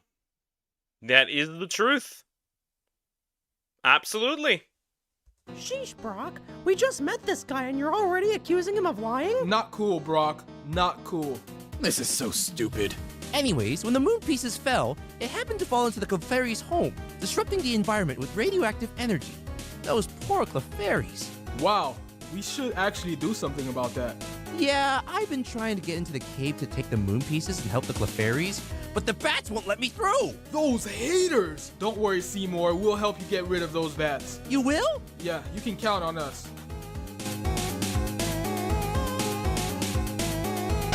Mom! That evil professor's back! What? Again? Mom, that evil professor's back. Oh no. Yeah! And this time he has a group of 3 Pokemon trainers to help him steal our Pillar Stone! What's gonna happen to us? I'm scared. Damn it. What is wrong with this bootleg scientist? He just keeps telling everyone that our pillar is a stone from the moon, and people are actually gullible enough to believe him. Do they not understand that if pieces of the moon actually fell on Earth, we would all be dead by now?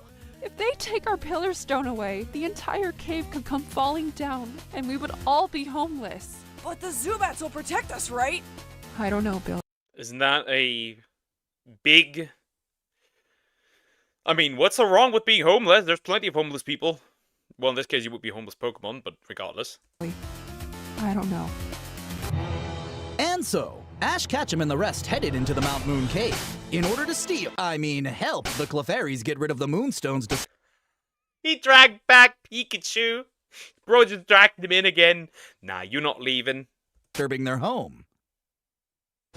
But will they be able to succeed? Will Gary be able to make it to Ash in time? Find out next time on What Really Happens in Pokemon. We found out. Did you enjoy the episode? That was a bit of a slower episode, but I'll take it. I'll take it. I'll take it. I'll take it. I wouldn't have much to say here. Not much to say. Let me drink water. Alrighty. Time for SAO Abridged. Because that's necessary. The following is a... Usually, after Pokemon, we'll do SAO Abridged. It's just needed. SAO Abridged, parody episode 13 by Something Witty Entertainment. This is gonna be interesting. Let's see. It's been 3 months since I helped you reach 1K subs with my sister's account. She had 10 accounts for no reason.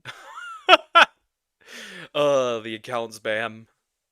The following is a fan-based parody. Sword Art Online is owned by A1 Pictures. Why are you saying it so weird, buddy? Also, Sword. Okay, interesting, I guess. Aniplex USA and Reki Kawabunga. Please support the official release. Labyrinth! The best route Google Maps could offer had me climbing through some old woman's window! How is Geo, by the way? Oh, her leg's healing up. She says hi. Gave me some cookies for you, too. I love that woman. I know. She's delightful. A real welcome distraction from all my seething impotent rage. You okay? I forgot the...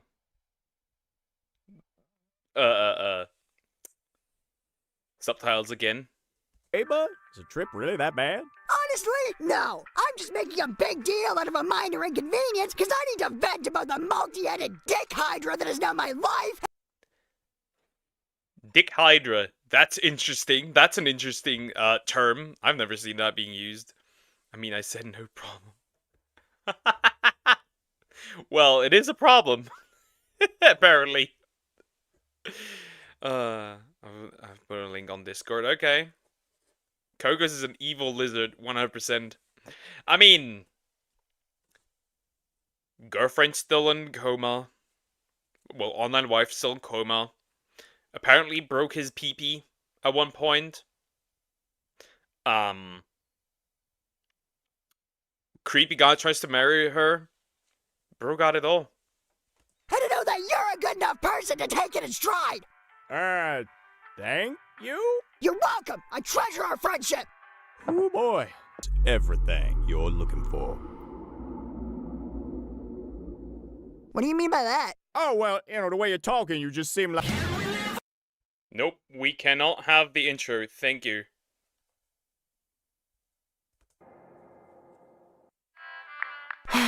Sorry about that, man. I didn't mean to dump all that on you. Ah, that's all. I can understand, though. I can understand. I'll also sometimes go ahead and unleash my wrath on people for minor inconvenience. That's what I do. That's also one of my talents. I can do that as well. Alright, I get it. You want a drink or anything? Sure, thanks. Can I get some water? What are you, crazy? I can't afford that stuff. Here, have a 9-Up. 9-Up? Yeah, man, you haven't heard? It's a hot new thing. I mean, you know what they say about 9. It's 2 more than 7. That is some pretty compelling math. Huh? What? 9-Up. It's more than 7. Approved. I'll drink that. Something wrong? It's so thick and brown and hot? Yeah, it turns out you gotta boil the shit out of it or else it's hella toxic. So... Uh-oh. Kirito is not old enough to drink that. What's the deal with this Alfheim game? Oh, it's the new title for the Atmosphere. Came out like a year ago, but it really surged in popularity the last few months.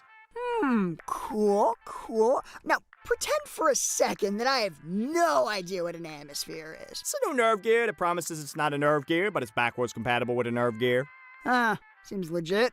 Continue. So anyway, it's supposed to be this VR MMO that teaches little kids how to share and murder each other. Little kids? That's new information. Since when were there little kids? Uh-oh. I don't know, the box isn't super clear. Choose from one of 9 fairy races and learn valuable life lessons like sharing, table manners, and aerial combat supremacy. In the skies of Marshmallow Island, children will make lifelong friends with fellow fairies. I'm gonna read all of that. Also coloring.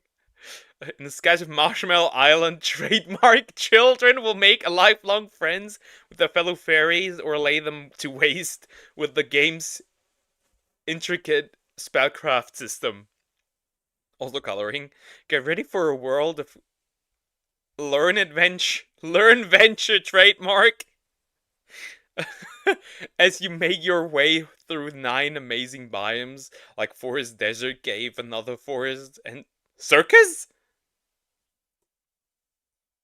Or lay them to waste with the game's intricate spellcraft system. Okay, he won't read out more. I just waited for him to read out more, but he doesn't. Oh my god, that's Fantasy Fortnite. Alright, sir, that's about the most positive write-up I can think of for the back of a box.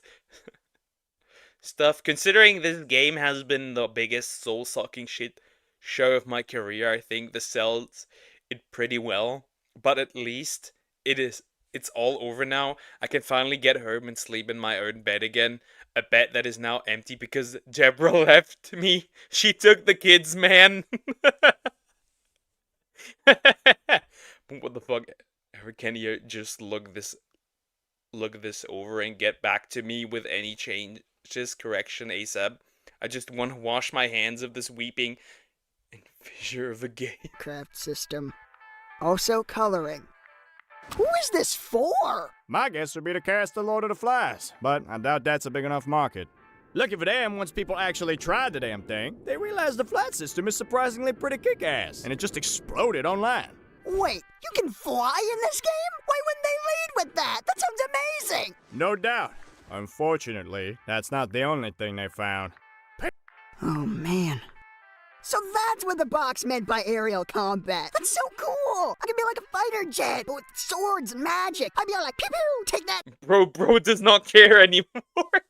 Relationship over. New game dropped. Noobs, and they'd be all like, stop, please, have mercy! And I'll be like, no. Hello? Ground control to Major Tom. You in there, Space Cadet? I wonder if I could do loop-de-loops. I bet I could do loop-de-loops. Come on, man. Do not make me beg for you to go save your Klansman of a wife. Huh? What about us now? Oh, hey, it's a picture. It sure is. Now, if I could get back to it, I'd tell you this shot's been passed around all sorts of message boards lately. Apparently. I understand the feeling. This is what it feels like when a new Monster Hunter releases. That's exactly what it feels like. Nothing else matters. Somebody could be dying outside. A family member does not matter. Hammer go bonk. Hammer must go bonk. I bonk. At the center of the game is a thing called the World Tree. Normally you can't get to the top because the game has a time limit on flying. Saving us in a... I mean, sure, if there's time. Thank you for... If there's time? I guess Eagle just doesn't care. Just wants to kick this guy's butt, I guess. W. This wonderful gift, Tiffany. Goodbye, stupid real world. And hello, Alfheim Online. Sugo better watch his ass. Because the hero of Aincrad is coming for... Oh, yeah.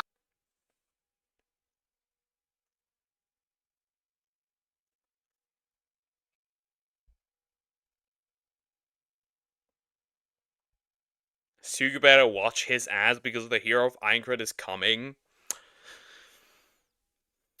I wonder if that was meant the way I think it was. Just questioning. Because the hero of Minecraft is coming for. Oh God! What did I put in my body? Oh no, not in the jukebox!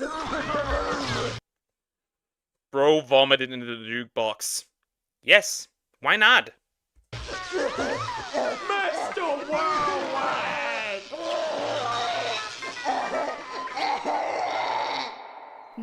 Vomits uncontrollably into the jukebox. Understandable.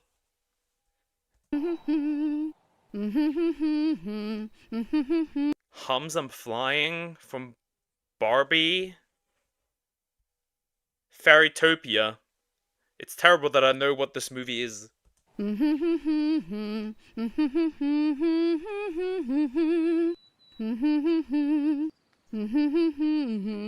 did I come in the back door? Ow! Oh! Oh!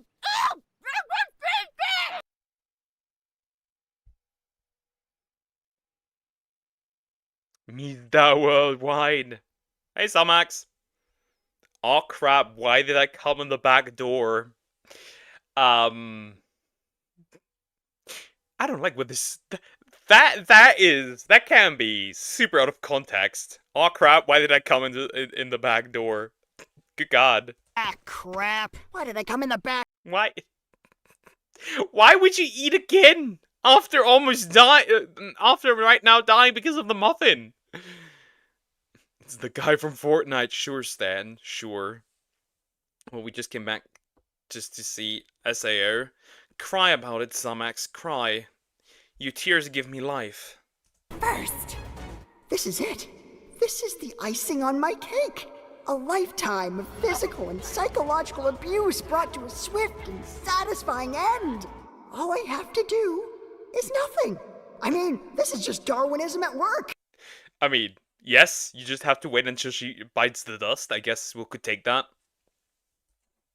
As long as I don't hand her this life-saving juice that I am currently handing her. No!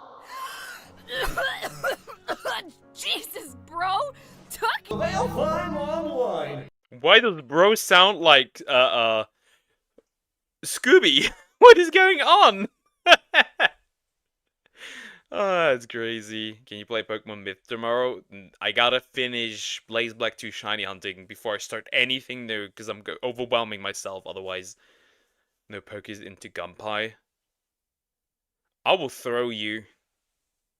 Hope you've had enough juice, because you're gonna need your energy for all the fun you're gonna be having with your new fairy friends. Oh boy, that's a tone setter.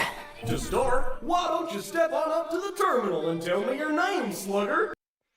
Are they gonna turn it into a joke where he can't pick the name that he wants? So he will give him some arbitrary weird name? Is this what is going to happen? Do you know how to spell your name? Just shout it out. Wait, what?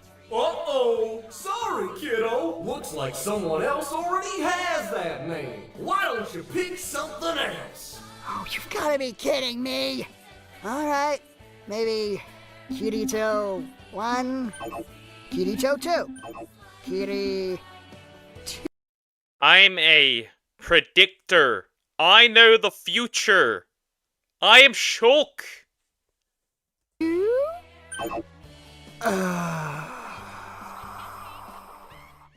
Okay, I think I cracked the code. Much later. Much later. I guess he did run out of names. XVX underscore K1R1 T0 underscore XVX underscore kill me. Name accepted! Congratulations, sport! You did it! Oh, this time, I thought Sugo was my true nemesis. But in reality, you were always the one pulling my strings, weren't you? Alfheim naming screen guy. I may be losing my mind. Can I please just play the game now? Sure thing, buckaroo! The naming screen guy broke him. Awesome. Nice. I remember Kira to kind of charisma on the whole school front entrance nearby student. I think so our online season 2 with Xenon, I think, was it? Oh, thank goodness. Just as soon as you customize your avatar. Default, for the love of all that is holy, default! Are you sure you'd like to be a sprint? Yes, whatever you're asking, I don't care! Just let me go save my wife! Very well. Then let your magical fairy adventure begin. Finally. Brought to you by Uplay.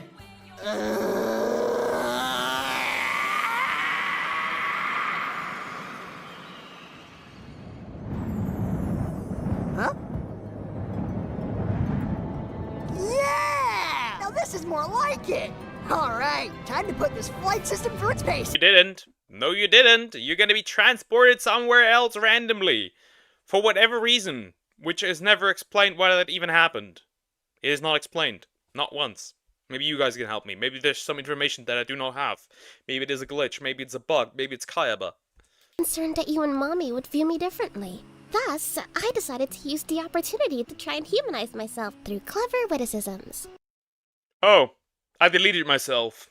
Huh, actually not. It was just a joke. That is mean. This is an evil monster. This girl, this AI, it may look innocent with its big eyes and its small stature, but it's actually evil. Such as pretending to die. Precisely. Although, I must admit, I can see how certain unforeseen factors may have caused it to be construed as upsetting. Oh, you don't say! And what, pray tell, might those be? Well, I would say that your well-intentioned, if woefully incompetent, rescue attempt would be the biggest one. Pardon? My original intent was to jump out and surprise you as you left the safe room, immediately letting you both know that all was well. Sadly, when you unexpectedly turned me into an item, I found myself unable to escape or even communicate with you. That is terrible! That is terrible! Yeah, that left some mental scars. Poke, can you say daddy? You know, I'm more of a mommy type of man myself, if you catch my drift.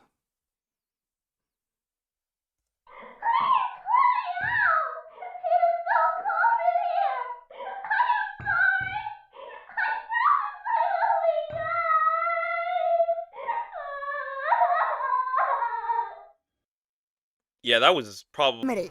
Bad things aren't funny when they happen to Daddy. What about Mommy? Oh, Mommy's fair game. Go for the throat. Right, Mommy! Yui, I don't have a lot of time to explain, but someone's trapped your Mommy in this game, and we only have a week to save her. We can be there We can be there in 6 hours. Let's move. Rapid calculation. Zaddy in the high-pitched voice. Wait, Poke is a girl? No! I meant I like women! Mommies! 6 hours. Let's move. Whoa, Yui, you okay? You seem a lot more intense all over. Whoa! More stupid questions, Daddy? Alright, debatable. That's fair. But we can't just fly off without knowing anything about this place. Gee willikers, I don't even know how to fly yet. Wait, did I just say... Understood. Activating wings. She makes him fly. I love it. I love it. I love it.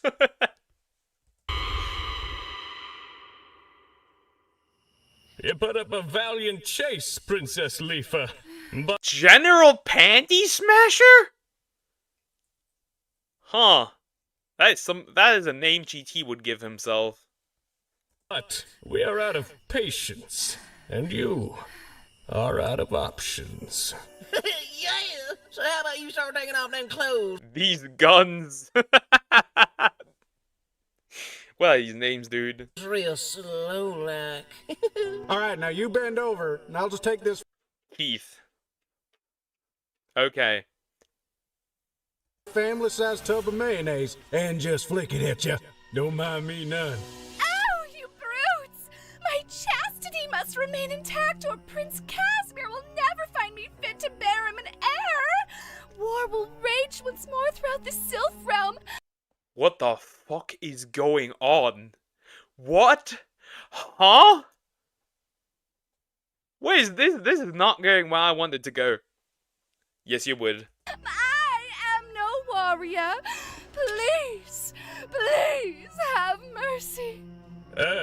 Well, your actions speak louder than your words, princess. I see fire in those eyes, and expertise in your stance. No, I am but a humble maiden taken from the streets and adopted into the royal court by the kind Queen Sakya. I have never held a blade in my life. I am but a fair dandelion. Did he just throw mayonnaise at her?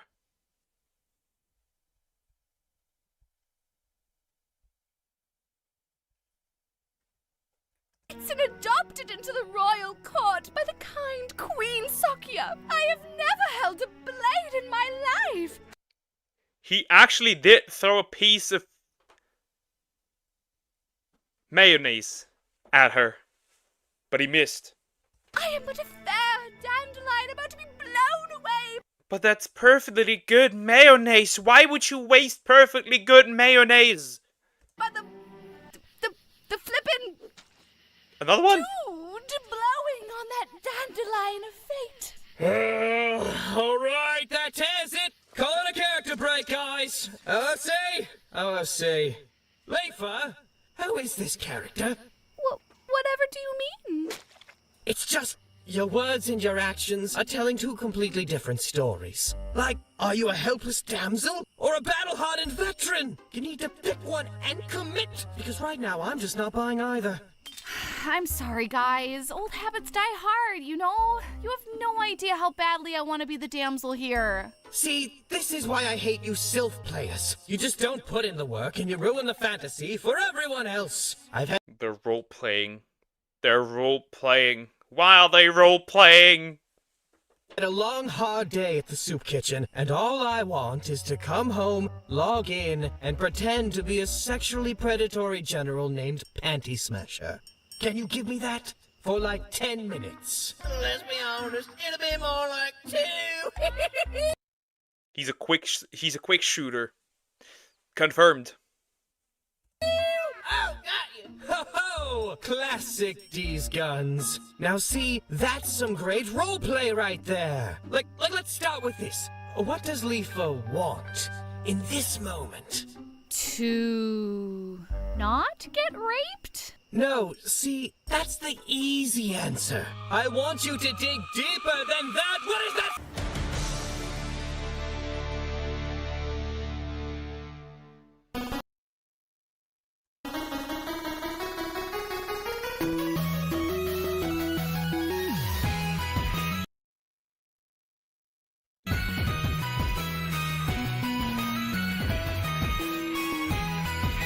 That seems like it. That seems like it. Well, that's the end of this episode. That was nice. That was nice. That was not bad. I liked it. Especially the role-playing part. That was incredibly weird, but interesting. If I could, I would also throw mayonnaise at people. I mean, mayonnaise seems like a proper good weapon. To me, at least. That seems like a fine weapon. I'm gonna randomly throw mayonnaise at girls. Just like they do. I see this as an absolute win. Chat, I'll be right back. I gotta turn on the lights. It's dark in here.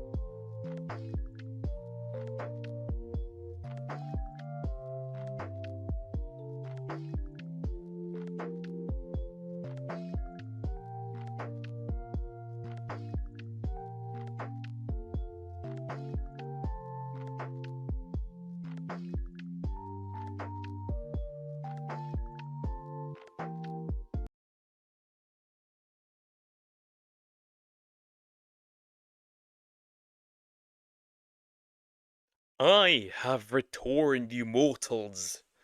I am back.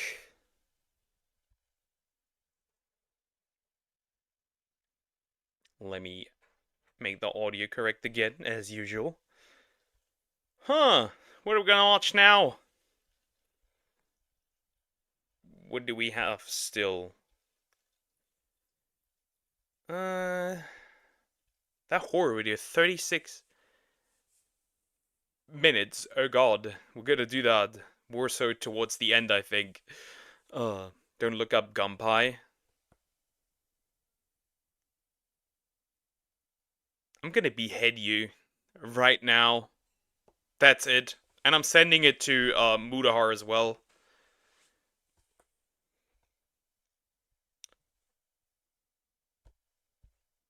Hey, what's up, guys?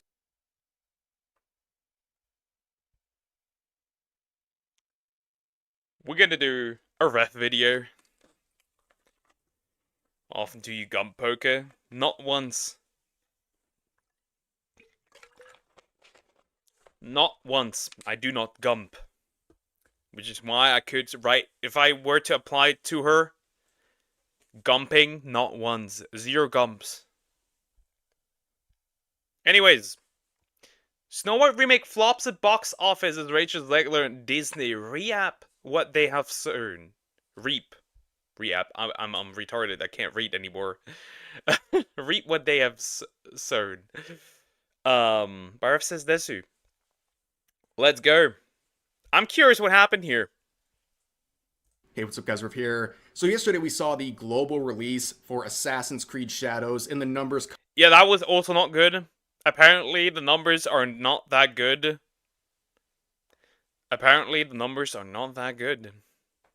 Coming out for that game. Today, we're seeing the official release of Disney's live-action remake of Snow White. In fact, we have the numbers for the Thursday preview, and let's just... By the way, this is not Snow White. Because there's not even a prince. It is a boss, it's a boss babe. It's a strong independent woman movie. Terrible. No, Sumax, we are not getting fan art of that. That would be terrible. No. Just say they're absolutely abysmal. This headline really says it all. Snow White opens 46% worse than the Marvels in Thursday preview box office. Legacy Media scrambles to spin it as a win. And we will see how Legacy Media is trying to spin these abysmal box office numbers as some kind of a win for Disney and this film. But before we get into the details of all this, let me just share with you guys this real quick. So today is the last day to use code REV at checkout for Advanced GG to get 30% off your total order. And this is just in time for a new flavor jar that released. Key lime pie. Add.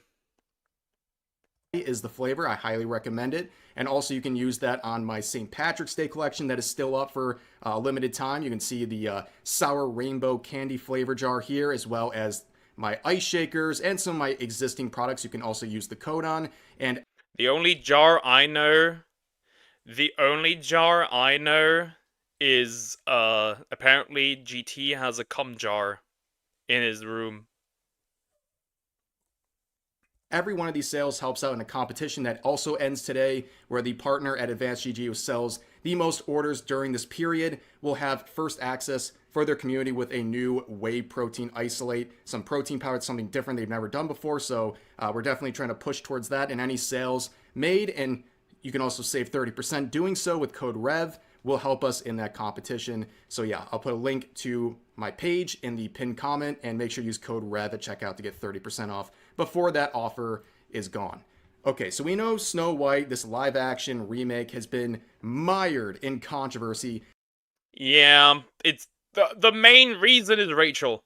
It's just very simple. The main reason is Rachel. Wait, how is Snow White gonna be independent if she has to have the prince wake her up? Will she just sleep forever?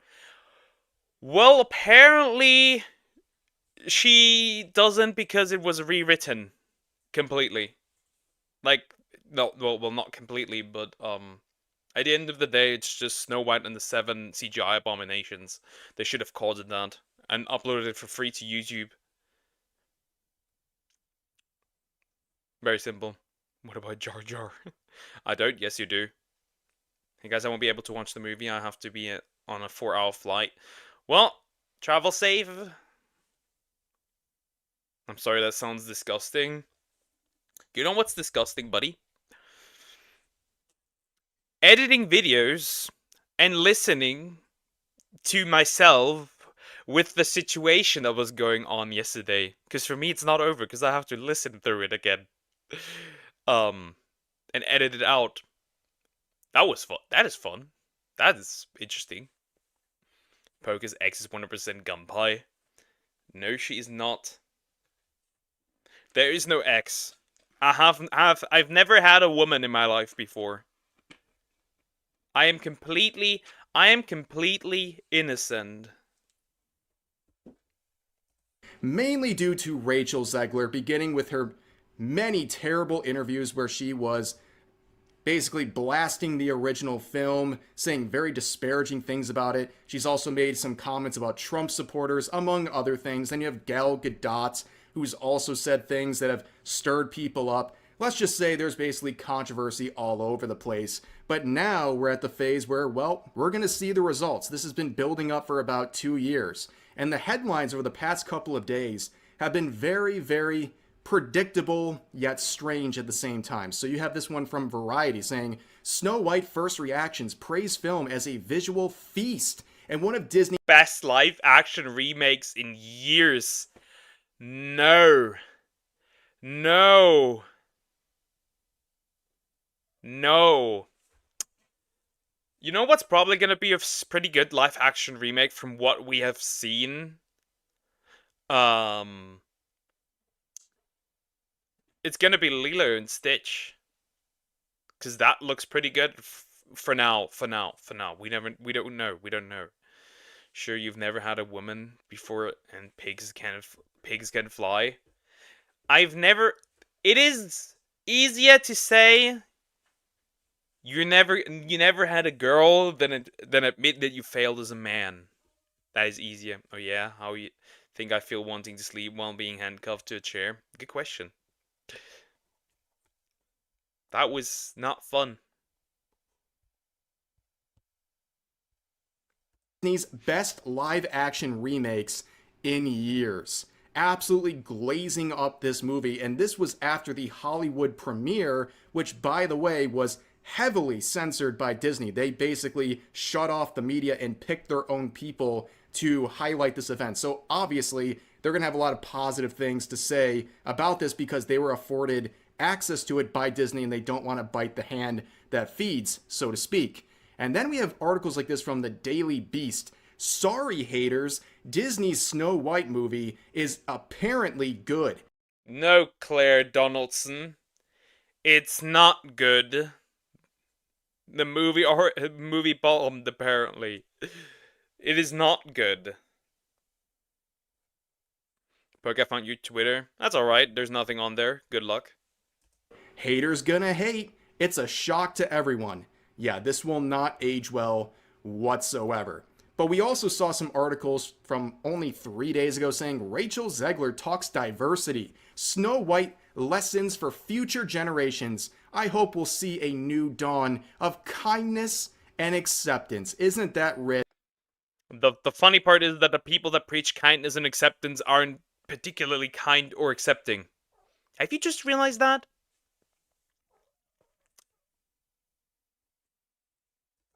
Coming from the woman who told more than half of the country that they should never know another moment of peace based on who they voted for. She's definitely one who should be speaking about love and intolerance and all those things. I also noticed that there is a very strange uptick of people saying unhinged stuff in the name of Rachel Zegler. What the fuck? Rachel Zegler should be allowed to delete some of you. Personally, I believe that Rachel Zegler should have the right to delete one person a day. I should legally be allowed to tell Rachel Zegler haters to delete themselves. Rachel Zegler should be allowed to delete her haters every day. Rachel Zegler should be allowed to delete at least one man a week. I think Rachel Zegler should be allowed great spelling, Yari Robert Pattinson's awareness, whatever. Alt-right maggots in our Hunger Games IRL and watch them delete themselves, sponsored by Zeglians.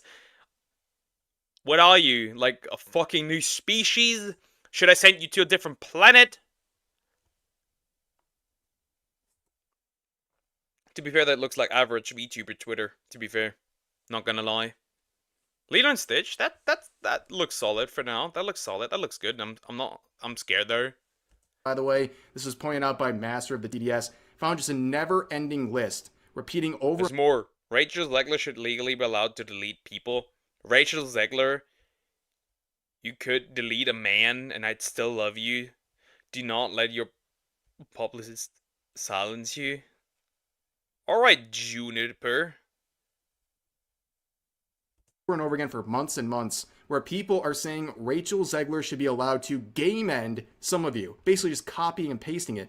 And, you know, some people are trying to say, is this just a trend or a joke? I don't think so. Believe it or not, Rachel Zegler has a very fierce fan base. Like, they are Rachel Zegler stans, and they have been having a very rough, really couple of years as they've seen their queen get shit on by everyone because of her unhinged behavior connected to Disney's live-action remake of Snow White. On top of that, people are making excuses over the past couple of days, basically saying people don't like this film and are not giving it a chance because they don't like remakes. They don't like having a new creative story. I mean, I do not like remakes. I want a new story. I do not like remakes. I'm not, for example, I'm not just interested in How to Train Your Dragon, the live action one, not because of the, you know, race swapping. At this point, it's so common I don't give a rat's ass anymore. But also because it's live action remake and I don't care. Like, I'm gonna watch that on some website eventually. That's it. Because I don't care. The previous installments are superior to the live action. Don't care. Which, the response to this is a very simple one. If you want to make a new story, make a new story instead of taking an existing one and making a remake of it and basically changing all of the core aspects of that film. Now, also, we're seeing some of these attempts to shift blame onto Gal Gadot. You have this headline here, Rachel Zegler delivers a powerhouse performance in Snow White, but at the same time, Gal Gadot delivers what could be her worst performance yet. Oh, wait, Gal Gadot delivering a poor performance? That's like Fork Found in Kitchen. Okay, let's be... Fork Found in Kitchen. It's crazy. That is crazy. At least in Florida, did away with the need of concealed carry permit. Okay, but don't go to Corn Hut for that. What do you mean? What is your Why are you projecting? Why are you talking so much about corn? If you're so interested in corn, leave the stream, turn on your monitor, and beat one off. What is going on? If you're gonna sell it as Snow White, but do not respect original work, you should expect this reaction. Yeah, I think a lot of people also reacted to Snape for the live action Harry Potter. Very allergic for the new stuff. Because he's not Snape. He just, by the book standards, isn't Snape. Snape is not attractive. Snape is pale. Snape has a huge nose apparently. He's a smelly guy. And the new actor just isn't that. He's conventionally attractive. He does not look smelly. I mean, they can probably do a lot with, makeup and shit, but he is probably, Snape is described as somebody you don't want to be around. And the new actor doesn't give that vibe yet. Be real. The main reason she gets so many roles is because she's a very attractive woman. Her acting skills are very questionable. Okay, I think that is the mainstream popular opinion about Gal Gadot, that she's not a very good actress. And yeah, it's not too surprising to hear her performance isn't being very well reviewed. But you can see, trying to shift blame here, but at the end of the day, are people going to buy tickets or not? And in the days leading up into the official release to all theaters, you know, you got this spin from the legacy media saying this is such a great movie, Rachel Zegler's killing it. But then you look at some evidence that shows nobody cares. So there's a lot of tweets like this. People sharing screenshots of showtimes and the theaters. As you can see, this was posted on Saturday night. Completely empty. Completely empty. This bitch empty! Cooked! Finished! Dead! Help! Empty, empty, empty, empty, empty, empty, empty. Nothing. Nothing. Nothing. I guess these spots could be reserved for Rachel, for the people that made this movie. For Rachel. And they dared to say book accurate. It is not. This new Snape is not book accurate. He just isn't. Bro, he's getting hate for being good looking. Massive W. No, he's getting hate for not being book accurate. What are those mental gymnastics? Nobody said that he gets hate for being good looking. My first message didn't go through. Poker, you have a revised version of it. I'm basically gonna be carrying my pew pew weapon with me everywhere now. Smart decision. But then again, the pew pew won't particularly help you if you are drunk. I don't think that not having the pew pew with you is the problem here. I think it's the state your body is in. Occasionally. The entire theater. This is for a Saturday night showing, which would be at this point tomorrow. So this is completely empty. Kid friendly. Depends. For adults, it is certainly not friendly for their. For adults, it's not certain for the inner child of adults. It is not kid friendly. But Snape isn't conventionally attractive.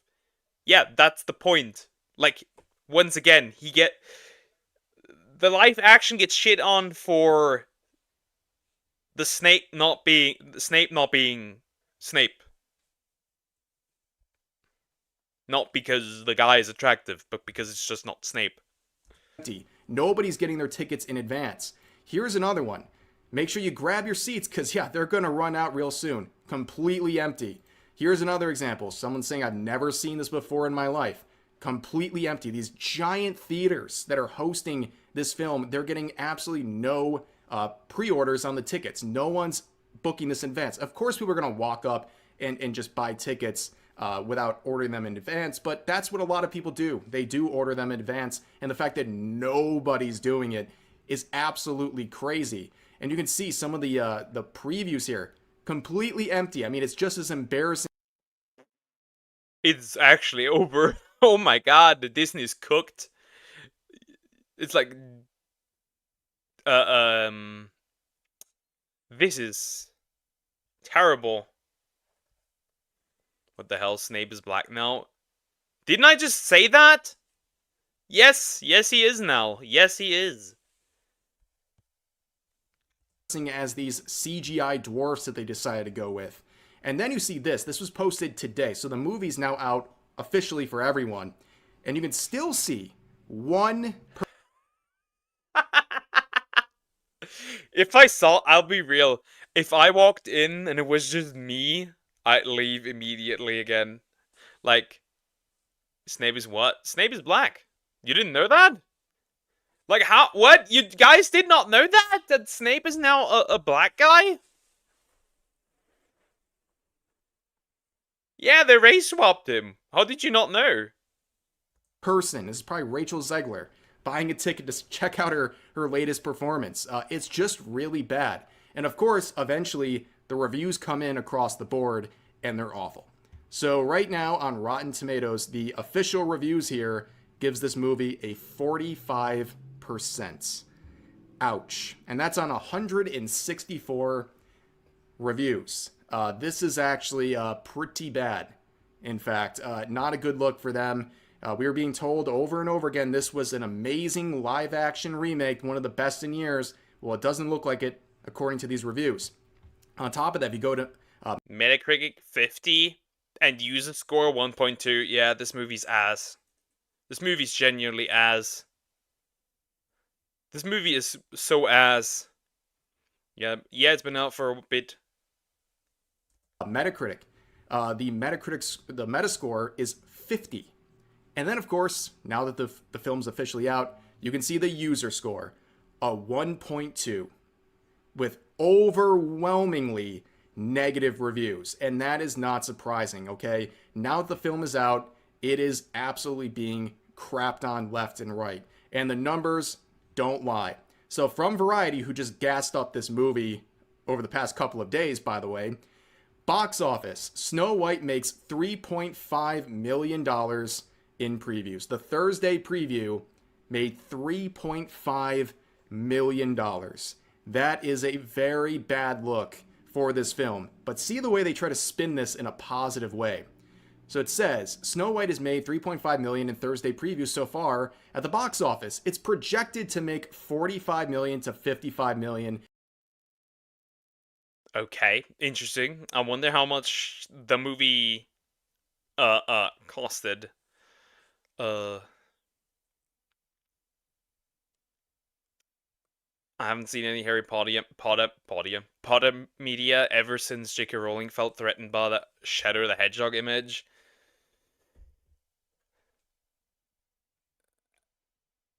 I'm gonna say something that may piss off people. But I don't think what J.K. Rowling says is as controversial as people make it out to be. I don't know, I just look at this, and I'm like, I've seen like 1,000 times worse things said. I really don't care what she says. I think the vast majority of people don't care what she says. Right, Poke, I'm gonna quit drinking, also sorry derailing from the current subject. No problem, no problem. It's all good. I watched the new Snow White, it was great, you know, immediately fell asleep. I absolutely recommend this for people who can't sleep normally. Is it 400 million in the whole? I have no idea, we'll see. In its opening weekend, plus another $50 million internationally for a worldwide launch of around $100 million, which would be a disaster, by the way. They're saying it like it's a really good thing. This is a disastrous opening for a film like this that has a budget in the hundreds of millions. But they say this down here. Based on those projections, Snow White will end up below the 2023 Little Mermaid remake, which opened with $95 million, and more in line with 2019's Dumbo, which launched with $45 million. Yeah, see, this is a bit of a problem here because those movies were failures financially, and I don't think... Yep. That Dumbo remake is also really atrocious. That Dumbo movie is bad. I think the movie with the two dogs, you know, one is like a stray dog and the other one lives in a house. I don't know what it's called in English, but that one was also terrible. Bye guys in poker. Bye GT. Take care. Yeah. Just horrible live action movies. I think that's really up for debate. I mean, number one, looking at Little Mermaid, the more successful out of the two mentioned, they made short of $600 million box office. This was considered a financial failure. But then we're talking about Dumbo. We're comparing this to the Dumbo movie from 2019. Are you kidding me? This made $350 million worldwide. This was a colossal failure. So they're basically trying to... I have to say, though, regardless if it was like a live action or not, this would have been a failure no matter what, because Dumbo is one of the less popular Disney movies. Like, I like the original. I think it's great, right? But it is not like a particular like, oh shit, I'm gonna go see Dumbo. Like, nobody would say that. Nobody. Say the fact that it's on pace with Dumbo is something good for this film. I mean, that's absolutely crazy. But with this film out and people giving their reviews and seeing what this film is all about, fallen through.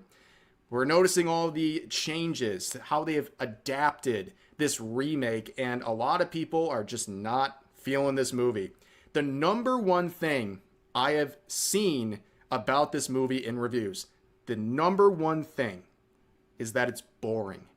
That to me is pretty much the worst indictment on a movie you could ever have. Not controversy or anything like that. Boring. That's the worst thing. People will overlook a lot, especially when it comes to actors or people in the entertainment industry. People overlook a lot. Like, there's certainly controversial actors who do controversial shit, but people willing to overlook it. Like, Ezra Miller would be one of those, where, like, you know, ridiculous shit was done, but people ignore it. Same goes for voice actors. As long as the work is good, people can overlook it. It's just that this movie's probably not good. Also, they bring out... I'm gonna land an airplane on that. There's enough space. Also, those big eyebrows, what are you? Related to Rock Lee? Also, those, like, generally the face reminds me of E.T. I don't know. A good product, but that's not the case here. It's a boring film. People walking out, they can't even sit through this less than 2-hour long movie because it's just that stale and boring. And then the creative changes for this film are now confirmed, and they're just totally ridiculous. So let's talk about some of them. So number one, people, including myself, falsely thought this was the original preview of the Seven Dwarfs. This is actually a different faction in the film and is now obviously confirmed since people can see it in the theaters. These are the Seven Bandits. So, don't, you know. Seven Bandits. The Seven Bandits have a dwarf. In the most literal sense possible. Like, you have to consider this. They rather opted for CGI dudes than take actual people with dwarvism, which they would have certainly found. They would have certainly found.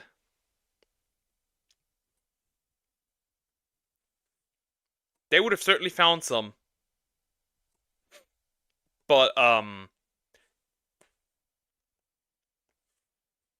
they did not.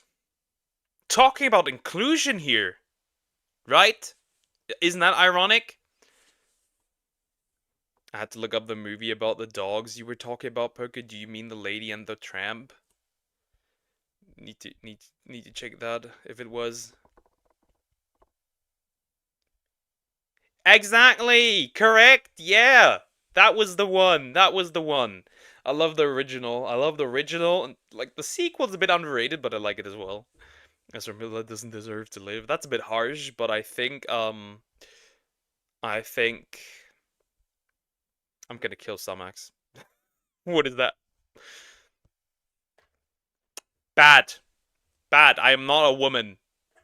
I am not a woman.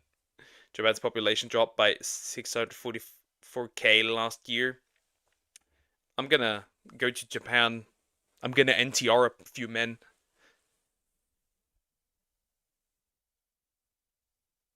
You know, it's a little confusing. We have Snow White and the Seven Dwarfs. They still exist, the CGI ones that are an abomination. But then there's also another troop, which is the Seven Bandits. Yeah, it's a little weird, just a weird addition. Basically, all of them are completely forgettable. I mean, these Seven Bandits are 7 DI hires, if you will. But only one... Pokies. Yeah. The thing is, like, at this point... Child diddlers shouldn't even die. You know why? I want them to suffer, like, eternal torment, with no parole. You know? That would be way more fun, and live stream it. After it is proven. One of them really matters, and that person is the love interest in this film. And Rachel Zegler wasn't really kidding when she basically said that she's not really sure that this guy's going to have much of a role, and also that there's not going to be a prince saving anyone. Yeah, because in this case, she is saved by a thief. And like a common theme in all of this too is like redistributing the wealth. Like they're going like full commie with this movie. But yeah, this is the change. So I guess it's more empowering that she is saved by a thief than by a prince. Bravo, Disney. That was a really good. What is that downgrade? That's a huge downgrade. Are you saying that? Wow. Is this pretty much the continued what's the word? Stereotype that women like bad boys? That's interesting. Idea. Definitely really captured a lot of people with that one. But then, of course, people are just looking at the CGI dwarfs, which is just terrible. I mean, besides the fact they're just completely ridiculous looking, they just did not grab anyone at all. Like, they're not the whimsical characters that you really are seeing in the original film. They're just boring and forgetful. Like I said, the biggest thing on this movie that I see over and over again from everyone is it's boring. It's just a soulless movie. It was done just to basically get a quick cash grab, which of course is likely to backfire. But overall, like the performances too, like people seem pretty content with Rachel Zegler's performance. Like it wasn't terrible or anything. Like it doesn't look good. I do question where the money went. Like for real, where did the money go? At this point, it's like, does all the money go into the actors and none of it goes into the movie? Like, what is this? Look, you can't always have, like, constantly have good CGI, right? You have a budget. Man, when I look at movies from 10 years, and I look at movies now, and I feel like the CGI got worse. For some reason, people like to shit at the Bayver's Transformers. But that CGI is crazy. That is good CGI. Anything, and her singing was well liked by people, but she's not Snow White. She just doesn't make a convincing Snow White, and why would she? She clearly has no respect for the original story and wants to completely change the character, so that's not surprising at all. And then Gal Gadot, I've heard it's a bad performance, and again, it's not surprising given her acting ability. But going back to the CGI dwarfs here, at the end of the day, a lot of people can say, thanks, Peter Dinklage, you did a great job, man. So in case you haven't seen this yet, Peter Dinklage, very good actor. This guy is such a good actor. I loved his performance in Game of Thrones. He's easily my favorite character. He's easily one of my favorite characters. And he criticizes this. Awesome. Based. People like to hate them because they are bad Pokemon. I wouldn't say bad. I think Transformers 1 is a good movie. The first one is a good movie. The second one is alright. The second one is alright. Not amazing, but alright. Dark Side of the Moon, actually, I really like. And then it's just completely dogshit. But I think the first three are alright. They're not really bad. I wouldn't say that they're bad. Played Tyrion Lannister, and I think most Transformers fans don't really hate these movies. At least 1, 2, and 3. The issue is her features. Snow White is supposed to be really frail, a soft girly. She just doesn't give off the vibe. And she is white as snow, which is a character-defining trait, which she does not have. At least what it appears like.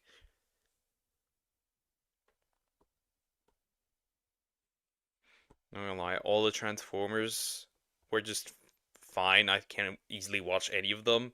Yeah. Dinklage ruined 6 dwarf actor positions, I guess. But I thought your favorite character in Game of Thrones was Joffrey. What are you talking about, moron?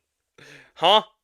In Game of Thrones, he made a big stink about this movie when it was originally announced, saying it would be very backwards for Disney to hire actors with dwarfism. And they listened, and they specifically mentioned his words. So then they went with the CGI dwarfs and basically cost actors with dwarfism potential roles. And in the film, ironically enough, there's multiple actors with dwarfism, but obviously none of them played the dwarfs. It's so ridiculous. Like, again, so progressive. These people are actually regressive, taking away roles from people like that. Absolutely insane. Another thing about this film is that apparently there are trigger warnings. Yes, there's trigger warnings.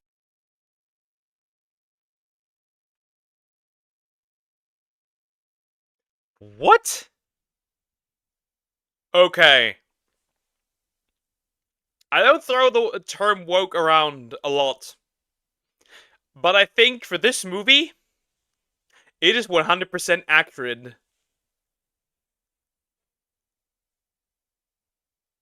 What? Like, if I watched a movie and there would just straight up be trigger warnings, I would just turn off. As to not offend anybody. What? Disney's woke Snow White is slapped with trigger warnings about a woman deliberately poisoned and girls surrounded by ominous trees. And also, the poison apple was a stupid arc in this. It has basically no effect like it did in the original film. Another weird choice, basically doesn't make you feel any bit invested in what's happening to her in the film. But overall, this is an absolute mess of a film, and we're gonna have to wait and see how the box office works out this weekend. But based on the previews, we know it's really bad. This is a very desperate spot for Disney, and deserved. I mean, they basically managed to create the ultimate firestorm here, where they're making a disrespectful remake of a beloved classic movie. Like, how does that work for the trigger warnings? Like, is there like a little bar popping in the side saying, "Yo, person will now get poisoned," or is it at the start of the movie? Like, how does that work? I think at the start of the movie will probably be placed properly, right? I guess. Movie, and then they hired 2 lead actresses who basically managed to piss off everyone. Like, some people are pissed off at Rachel Zegler for her comments about X, Y, and Z, and then you have people who are pissed off at Gal Gadot for her comments on X, Y, and Z, and basically you combine them, and they pretty much offend everyone together. I mean, that's really bravo to Disney on that. That was something that they really created for themselves. An amazing firestorm there, managing to piss everyone off with these choices that they made. But at the end of the day, like I said, I have to wait and see the full box office numbers for this weekend. But until then, it's not looking good. And where they go from this film and how it impacts careers and Disney and all that, well, in the famous words of Rachel Zegler, it's Hollywood, baby. But yep, it's Hollywood, baby. But that's going to do it for this video. That's pretty much the end. It's truly Hollywood, baby. Hollywood. One of the worst mistakes of human society. Easily. Not much to say here. This movie's cooked. Future movies will be cooked. God, please protect Lilo and Stitch. Please, please, please protect Lilo and Stitch. Please, don't do it to my boy. Don't do it to my blue boy. You don't need to do it. Please protect my blue boy. This does not need to happen. Oh, God. And the funny part will be... Okay, first of all... God, I hope Disney dies. Finally. I hope this Disney bites the dust in the next few years. I know it won't, but a man can dream. A man can dream. We already got Ubisoft dying. We can get Disney. I want my Prince Charming on a horse. They messed up. Of course they messed up. Did you forget? Women are no longer allowed to be saved by men. There might be some... What's the word? Allegations of misogyny here. And male oppression and, what's the word? I don't know. Who knows? But this movie is also great example. This movie is also a great example as to why Western media is kind of failing. It 100% is, and why anime is just superior and manhwa. When everyone is going for a girl boss, they should have stuck with the OG. That would stand out. Nowadays, it would have stood out 100%. Again, this is really a reason why anime is succeeding so much. Hi, Mikey. Hi, how are you doing? Hope you're doing good. Anyways, we're doing this one now. This Coco's wanted me to react to this. Funnily enough, obviously, I know who the man in the suit is. It is horror, but it's not, like, terrible horror. But yeah, I knew this one as well. Pretty well as well. It was good, but apparently got cancelled. I'm great, how are you? I'm doing pretty alright. I'm doing fantastic, actually. This Cancer Godzilla series could have been a masterpiece. The Man in the Suit by Anthony Gallego. Let's just get into it.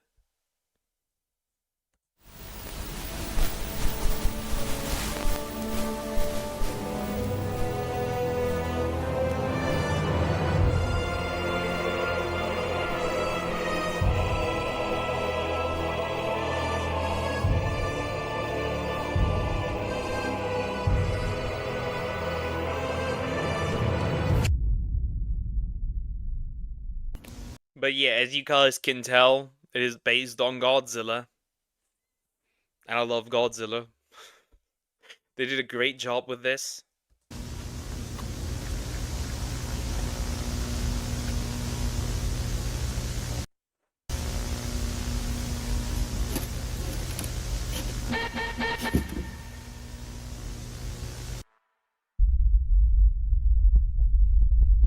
They came here to try and steal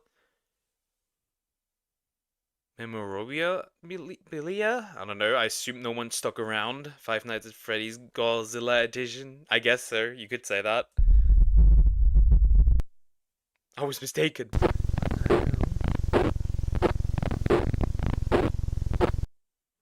Could we call this Godzilla a short king in this case? Because, you know, king of the monsters? Short king of the monsters? I'm just asking. At the end of the day, it's just the dude confused with the Godzilla suit.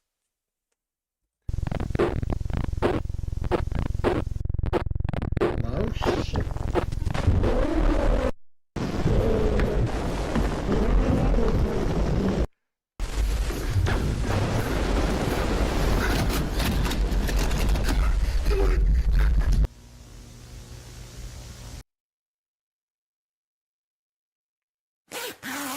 Did he died?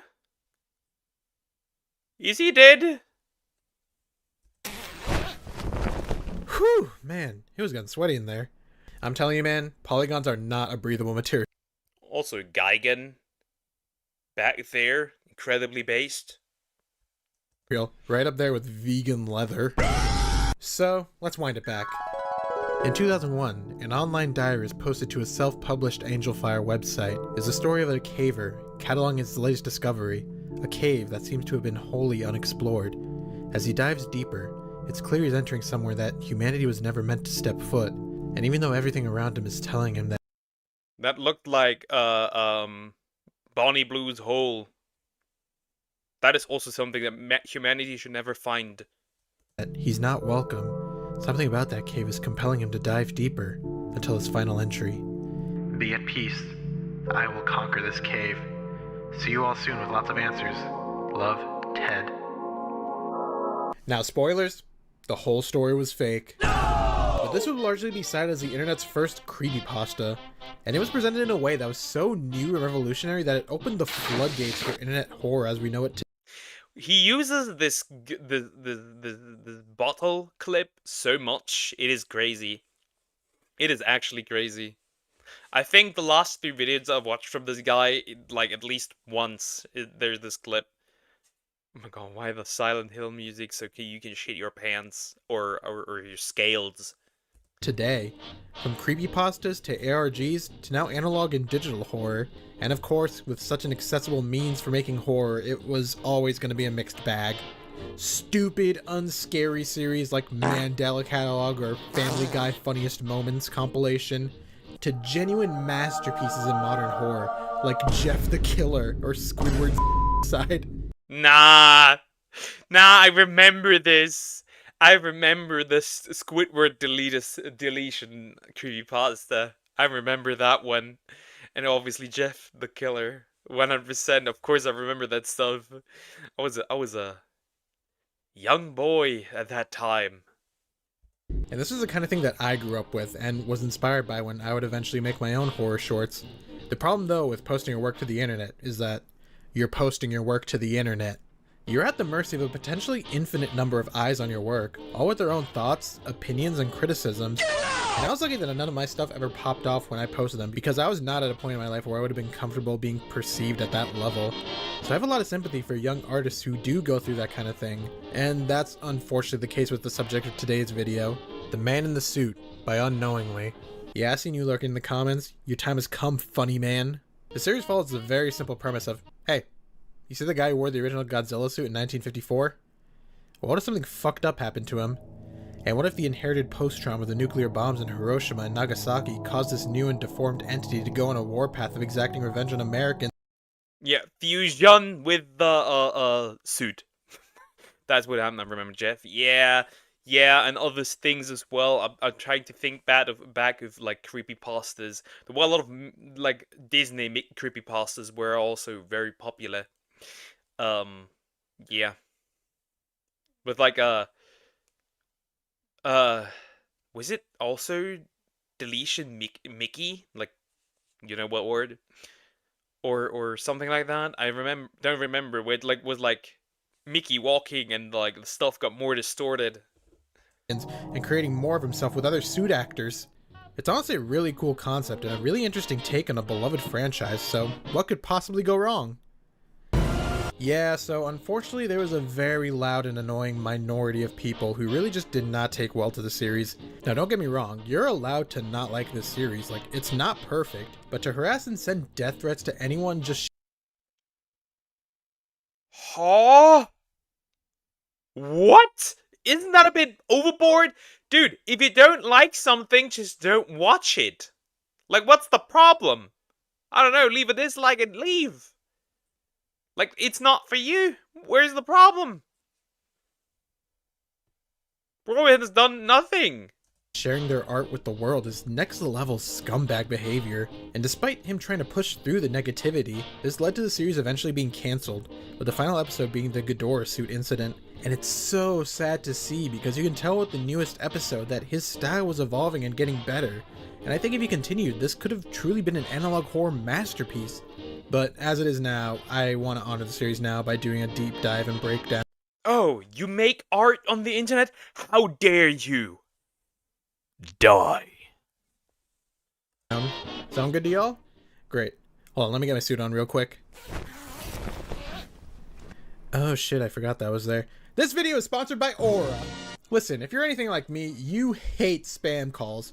I do hate spam calls. We're so alike. Do you ever wonder how they got your number? Oh god! Data brokers, baby. All it takes is you entering in your phone number on the Crown Fried Chicken reward site, and after... I should skip that. I have no aura. It's 35 minutes long. Yep.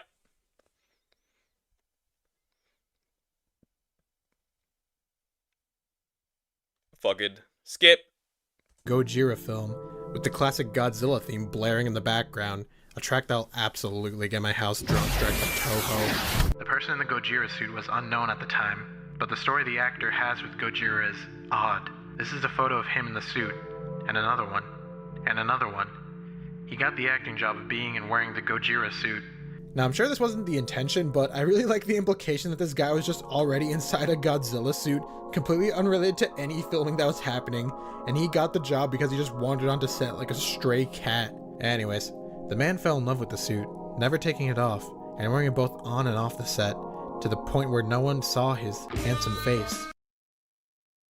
So, was Bro just the furry? Is that what this was? Bro was just the furry? Huh?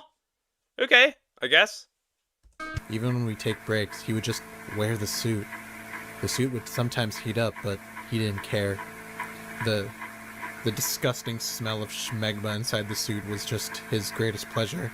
It was like he was addicted to the suit. It had gotten to the point where he brings the suit home, even though we tell him not to. Like, yeah, that's...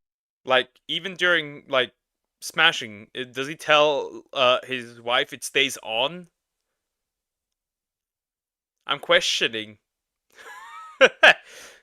Or maybe it's his girl saying, no, the suit stays on. I want to do it in the suit.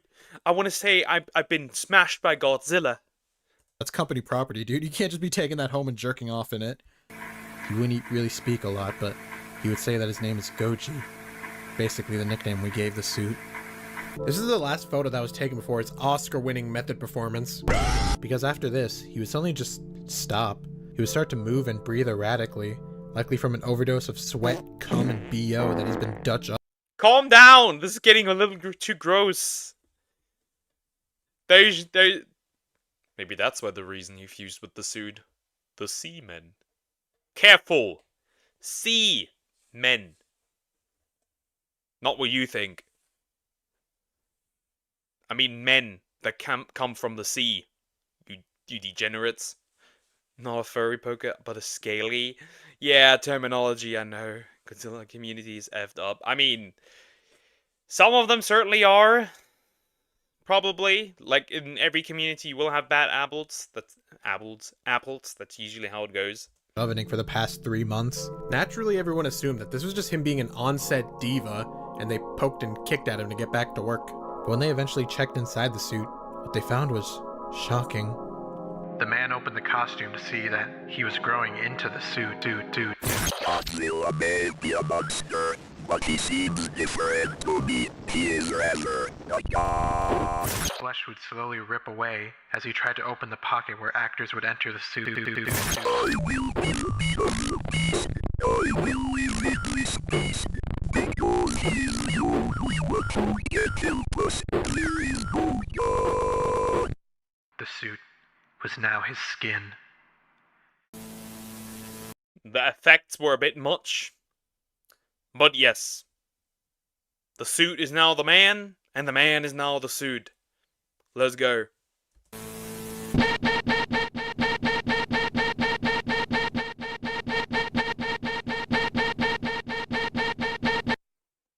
There's apparently Godzilla new music form of music. Godzilla lag step. I'm into it. It wasn't a problem for the execs at Toho though, because Gojira raked in so much radioactive cheddar, they figured they'd milk those big juicy honkers a little longer. So they began production right away on Godzilla Raids Again, where now there would not only be one, but 2 kaiju, Godzilla and Anguirus. Sorry. Anguirus? Anguirus. Isn't it Anguirus? What? How does Anguirus get created? Anguirus. Thank you for reminding me of my illiteracy. Every day you grow more beautiful. Not one, but 2 of the most terrifying creatures ever loosed on man. Each a raging, unkillable horror. Yes. Both on a rampage to stun your every... Why did he say it like that? Yeah. What the fuck? Sans. Gigantus, the fire monster. Born to destroy each other. But first, they'll destroy the world. The man suit had apparently been examined by private doctors. Yes, and the world is only Japan. There's no other world. The world is Japan. Toho still being cautious to keep this out of the public eye. The doctors weren't really sure what to make of this and speculated that it might be a pill causing this, but they weren't certain. You're telling me that there's a pill out there with such brutal side effects that putting it on while you're wearing a glorified rubber chicken suit will explode your body or replace your skin? That's fucking awesome, dude. Sign me up for that shit. Get me on a direct IV drip. I want my skin to be replaced with Cookie Monster by the end of the week. Production continued on. some suit enjoyers would 100% take this pill to just fuse with their suit because of loot reasons. 100%. Do you grow a pee-pee through that and then as well? Just questioning. Born to destroy each other, destined to create family. That sounds like a toxic relationship rather than two monsters fighting. I guess, sir. Found though, but apparently no one cared to mention to the Angerous actor that his co-star was a Lovecraftian whore. But regardless, bro still put the moves on him like rent was due. Yeah. You know, I gotta say, this isn't really as hype as Shelter 54. Let's give him a little payback ride. But it's still good. I can still spectate this like an AEW match. Oh, shit! Okay, okay. Oh my god, he's going in with the haymakers. God damn, the arena's crumbling around them. Oh! Oh, biting the neck. Yep, that's a foul. No, nah. Oh. Okay, now we're back. You've destroyed a precious Kyoto. Oh wait, no, this was in Osaka, wasn't it? Oh, are they gonna say that he really bit into his neck? Is that what's gonna happen here? The man in the Gojira suit would chomp on the actor's head, making him bleed profusely. This was never part of the script. Oh, he's improv. He's method act. Oh, so he actually bit him. That's interesting. How does Rubber Man taste, my guy? You don't understand, man. He's just like Jared Leto. He's among the greats, like Dr. House. After the injured Angerous actor stopped moving, Goji went full Mother Bird mode, and no one was able to get close. Eventually, though, the actor did wake up, and crew rushed to try and help him out of the suit. But once again,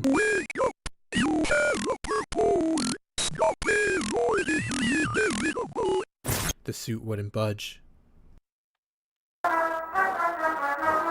Is it like a disease? Bro bites bro in suit, turns body into suit into actual body? Would?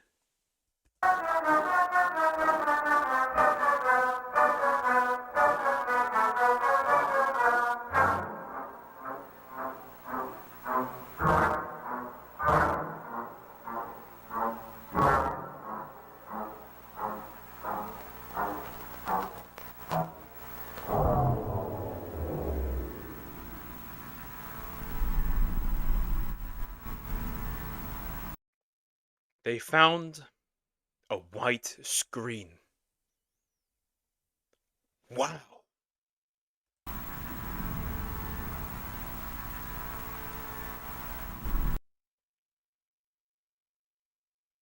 I am they. We are one. Unfortunately for you, Godzilla. Now it's no longer the man in the suit, it's the men in the suits.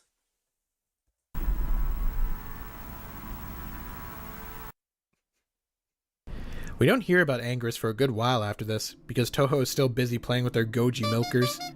And now, they have a new foe to pit him against. The titanic and terrifying battle between Godzilla and King Kong.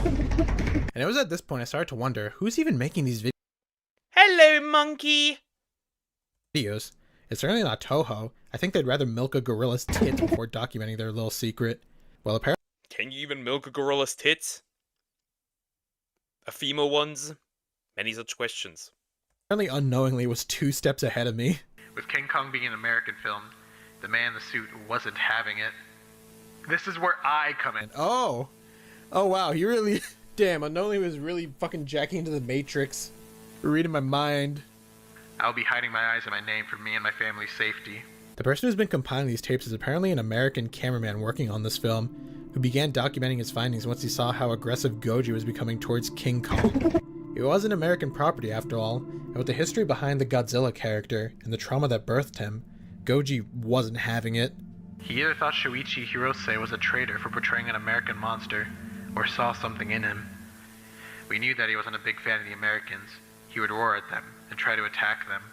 We treated him like a lion at the zoo.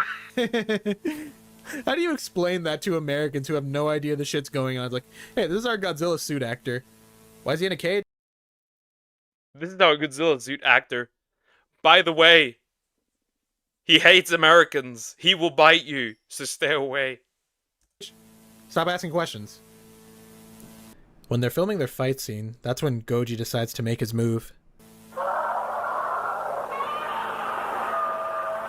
Oh, fuck. Sweep the legs. God damn.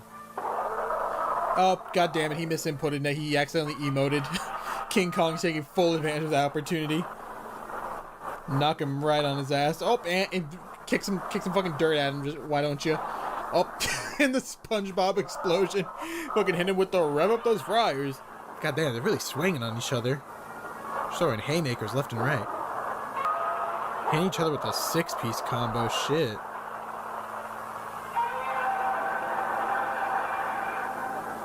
Come on, King Kong. I believe. Yo! Oh, that's not good. This can only lead to bad things.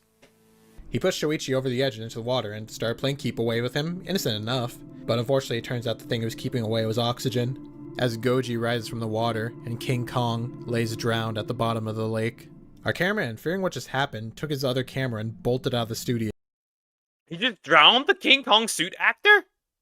Interesting. He didn't even bite him because he probably didn't want him to be like a flesh suit man. But the power went out and the corridors were long and winding. He used his camera's flash to light his way. Hearing footsteps coming towards him, he thinks it's an employee, but when he flashes his camera at them, what he finds instead is Goji.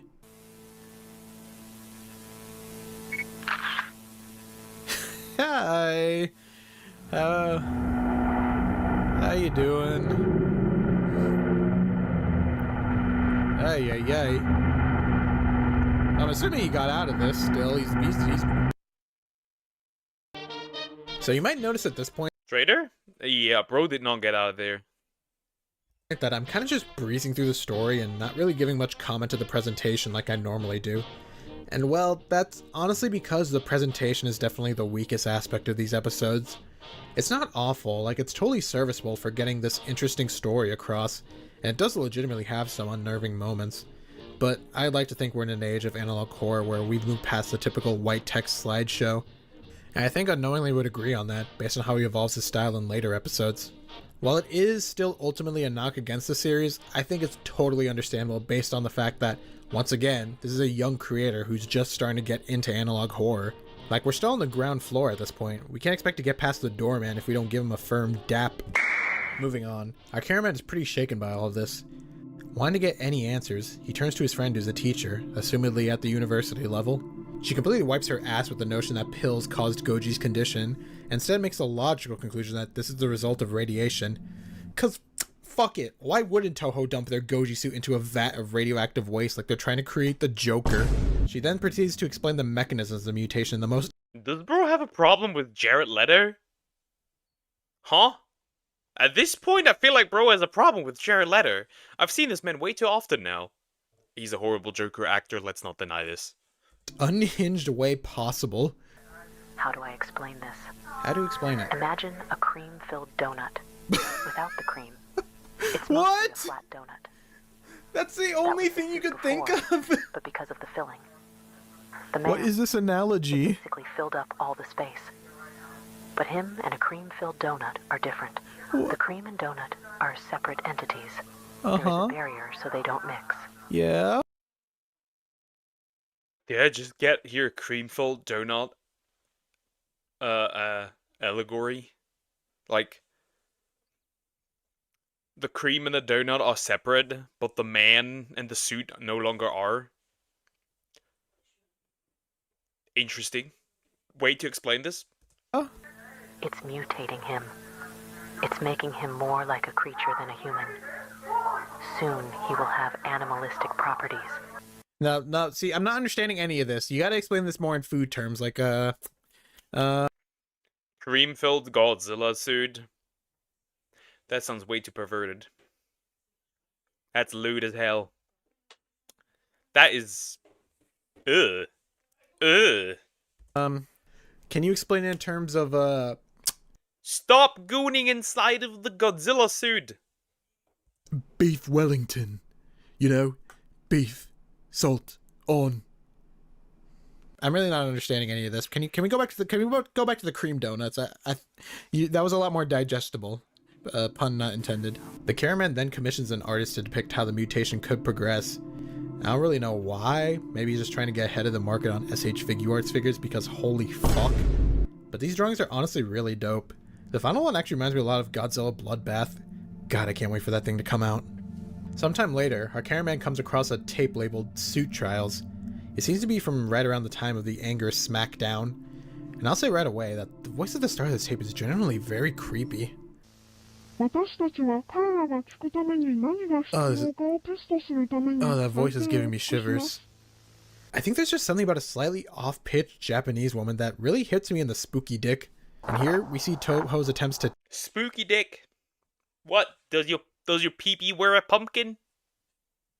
Tame Goji and use audio tests in order to control him. However, in response to one of these tests, we hear him spitting out some garbled noise.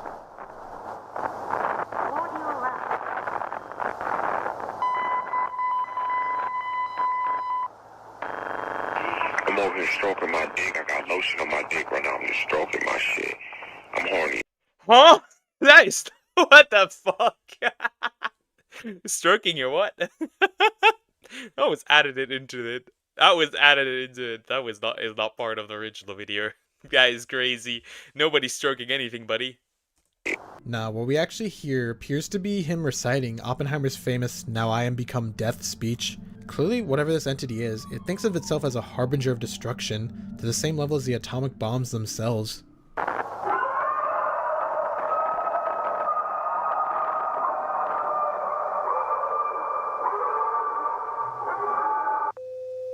Oh god. If I get jump scared, unknowingly I'm coming to your house and hurting you. In Minecraft, of course. I would never make a threat like that in real life.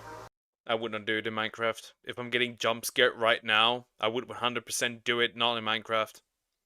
I would do it in real life. Oh dear. Got some teeth. Oh, hey. Yo.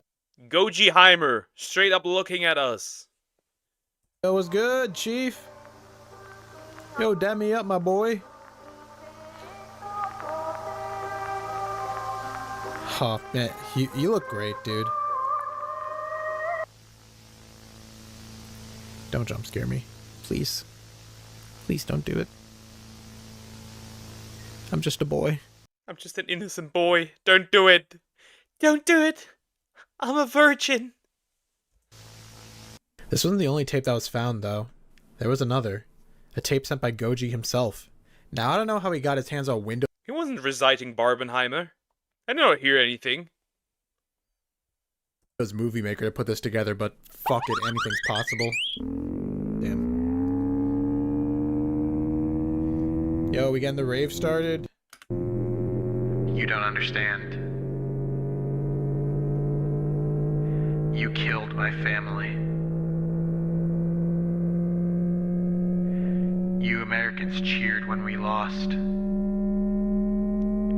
We lost our homes. If you're homeless, just buy a house. Atomic Monster got better dental work than the British.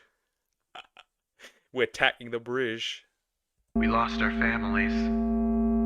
Just use necromancy and revive them.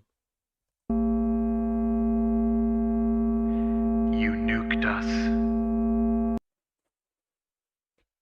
Play stupid games, win stupid prizes, I guess. The nuke took my wife. The horniness took my wife.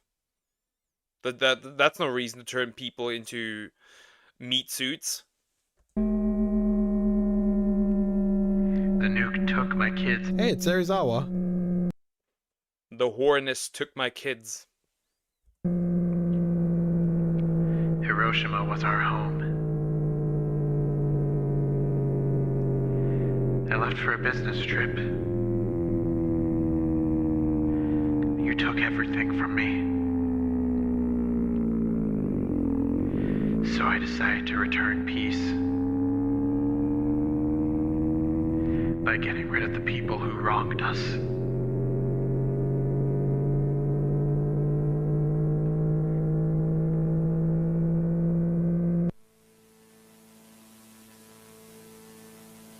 It's worth noting that despite this wrathful text being directed towards the Americans, the only thing we see on screen is footage from Gojira, footage of other Japanese people suffering, the only people he's actually been hurting this whole time. The cameraman also receives another tape in the mail, this one recording an attempt to remove the man from the suit, and it went about as well as you think. Despite the initial operation going smoothly, Goji eventually snapped and attacked a cameraman as the flash was hurting his eyes, leaving us with this final disturbing photo. Though, not gonna lie, I feel like this final one would be a lot creepier if it didn't have the Germa sus eyes in there. Regardless, we then move on to hearing about the newest Goji incident. Somewhere in the making of the new movie, the man in the suit somehow escaped. These Bro ran off! Bro ran off! Who is he offing now? fucking jackasses had like 17 incidents of the man in the suit killing people, and they haven't had a little more security. How do I know this? He's in my house. He's actually having sex with my wife right now. It's honestly... I didn't know she was a freak like that. That's all I'll say. It was on the news. Hey, if there's men liking monster girls, there's women liking monster men. Monster boys. Several people across Japan have their own Goji sightings, and they're able to snap pictures of him. I really like this photo in particular. He looks genuinely contemplative and maybe a little sad. This place, the open air, the car, the wide goes, the house. Did they just move on? Will we forget? Toho, being the manipulative geniuses that they are, quickly come up with a cover story for this incident. Toho got wind of this fast, explaining that this was a promotion for their new movie. Man, what fucking... The promotion for the new movie, Shortzilla. You would not believe in what I just saw. See, I'm in a room where I can look into one of the windows of my neighbor. And my neighbor's a female, older lady. And she had no clothes on, while apparently walking down the stairs. Why? I'm not even joking. This is not a joke. Why? Thankfully, I didn't see anything particular. Marketing geniuses at Toho. You know what'll really get people talking about the next Godzilla movie? Having a man in a suit fucking prowl their neighborhood at 1 a.m. Somehow they were able to stop any more copies of the story from printing again. Who the fuck runs Toho? The Illuminati? The fucking New World Order? They're a movie studio, not fucking God. I mean, why not? Her home? Yep, her home. She's married. She has 2 kids.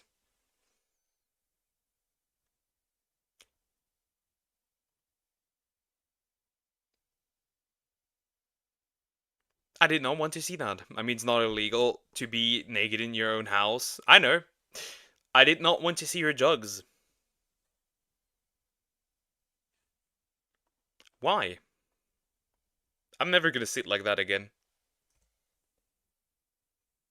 I have too many questions. What was he even doing outside? How did he even escape? Were Toho able to catch him? Nah, man, he's still out there.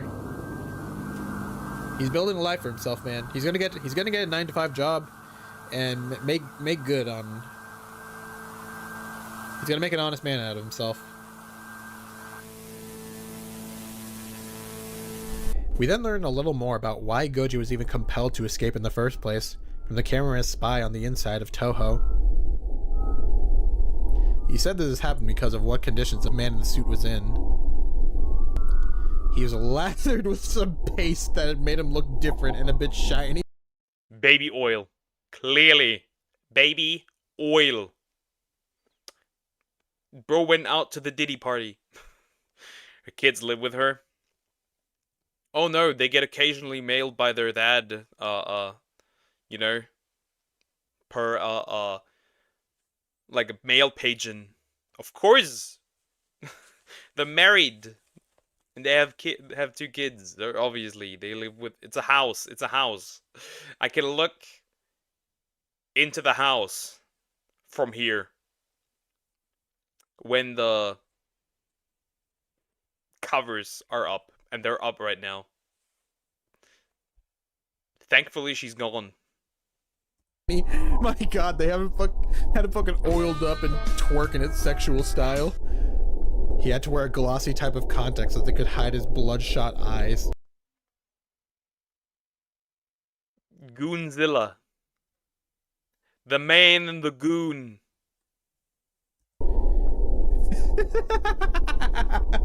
The man in the suit really just said he wasn't like escaping to kill anyone. He just was having a fucking diva moment and stormed off set saying, "Huh, I can't work under these conditions." That's such a funny way to explain that. He was forced to withstand high Bro fell. Bro tripped and fell. That's what happened. wind. God damn, they're really torturing this fucking man in the suit. Put him through his paces. He was dragged around. Listen, he may be an abhorrent Lovecraftian creature, but he still has human rights. He was treated like a circus animal. So then he finally joined a workers' union and had his negotiator. Bro had to join the workers' union. We stand for Goji rights. Fight for his rights. GLM? Godzilla Life Matter? Godzilla Lives Matter? Huh? To an hour-long lunch break. Finally, after all of this, Toho wised up and didn't put another monster suit in front of the OG Goji. OG Goji. That's a... I really wrote that down and didn't read it out loud. They instead used a puppet for their next antagonist, Masuda. However, for some inexplicable fucking reason, they still allowed people to act inside of the larva suits. Like, they're really 3 for 3 on monster suit related tragedies, and they still decide to shove some poor woman into a glorified trash bag. While their parents were in attendance by the fucking by. Naturally, Goji sees another means for pupping his stocks and immediately attacks the woman, killing her parents in the process. Security was there to tase him and try and get him away from the larva suit, but he instead went ballistic and charged out of the studio. And I'm just giving Toho the biggest fucking benefit of the doubt that this escape is the same escape we heard about in the previous episode, and that they really didn't let this abomination go off the grid a second time. Like, it shouldn't have happened even once, but if it happens twice, you just want it at that point. So a team was sent out to wrangle up Goji, including our inside contact, and when they finally find him, this happens. It took an hour to find him. They saw him looking around the forest. Like, is the larva suit now also a living flesh bag? Huh? As if he was just wandering around and looking at nature. He's just going on a walk. Come on. Let him get some vitamin D at least. As if he was calm. The calmness broke as it saw the people trying to capture it. Man gets one fucking relaxing nature walk a year. Yeah, I'd be pretty pissed too if I saw people trying to throw a net on me. The man in the suit was surrounded. He just could not fight off 4 normal guys. It was too much for him. Then, he would start to shake violently. He twitched as a sudden sound, as if he was vibrating. Did bro develop the breath? The blue stinky breath?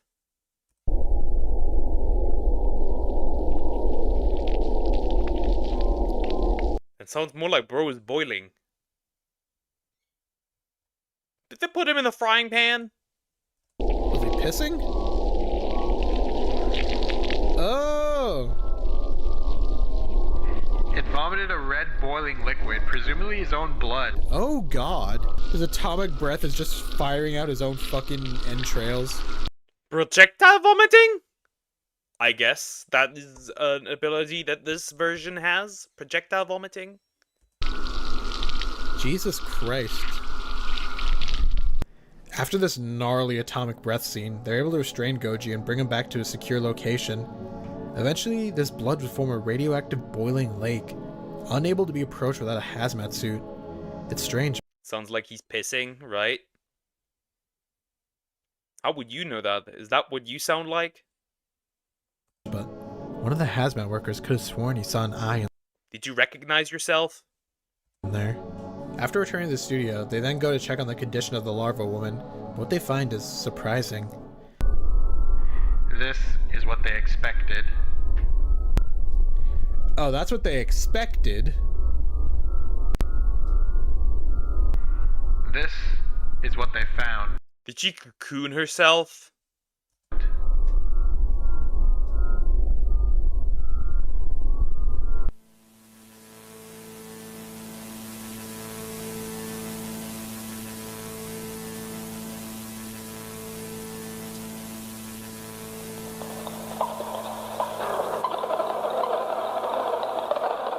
Oh!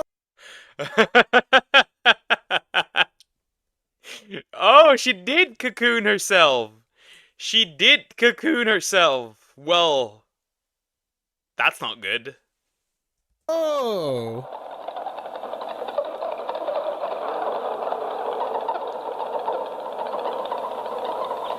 Okay. I see. I really love the little twist unknowingly puts on his own formula here, starting off with the abomination that we'd already seen up to this point, but then what actually happens is even stranger. There were attempts made to save the woman inside the suit, but every time someone got close, the room would be flooded with a noxious orange gas. With now 4 incidents on set of actors being killed or transformed, it was getting more Transformation boost. Oh yeah, I'm the person the sued. I'm in secret a man. Well, now it's not a secret, but it is what it is. Knew it. That's why you were calling yourself Maximilian. Knew it. Finally, the secret has been unveiled. This is just a joke. difficult for Toho to cover these up. Or at least it would be if they didn't apparently have the government in their pocket, as the inside contact apparently spied on a meeting between a Toho exec and a government official. Like, Jesus Christ. I know politicians can be bought off if you offer them a fucking Twix bar, but I would think that a radioactive mutating virus would be where you draw the line. Anyways, we have one last video. The Ghidorah suit incident. So after all of this, Toho has decided to greenlight another fucking movie? This time pairing Goji up with my favorite alien, King Ghidorah. With the introduction of a new kaiju for Godzilla to square up with, Toho decided they wanted to be more careful this time around. Can't possibly imagine why. They gave the suit 3 heads in order to confuse Goji, and made it out of a more durable material consisting of fucking. Seriously, why are the materials classified? Does Toho really have access to fucking unobtainium that the world at large doesn't know about? The lower body would be made of this material, while the heads and neck, which would be puppeteered and not contain any human parts, would be made of more normal materials. Every other. Yeah, he spawned that right away. No, Poke, I'm dead serious. No, I just call you a homie for a joke. Other kaiju in the film would be puppets, including the fucking Mothra larva, which just proves that they didn't need to put a woman in the first larva suit. Jesus Christ. Dude, it's good her parents got mauled to death, because if I found that out, I'd go apeshit. I would go apeshit. They could make an entire new kaiju suit from all the shit I would throw at Toho execs. Anyways, hearing about all of this, the cameraman decides that this time... What does Hedorah get shit? Huh? Poor Hedorah. He's gonna intervene. This time, I will intervene. Thank you. Yo, he's going in with the gat. I know it sounds so risky to go to workplace with a shotgun, but this thing needs to be put down once and for all. How'd you even get a shotgun in Japan? You can't just buy guns there, I don't think. Filming began, and everyone was confident that nothing could possibly go wrong, but they forgot to account for one thing: the mouth. When the puppeteered mouth opened to let out a roar, Goji bit at it and spit his atomic blood down the neck of the puppet. Ugh. Also, look at how wide that opens. Ugh, bro just said vomit down the tube. And into the suit, drenching the actor and doing God only knows what to his body. This is when our cameraman entered the studio, with a shotgun hidden inside a guitar case.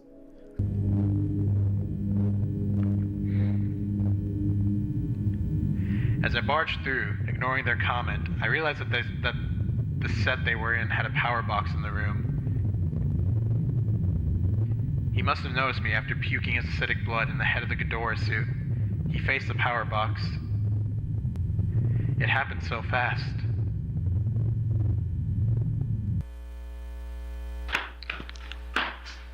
Oh shit, we got footage. Oh dear. Oh no. Yeah, you're cooked, buddy. You're absolutely cooked.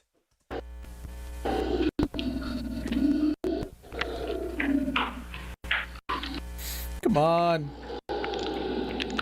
God damn, what the fuck is this movie studio? Oh no, oh no.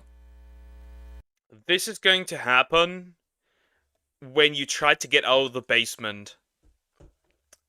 Out of my basement. It looks exactly like that, and this is what's going to happen. Just so you know, guys, you will never get out of there. Once you subscribe, you're just in there.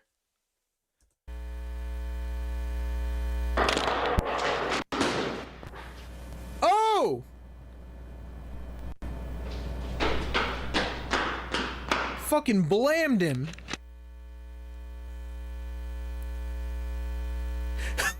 Oh my god! Yeah, bro's head is gone. Bro's head is gone.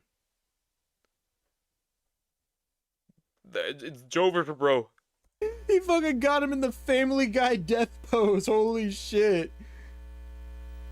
Oh, fucking blasted his entire head off. God damn, what was that shotgun made out of? It's like the fucking It's made out of shotgun. Thank me later. Titan rifle. Oh. Oh, this can't be good. Of course he's, Godzilla does have regenerative abilities, so no wonder he was regenerating. That's nothing crazy. Okay, most things are possible. You just gotta work harder. No. There are things that are impossible. Though. Like, there are things that seem possible that are impossible. Oh no!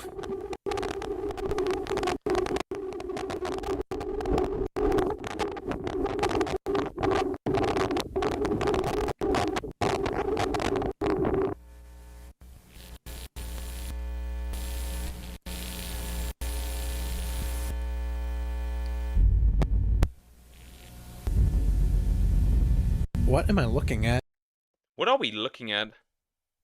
I know, that's why I wrote most. Yep. What are we looking at? Good question. What are we looking at?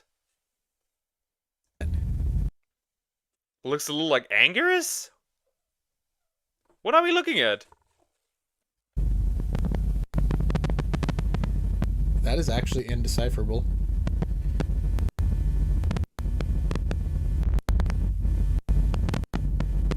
I'm like looking at this from every angle. I don't know what I'm looking at. Well, this is moving. Are we inside the suit?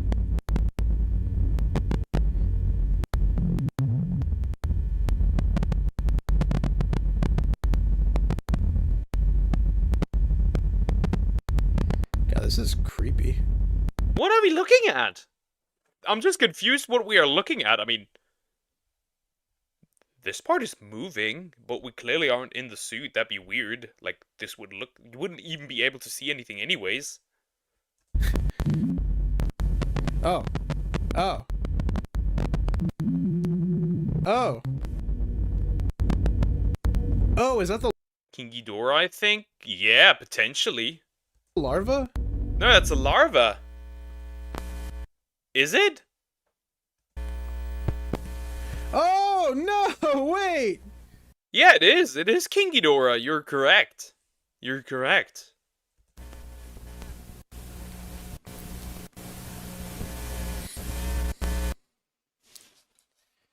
Oh, that was it? Oh. Oh. Oh. No, I wanted so much more of that. And with that, we have the end of the man in the suit. And never before have I been sadder to say that than I am. Damn! We are being let off at a cliffhanger! That is mean! That is mean! That is so mean! Fuck the people that hated on this guy! That is so mean! I hate them. That's mean. Am now. Because right at the very end, we started to get a little taste of the full potential of this series. Full credit to everyone who worked on this, by the way. And we were fucking robbed by delusional loser weirdos who had nothing better to do but hate on someone who was just giving their take on a property they clearly love. And it is such a shame. The idea of a story about a man who lost his family and became infected with radiation, mutating into this horrid amalgamation of flesh and rubber, and only able to remember the hatred he feels for the Americans unleashing the power of the nuclear bomb, and that hatred blinding him to the point where the only people he ends up hurting are his fellow countrymen, considering them all traitors for moving on, for choosing peace instead of harboring the same hatred for Americans in the world as he does. And that's why I think is core to the Godzilla character as a whole, as it's not about the monster, it's about what the monster represents. Whether that be atomic weapons, or natural disasters, or survivor's guilt, it's this ability to embody the darkest and scariest parts of humanity in the world. And that's what I think unknowingly really understands about the character better than a lot of people. I get that the presentation isn't the best, that it's tropey, that there are spelling mistakes. You don't have to like it, but you have to at least acknowledge that this was a young creator who was in his early steps, and now is finally living up to his peers with this good. That's actually sad. This had potential. Yes, this had potential. That sucks. By the way, the guy who made Man in the Suit is making Murder Drones Analog Horror now. Okay. At least he doesn't stop with Analog Horror. That's good. Door episode, and now his new Murder Drone series. So I can't help but feel like we missed out on a masterpiece in the making. But unknowingly, if you're watching this, don't take it the wrong way. I'm not saying you should have kept going and just ignored the hate. I get that it's hard, and you don't owe us anything. But you have so much talent and still so much potential to reach. So, whatever you do, don't let anyone snuff that out.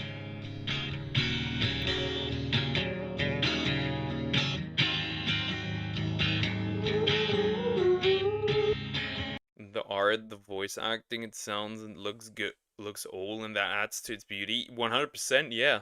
Great job.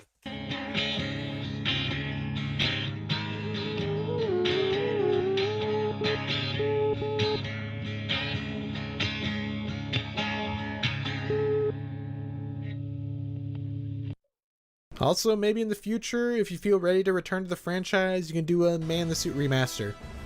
I don't know, just a thought. Thank you all so much for watching, though. This is my second video on the Godzilla franchise, so hopefully the comments aren't as brutal as last time.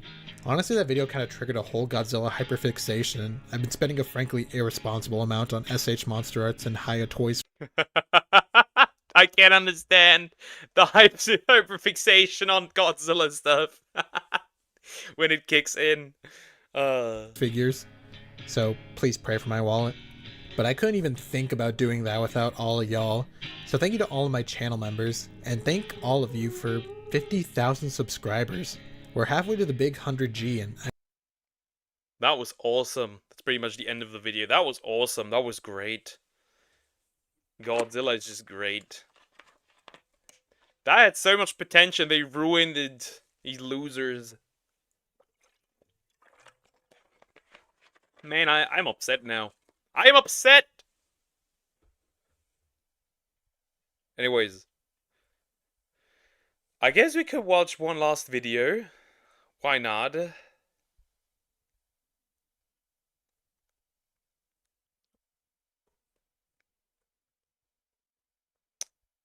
Huh. I guess we could do this one? Imagine opening. Yeah. Let's do this one as a final one. Some horror of the other side. Discord.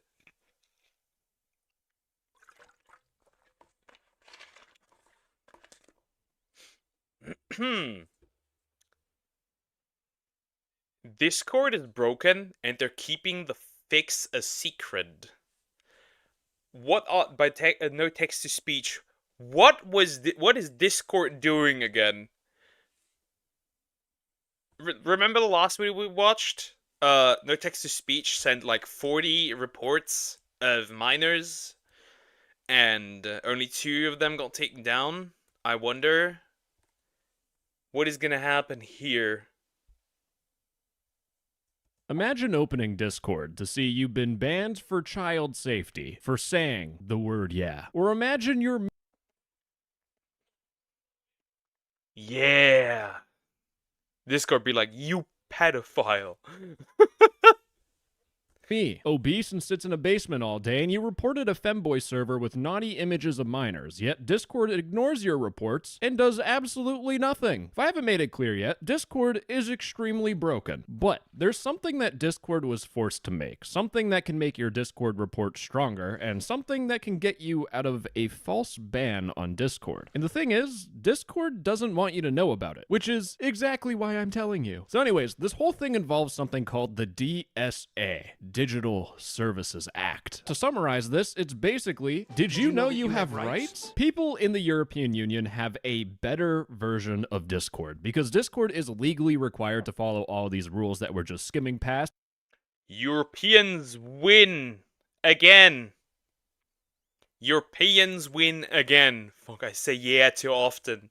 I'm gonna ban you now because that made me uncomfortable. That feels like it's threatening children, so I'm sorry.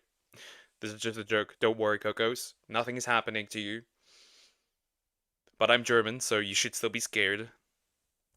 But since a third of you are in the US, I understand that you might not care, but this is still important because you should be angry that Germany! 4.5% representation! Discord doesn't give you the 2 massive advantages that EU users have. Enough blue balling you. What is the first advantage of Europe's special version of Discord? They're actually able to report people. But if you're considered a second-class citizen by Discord, so you're not in the European Union, when you go to report someone, you have a whole bunch of pre-selected reasons that you can go through. And these are all right until you get into complicated things. Like, I don't know, why don't I throw back to my previous video I made where I talked about a femboy server? It was like the hub, but for femboys. What was happening? It was like the hub, but for femboys. Underage femboys. We need to take that into consideration. Underage femboys. Is that the people would say their age in the general channel, they'd say, oh, I'm 13. And then in the wiener channel, they would send an image of... Why must you put it like this? Why must you put it like this? The wiener channel.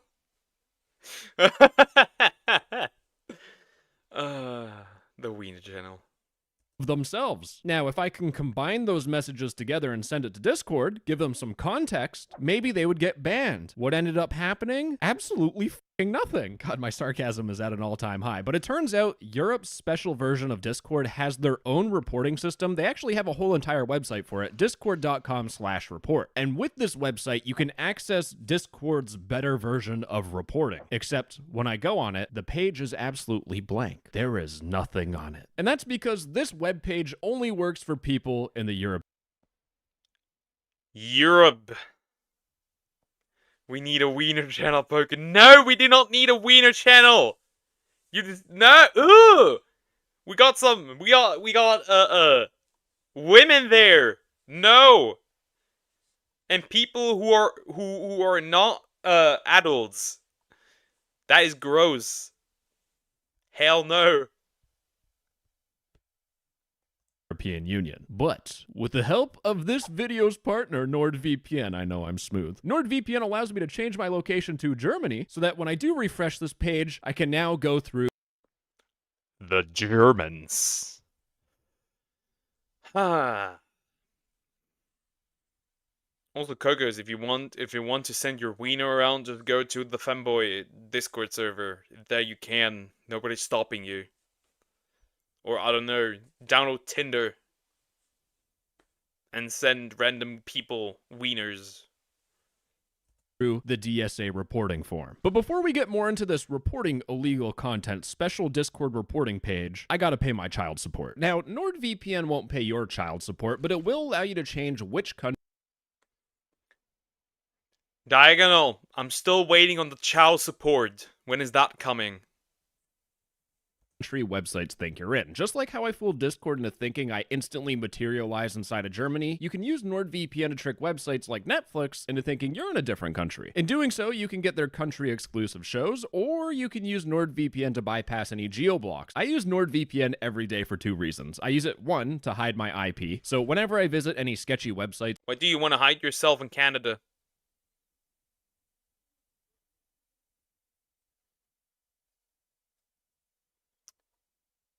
That's the worst place. Okay, I'm gonna go. Normally I stay for the entire stream. I'm just not feeling it today. What you had to experience with me yesterday. It's not that serious. It was a bit weird, but it's not that serious. It's all good. But it was hella weird. I'll be real. It was hella weird. This was certainly the weirdest moment I ever had in my chat. But yeah, take care, Diagonal. Bye, my. But I don't have enough sausages to send to everyone. You have multiple dicks? What kind of ability is that? That's crazy. Breakfast? Huh, talking about wieners. and I make a video on it, I don't have to worry about scammers trying to DDoS me off the internet as revenge after I release my video. But the second reason why I use NordVPN is that if I'm investigating a Discord server and I get bans off the Discord server, if I go on my alt account and I try joining again, Discord won't let me. Discord will ban your IP from the server. But the whole point of a VPN like NordVPN is to change your IP. So I turn on to NordVPN, my IP changes, and kaboom, I'm allowed right back in as if nothing happened. Guys, don't tell Discord I do that. Just keep... Does it have automatic driving mod? Yes, I can drive by itself.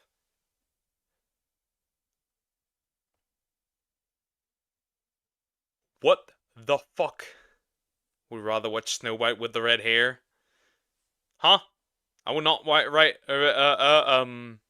Snow White. I'd rather watch the original Snow White. GT stream, okay. How do you think of dicks when I say sausages, you pervert? How were you being a pervert before that made me think you are a pervert, you pervert? Keep it between us, okay? So give NordVPN a try at nordvpn.com. Yeah, it was weird for me too. I'm supposed to be the whore here. That went way further than being a whore.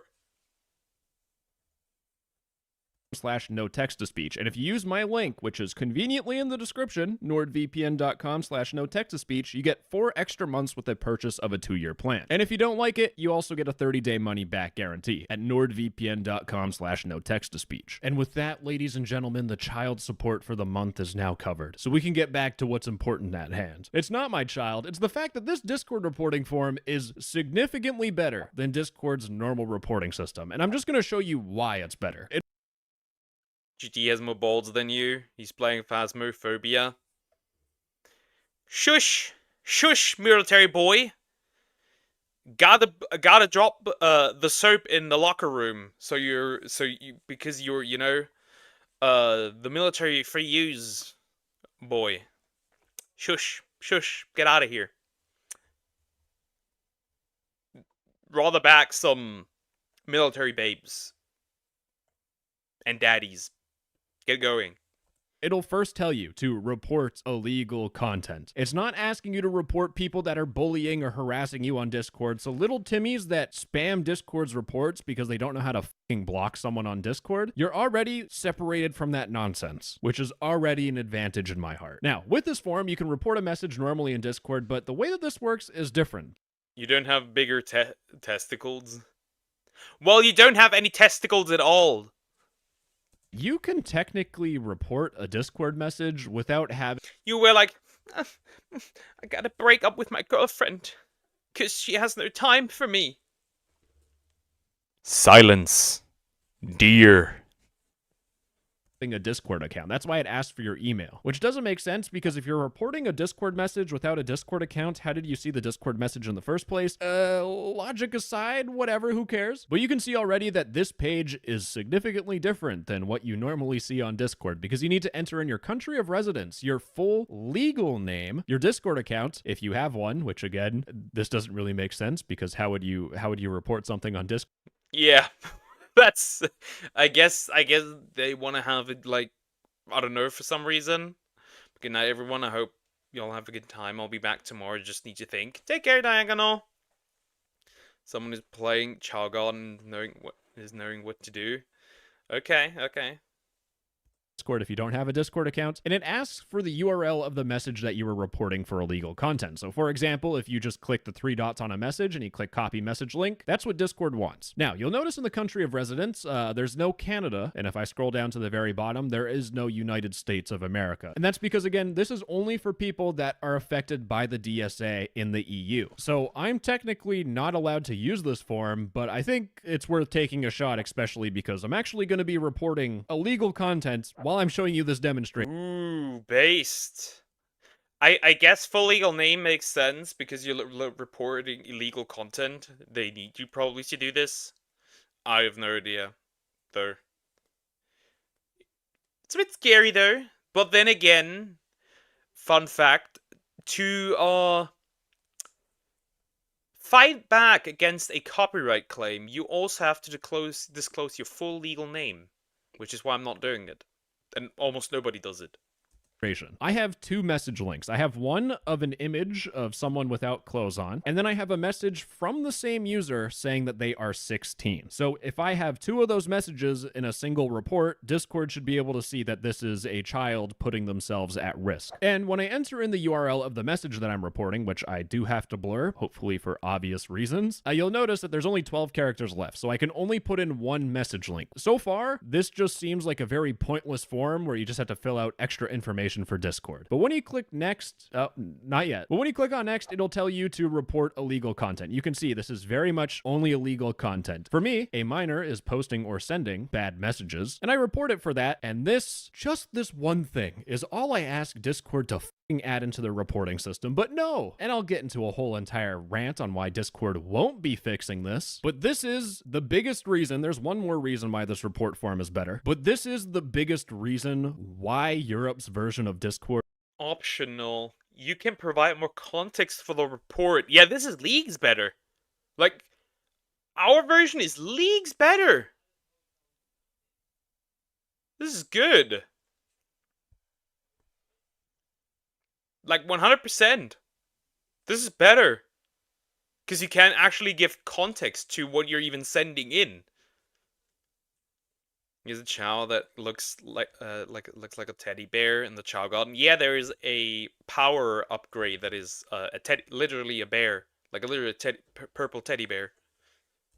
Is significantly better because when you report something, you can actually provide context. In my case, I'm reporting both a message link of someone who sent an image of themselves, and I also want to give Discord context from another message that the person said they were 16 years old. This is a perfect report. It is short. It has 2 message links to what you need to know. I click on next, and before you submit your report, you need to say, I believe that the information and allegations contained in this report are accurate and complete, which I click on next, and now I can submit my report. Now, what is the exact excuse by Discord to not have this for the United States and Canada? Like, what is the exact reason as to why you don't have that? And for any other place that doesn't have it, obviously. Like, this is so much safer and better. Maybe you didn't need to disclose your legal name probably for, like, you know, if you had like a US version or like a version that works for those countries that don't have like the setup that the European countries have. Like, what are we doing? This is so much better. Now, will that report go anywhere? I don't know, because here's the thing. This report system isn't some godly almighty power that will automatically ban people. Discord can still be the absolute idiots that they are. Once you submit one of those reports, after a couple of days, Discord will give you a status update on your report. You can see that my report was closed. Now, this is a different report because I don't want to show you one that actually has minors on it, just in case people like reverse the report number and get like the message links and stuff. I don't want to deal with that. So instead, this is a report that I made on December 11th, 2024. I reported a message on Discord of someone sharing malware. It was obviously malware. I think I included a link to a malware analysis of it. Discord was Interesting. Okay, what would Discord do then? Yes, dear.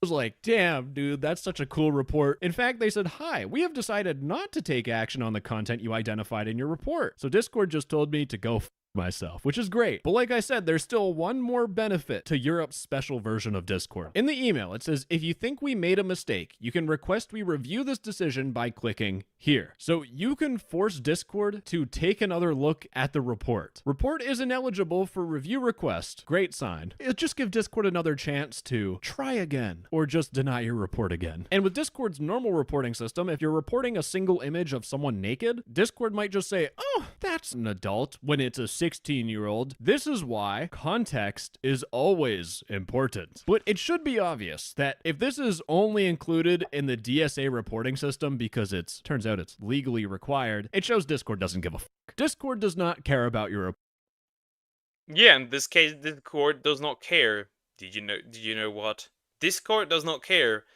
I mean, if they did care, they would have it for every other version of Discord as well, right? Then they would care. That is crazy that they actually have the means to protect people, specifically underage people, but they refuse to utilize it. Ugh. reports, which is extremely ironic because when the DSA came out, Discord made this blog post that says how we're evolving our safety architecture for the Digital Services Act. But this blog post is the biggest load of corporate slop I have ever read because they say creating a place for safe connection is a top priority and we invest heavily in it. And Discord says they care so much that independent of any regulation, more than 15% of our employees are focused on safety. Independent of any regulation, except you cannot report context unless it's specifically in the DSA form. You cannot report properly unless it is required by law. Interesting. Where you're, by regulation, supposed to have that. A lot of this blog post is Discord saying, we care about you and we're adding all these features. We definitely don't have the EU pointing a gun to our head with massive fines. And when I mean massive fines, I really do mean them. If Discord breaks the Digital Services Act, the maximum amount of fines that the DSA can put against a company that fails to comply with an obligation laid down in the DSA, the fine shall be 6% of the annual worldwide turnover of the provider. So just for context sake, their penalty would be $30 million. Oh yeah, they certainly want to make sure that they don't fuck shit up. Because imagine paying $36 million or euro or whatever. Crazy, huh? So Discord saying, independent of any regulation, they're doing good. No, it's because they don't want to be fined $30 million. And the reason why I'm this nihilistic about Discord is because they're planning to roll out certain parts of the system to make the platform continue to be the best place to hang out, to improve safety. And just saying that makes it comedic. Adding a basic menu that says add more context, easy as shit you could do, and it hasn't been done for a whole year. You gotta love it, guys. But Discord talks about transparency, where they specifically say, we want users to be able to easily understand what rules they broke. And let's get into the false bans by Discord, because if you go on r/ban from Discord is not transparent.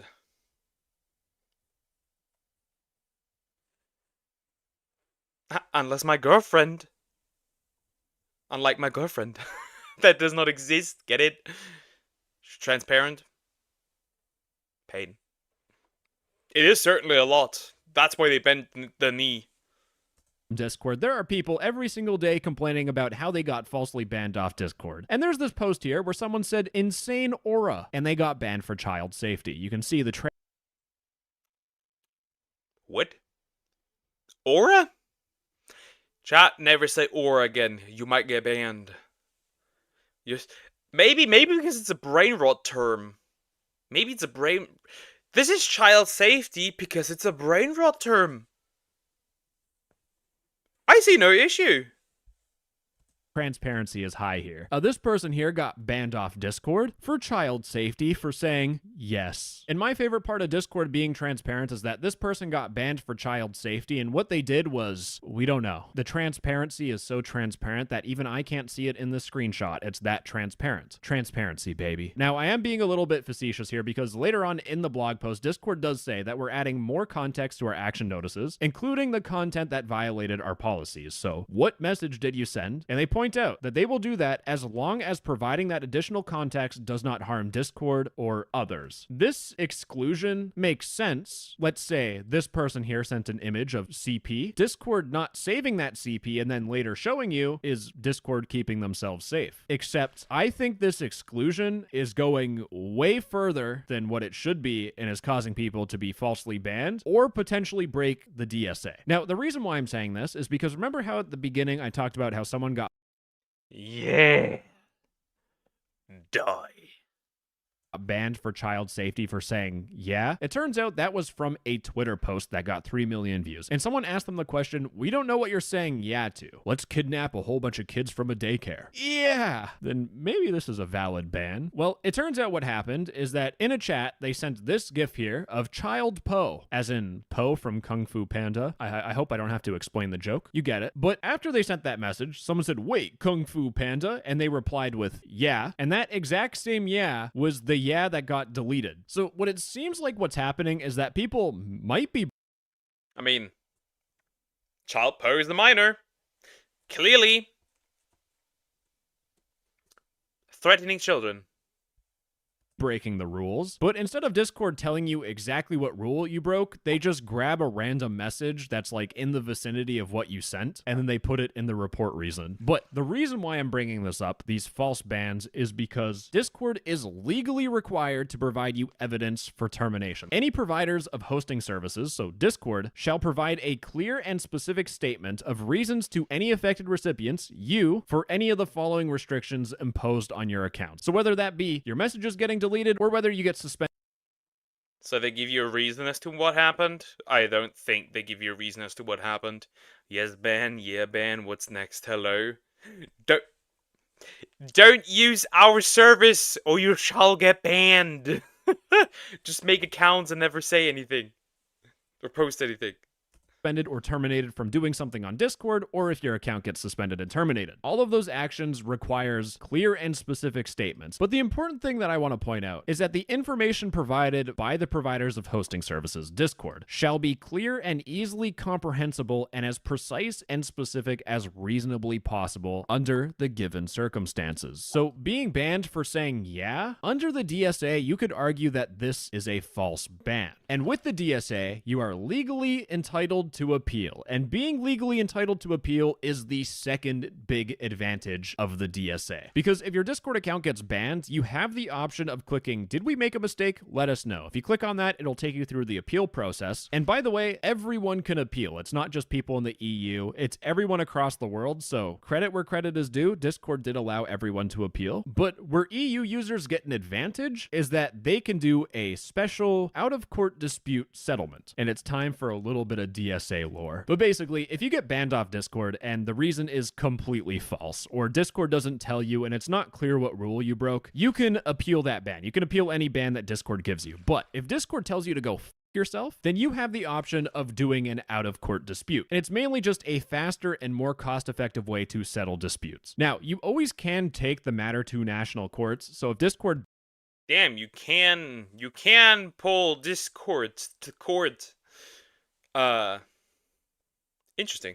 Bans your account and you lose like hundreds of thousands of dollars because of it, and you can prove it. Makes sense to go to court. I'm not a lawyer, go to an actual lawyer. But if your goal is to just get your Discord account unbanned, this out-of-court dispute will cost you $0 dues and almost guarantee you'll get unbanned if you did nothing wrong. Because what happens is that both you and Discord goes to an out-of-court dispute settlement body with the purpose of resolving the dispute, you being banned falsely and you want to be unbanned. And the important thing is that in any case, for the recipients of the service, so you as a Discord user, the dispute settlement will usually be available free of charge or at a very low nominal fee. However, out-of-court dispute settlement bodies do not have the power to impose.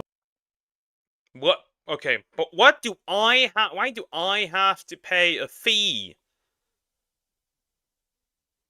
Because you wrongfully banned me. Should not Discord pay the fee? Like if I post a picture of my rabbit and I get banned for child safety and they go say F yourself, I gotta pay to be unbanned again? That's stupid. Impose a binding settlement of the dispute on the parties. So you can go to these out-of-court settlements, argue about how Discord falsely banned you, and even if the out-of-court settlement body says that you were falsely banned, Discord doesn't even have to listen. So this whole entire out-of-court dispute settlement process seems completely pointless. However, it is extremely useful because here's the thing. These out-of-court dispute settlements cost Discord time and therefore cost them money. And if Discord is giving out these false bans, instead of them going through this whole entire process and wasting time, they most likely will just completely fix your get you unbanned before having to go to this out-of-court dispute. But the second benefit of these out-of-court disputes is that if a whole bunch of people are doing these out-of-court disputes for false bans, it could tell the EU that Discord is violating the DSA. The worst part about this, though, is that no one in the EU is using this. If I see something that is not nice, I'm gonna utilize that. On purpose. I'm gonna attack them on purpose. Which means Discord has no incentive to fix their shit. That's not a hyperbole, by the way. No one is using this. And how do I know that? Total numbers 0, decisions upheld 0, decisions reversed 0, median time 0%, of outcomes implemented 0. Like, actually, nobody's using this. Nobody.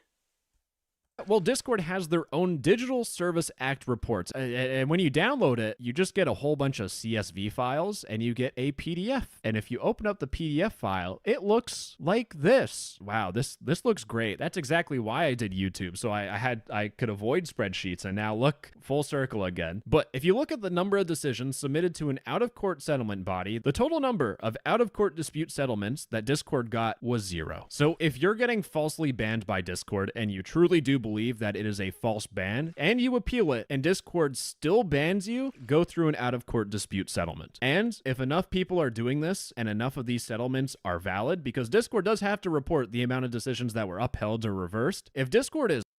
Since it's on a separate website, I don't even think people know that this even exists. No one knows that this exists. That's crazy, not even one, because nobody knows that probably even exists. Like, nobody knows. I would assume. That's why it's 0.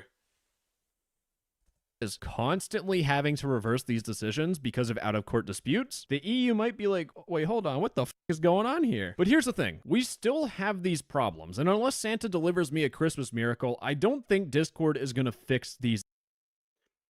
I hope Santa does not deliver you death. You want death, my friend? Here, it's yours. Issues. Both seem like an easy fix, but Discord isn't going to fix this because money. It always ties back to money. Here's the thing. Discord used to have their white page of doom and gloom, but this white page would allow you to report people on Discord. You'd enter in your email address, you'd say that you're reporting someone, and you can give a subject and a description. You can include all the reasons why you're reporting someone, and you would include message links. The problem, though, is the page got removed, and the reason why is because most of the reports that Discord would get were incoherent ramblings from children crying about being called a stinky poo-poo head, and Discord had to pay people to go through those reports. And what ended I shut down as well. But at the same time, I guess just hire more people? I guess? Up happening is that Discord eventually moved to their new reporting system, which is a massive downgrade. And the best part is that if you click I don't like it, it doesn't even do shit. But with this new reporting system, it allows Discord to basically throw these reports into an AI to save money. But in my conspiracy theory brain, I feel like Discord has this awful reporting system that is so minimal that it's basically useless, because if Discord ever gets sued by someone, they can just say, guys, you can't sue us. We didn't know. We had no context to the report. How could we ever know that kids are being harmed on our platform? How? So with that, you would think this DSA system where you can report illegal content is a way better solution. But for So we're saying they're doing this on purpose. I mean, probably. I would assume so. But then again, if you get sued, I mean, paying $36 million will probably hurt. Discord to read my context, I mean, that just requires more time. You can't get AI to figure that stuff out. That costs money. Considering this context system only works for DSA, it should be telling what Discord thinks of any of their problems on their platform. If you try reporting someone normally, we will make it as useless as possible, and we will only allow you to add context. We will only make this reporting system the bare minimum if we are legally obligated to by the DSA. And we're going to make it only available to people who legally need it. Now, the question that everyone has on their mind is, will Discord fix the false bans? And the answer is probably no. Instead of Discord just showing random messages for proof of what you said and how it violates child safety, if Discord just put like... To summarize, Discord has a great feature that nobody knows about, and they do not care to make it known. Horrid. A little description saying, you sent a message talking about minors in this way, and here's kind of what you sent. They could do that, but again, putting in context, you have to get AI to do it or a human to do it. That costs money. Discord don't give a f about you. And really, Discord wouldn't change anything, even for the people in the EU, until people start doing those out-of-court disputes, because no one is complaining with out-of-court disputes. Discord doesn't have a reason to make it better. So anyways, gamers, that's all she wrote. And Discord, if you tortured one of your employees by forcing them to watch this video, just give us context for reporting. Starting small is better than not starting at all. And conveniently, that's my pickup line for my date tonight. Bye. That's it. Now we know. Discord has a great feature. Nobody knows about it. They refuse to show you that it even exists. They refuse to have it for every country, because they just don't give a shit about minors and everybody else. Like, not even minors, but I don't know, blackmail, adult content that is not corn, like, I don't know, gore or anything like that. They just do not care. That is so scummy that they have it. They have the solution, but they won't fix the problem. You nom nom nom. What are you eating, buddy? Well, that is crazy. That is wild that that is a thing. Anyways, guys, that'll be it for today.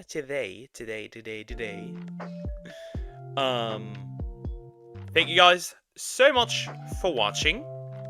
We'll be back tomorrow as usual with, you know, the regular stuff. Will be tomorrow, new game, Rune Factory 3. Okay, but I wanted to say, yeah, then speak. Been waiting here for hours, years, thousands of days. I'm old right now. Come on, buddy, speak up.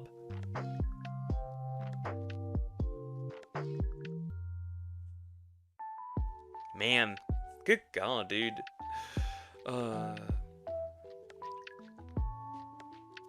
Average tier experience. This is why I have a... If you keep waiting long, I'll end the stream. I'll just end now. Guys, I'll see you tomorrow. Take care, guys. Bye-bye.